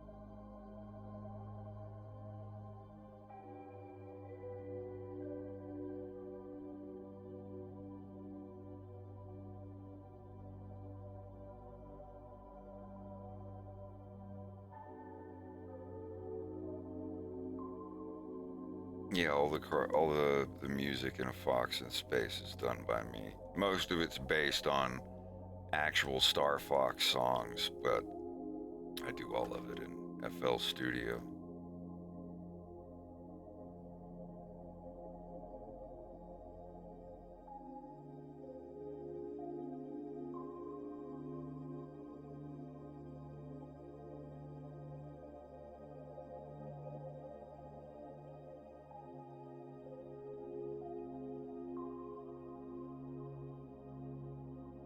No, this music that you're hearing right now is from the video game Demon Souls.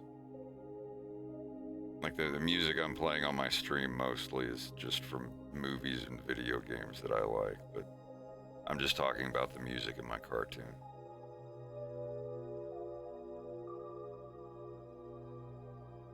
I have some ambient stuff that I made, though I hardly listen to it anymore.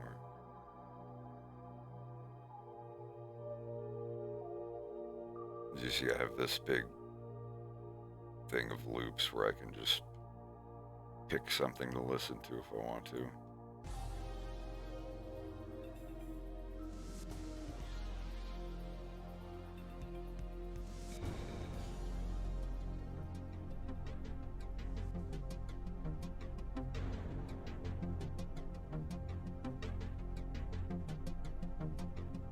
There's only one thing on here that I made. Where did I put it? Underwater. There we go.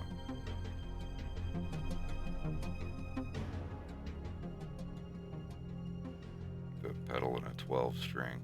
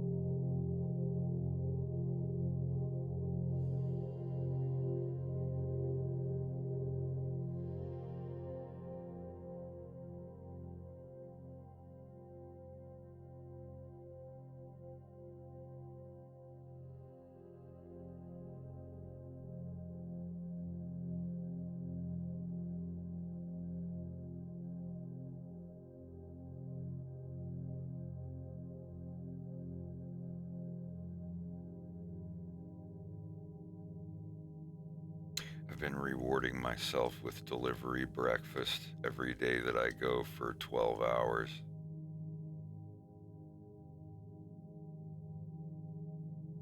Usually just like, $20 of something from McDonald's or Wendy's or Cora or something.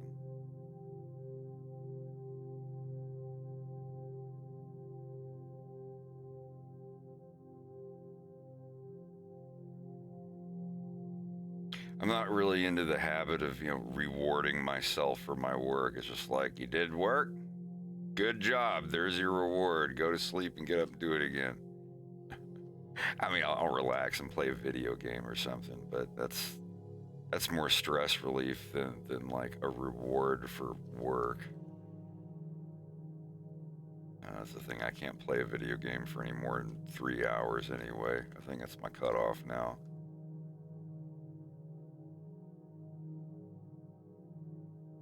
Unless it's 7 Days to Die. 7 Days to Die is, that's a game I could get some time lost in. I think that's my favorite co-op game of all time, other than Barotrauma.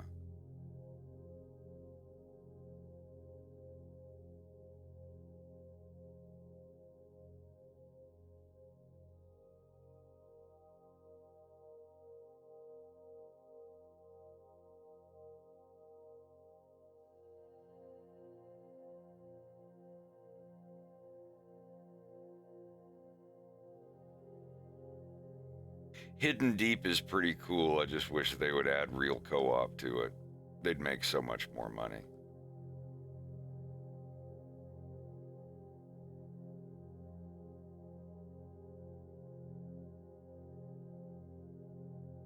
That's like me in Arma. I have like 2,000 hours in Arma, just building, just designing missions and scenarios and not even playing them half the time. I'm convinced that that's just my new toy soldiers playing action figures thing as an adult. Just setting up groups of soldiers that are going through the woods, you know, sneaking and fighting each other. And like use Zeus to zip down into the head of one of the soldiers and play as him and see how it goes.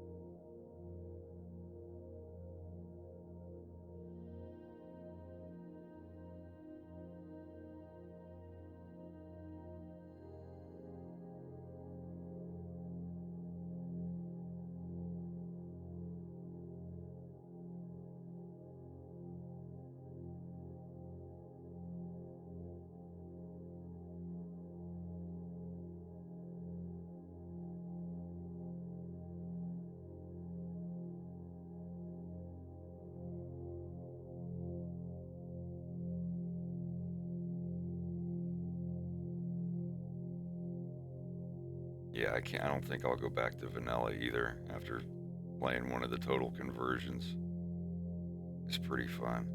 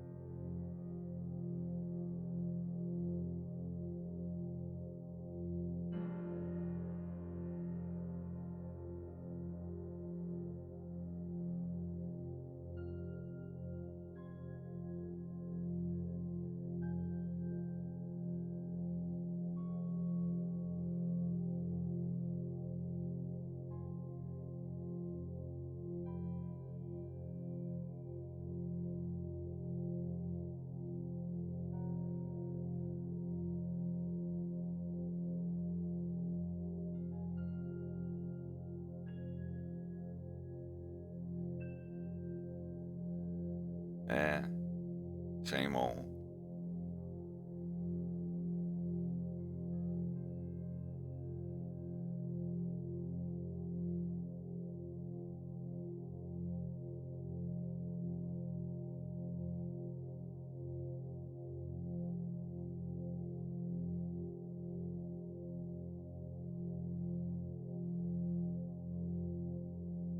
It makes the RPG system a lot more intricate and a lot more fun.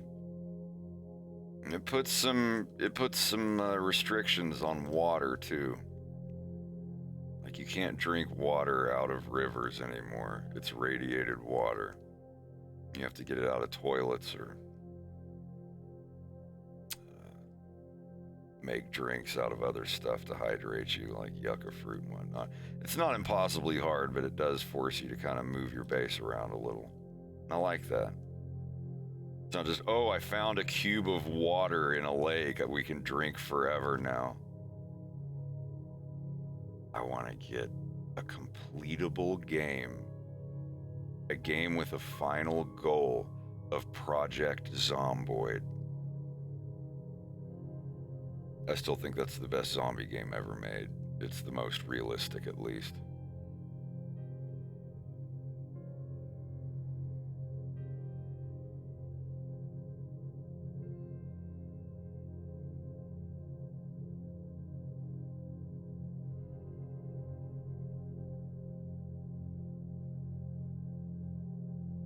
If you've never played Project Zomboid, holy hell, what a co-op game it's turned into. I remember waiting for the years. It was like a year or two of them rebuilding the game to add co-op to the animations update, and now that game is just fucking soaring.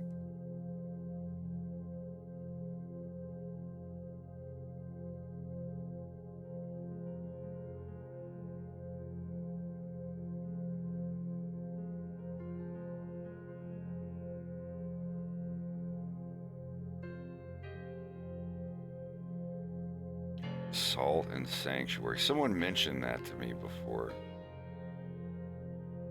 Is it co-op? It's always, is it co-op? Was it like a 2D Dark Souls game? With New Game Plus Plus. Yeah, I've never seen this before. It kind of looks like 2D Dark Souls-y side-scroller. I'm a sucker for side-scrollers. Co-op side-scrollers, especially if it's like a Metroidvania RPG kind of thing. I can dig it.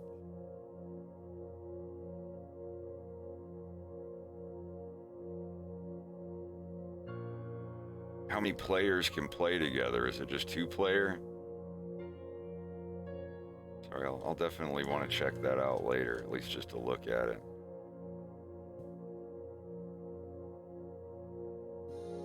Before I die, I want to make the best co-op side-scroller 2D game ever made. Something to like make people completely forget about Symphony of the Night because it's so crazy. That's my bar. That's like my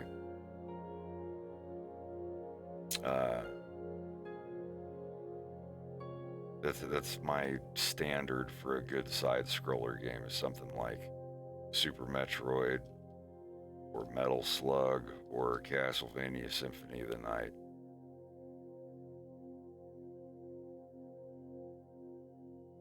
When I was in school, that's all I did. I just made side-scroller games in DirectX and Visual Basic. Dropped out of high school because my grades suffered too much.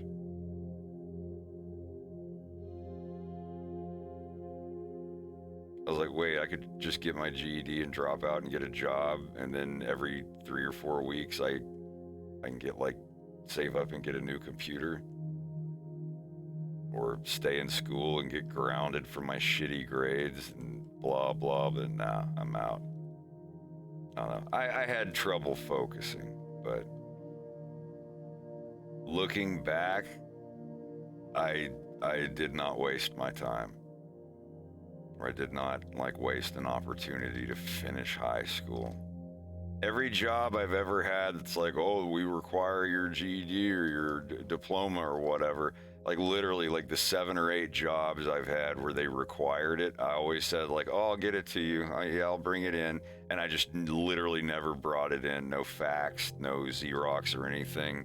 And they're like, well, we need a copy of that and blah, blah, blah, or we can't pay you. And I just was like, okay, I'll bring it in. And I just never brought it in 100% of the time. They never actually asked me for it. I just kept getting paid and working. I mean, I had one. I was just lazy.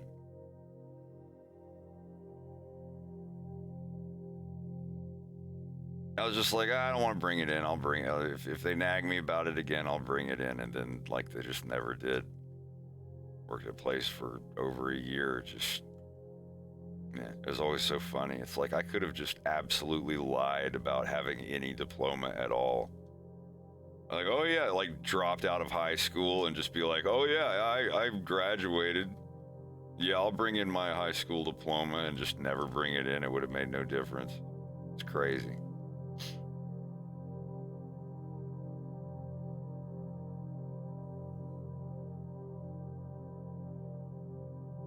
Oh yeah, Dustin Elysian Tale. That was my first official voice acting role.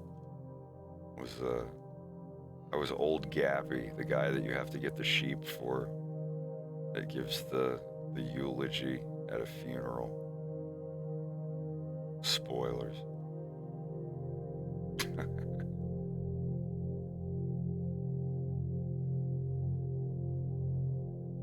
That was a cool game though, hell yeah. Even just like the leveling up and special move portion of it.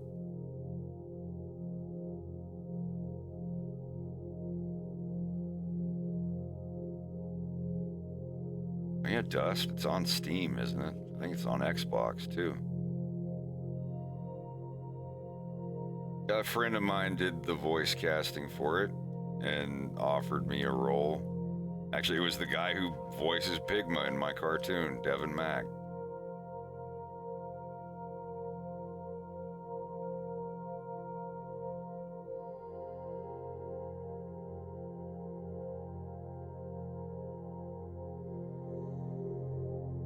Guy wanted me to audition for Dust, for Old Gappy, and for Fail, I think, F-A-L-E. He's just like, just audition for a couple of these, he's gonna pick one for you. And I was like, oh, okay, cool. It was pretty nifty. A lot of names on that one.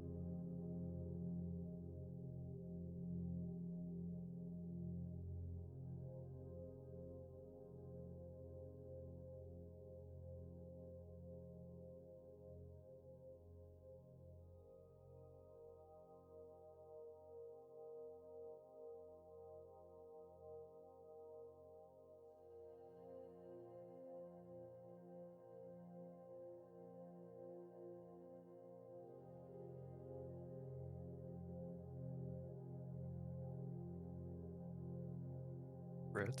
Yo. I just started the second camera. How do I like look on it? Because when I press 0, like it's Control keypad 0.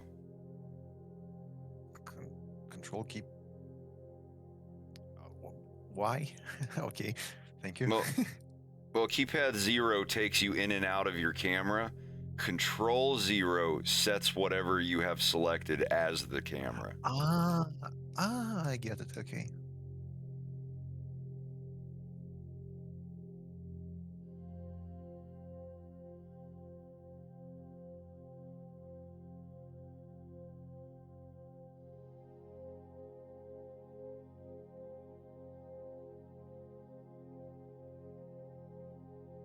I wonder if I could get back into this again, like the old days. Just streaming for 12 hours nonstop. I don't know if that's good for me or not, but it's not like I'm in a coal mine or anything.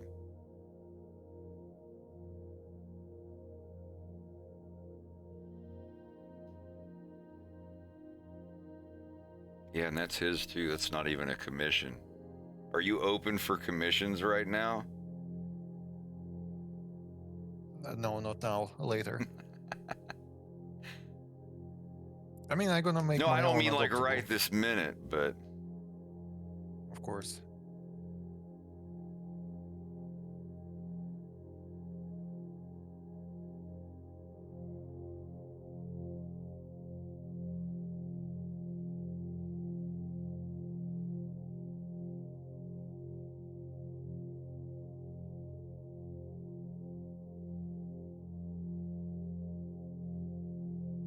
Вы соревнуетесь, кто быстрее дорисует?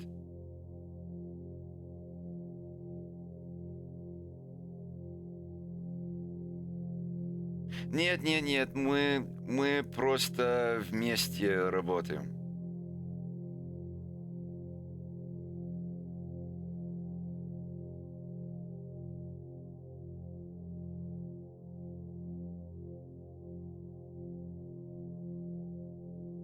Нет конкуренции.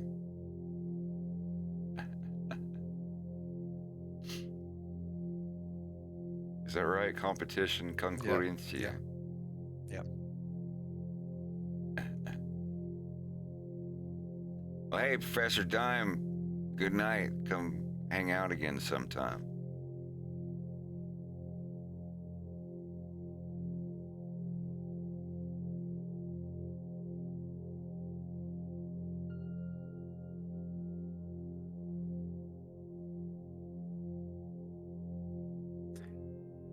Yeah, by the way, it's a good point. Like he said in the chat. So the difference between конкуренция and соревнование. So соревнование is more like a sport event or like a competition in a way that like shows skills and stuff like that. But конкуренция is more about like business and shit.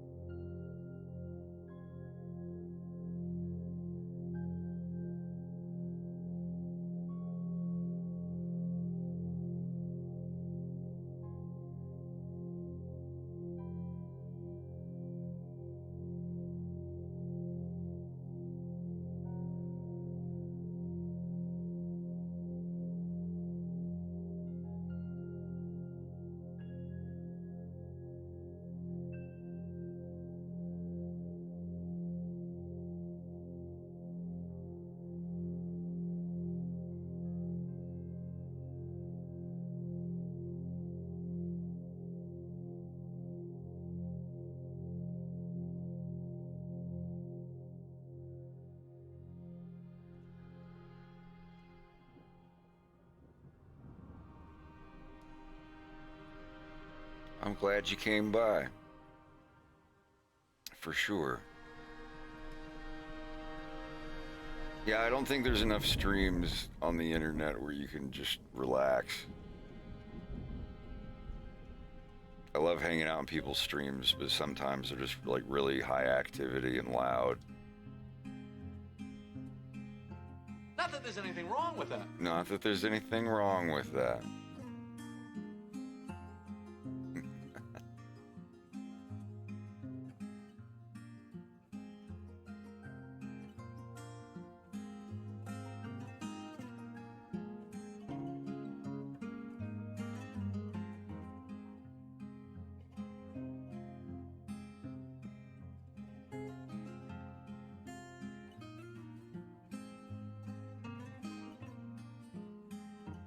Ah, these.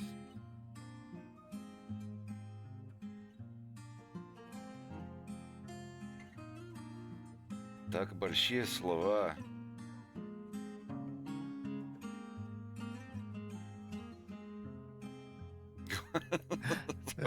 He's basically saying that like Slava, speak Russian. Why are you showing off?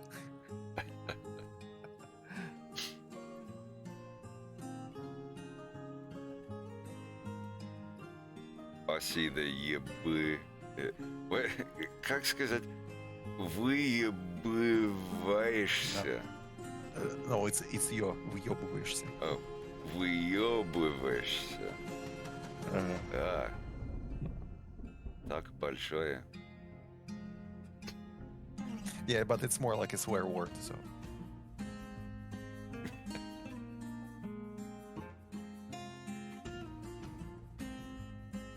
What part of it is a swear word? The yobы?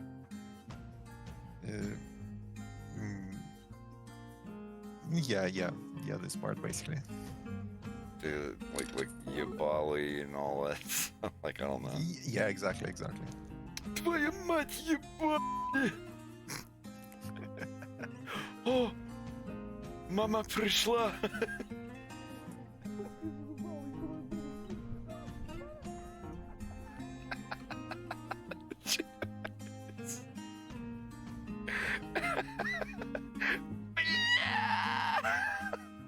Oh, мама пришла! That will never not be funny to me.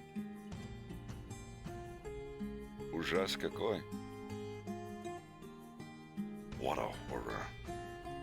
Очень ужасно. You with this mouth. Eat bread. You eat bread with that mouth? Yeah.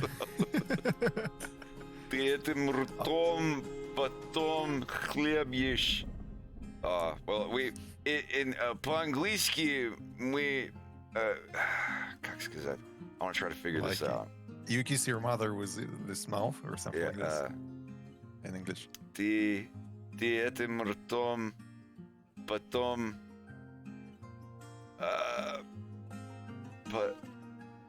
поцеловался маму. Or mama put... God, I can't. It would be understandable, but it's more like и ты потом этим ртом свою мать целуешь. Like, just forget it. It's like not really important phrase. Маму целуешь. Yeah, целовать is to kiss. Alright. А потом они поцеловались. I need help again. What's up? So check this out. Like, I changed the camera here in the settings, but when I try to render the animation, like, it's not showing. Is it rendering like from that camera? I guess so, because like, let me change the camera to the old one.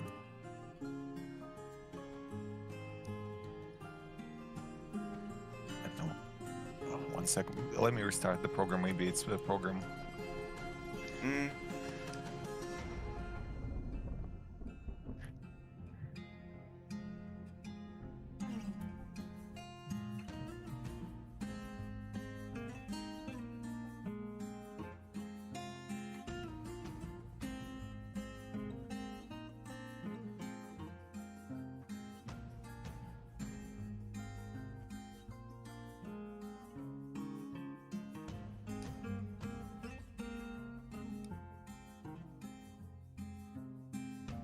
It's not rendering anything. Hey, 1 sec. There was some error, but I didn't notice what was that.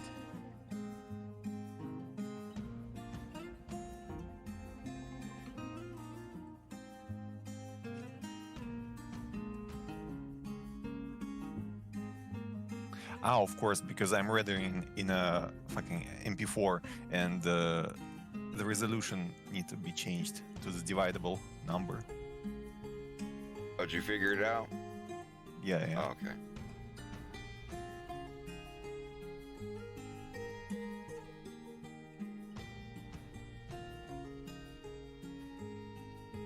Still have to figure out what I'm going to get for breakfast.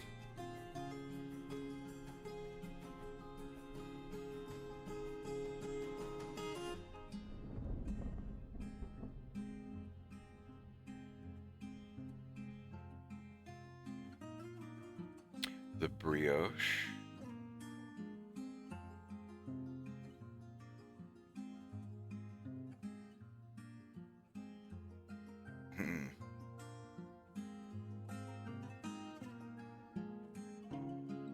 Brioche dipped in French toast batter. Sounds pretty good.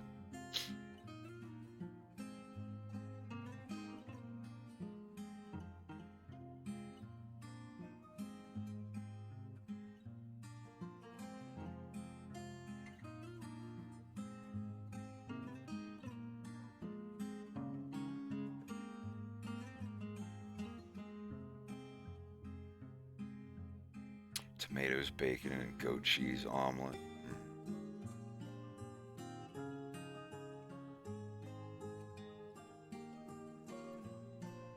Maybe I'll go with pure and simple, a little bit more expensive. Wait, what? But hamburger.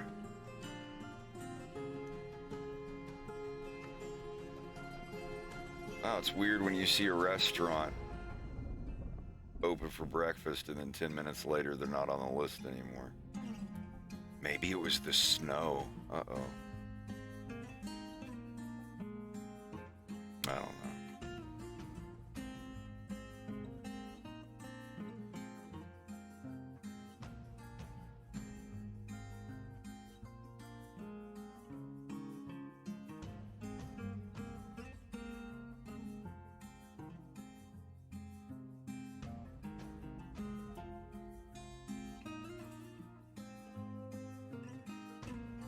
They do have waffles. Waffles with bananas and salted caramel. Does sound pretty good.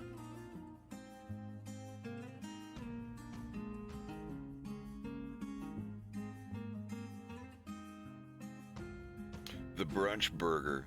Big sandwich with tasty beef, cheese omelet, bacon, lettuce, tomato, and hollandaise. I might have to do that.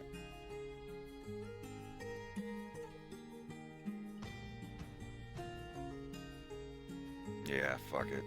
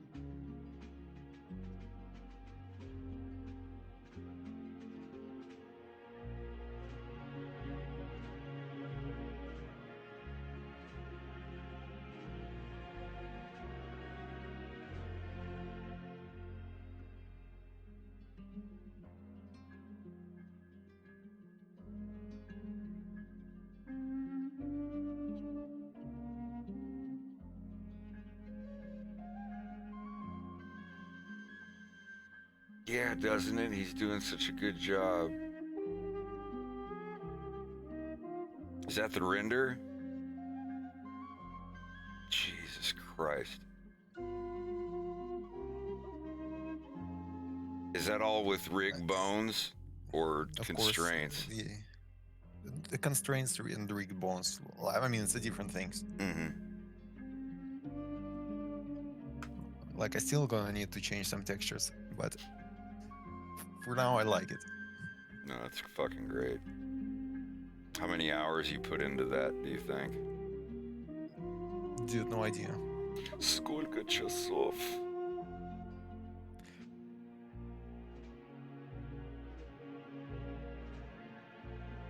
Слишком много.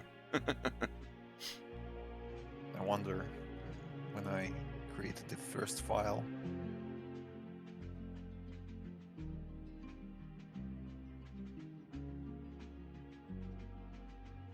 I don't know, maybe something around 100 hours, maybe less, because I started the project like in the middle of December, but it was with different commissions most of the time, so I don't know.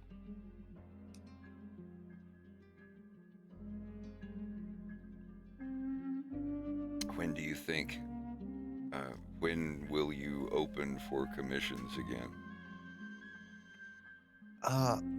I don't know how fast I'm gonna make the adaptable, but maybe in a month, maybe less.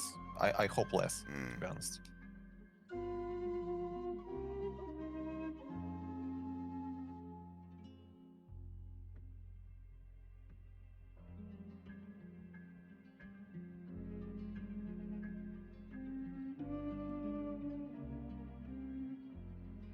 Alright, I'm gonna stop stream for now, because I want to relax a little.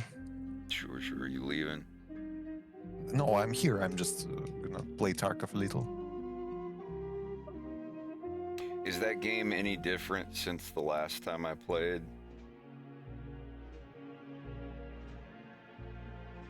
Well, they added a new map, which is quite laggy, but in general, it's the same game. They always change some small things, like adding new weapons, changing I the haven't pattern played of since recoil. they added voice chat. Dude, you need to grind this game. Like, this game is not for you if you're not like ready to spend like maybe 100 hours in the first like few weeks of wipe, because you need to get all the reputation with the traders, stuff like that.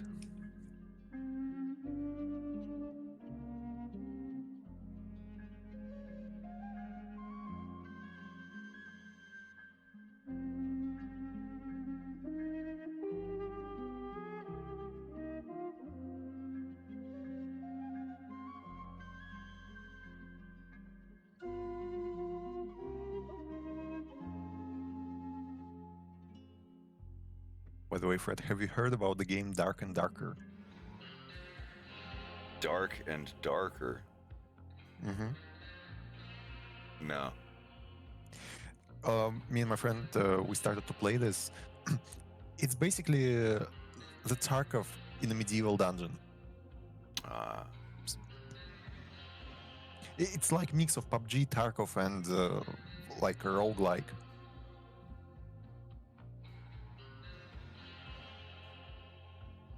I guess Germa's playing it right now.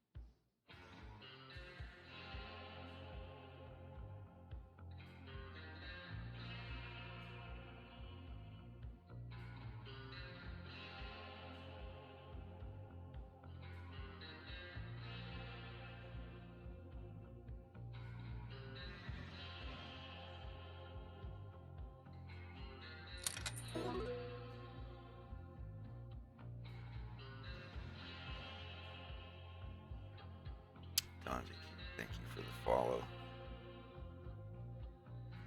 Snowboy, thank you for the follow. Sorry if I missed those.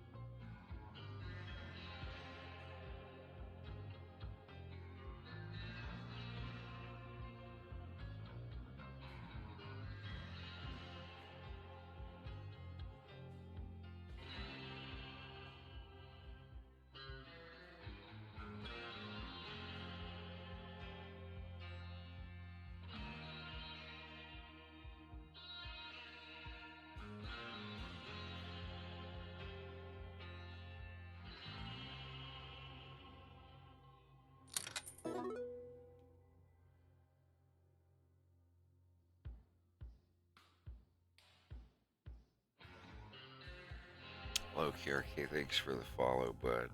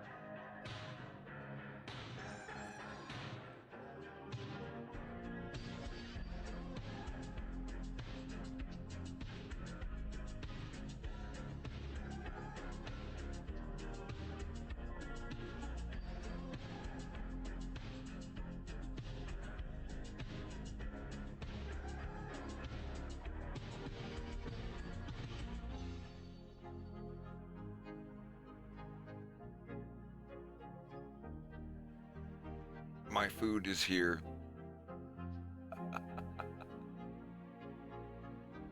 So I will take a break and eat.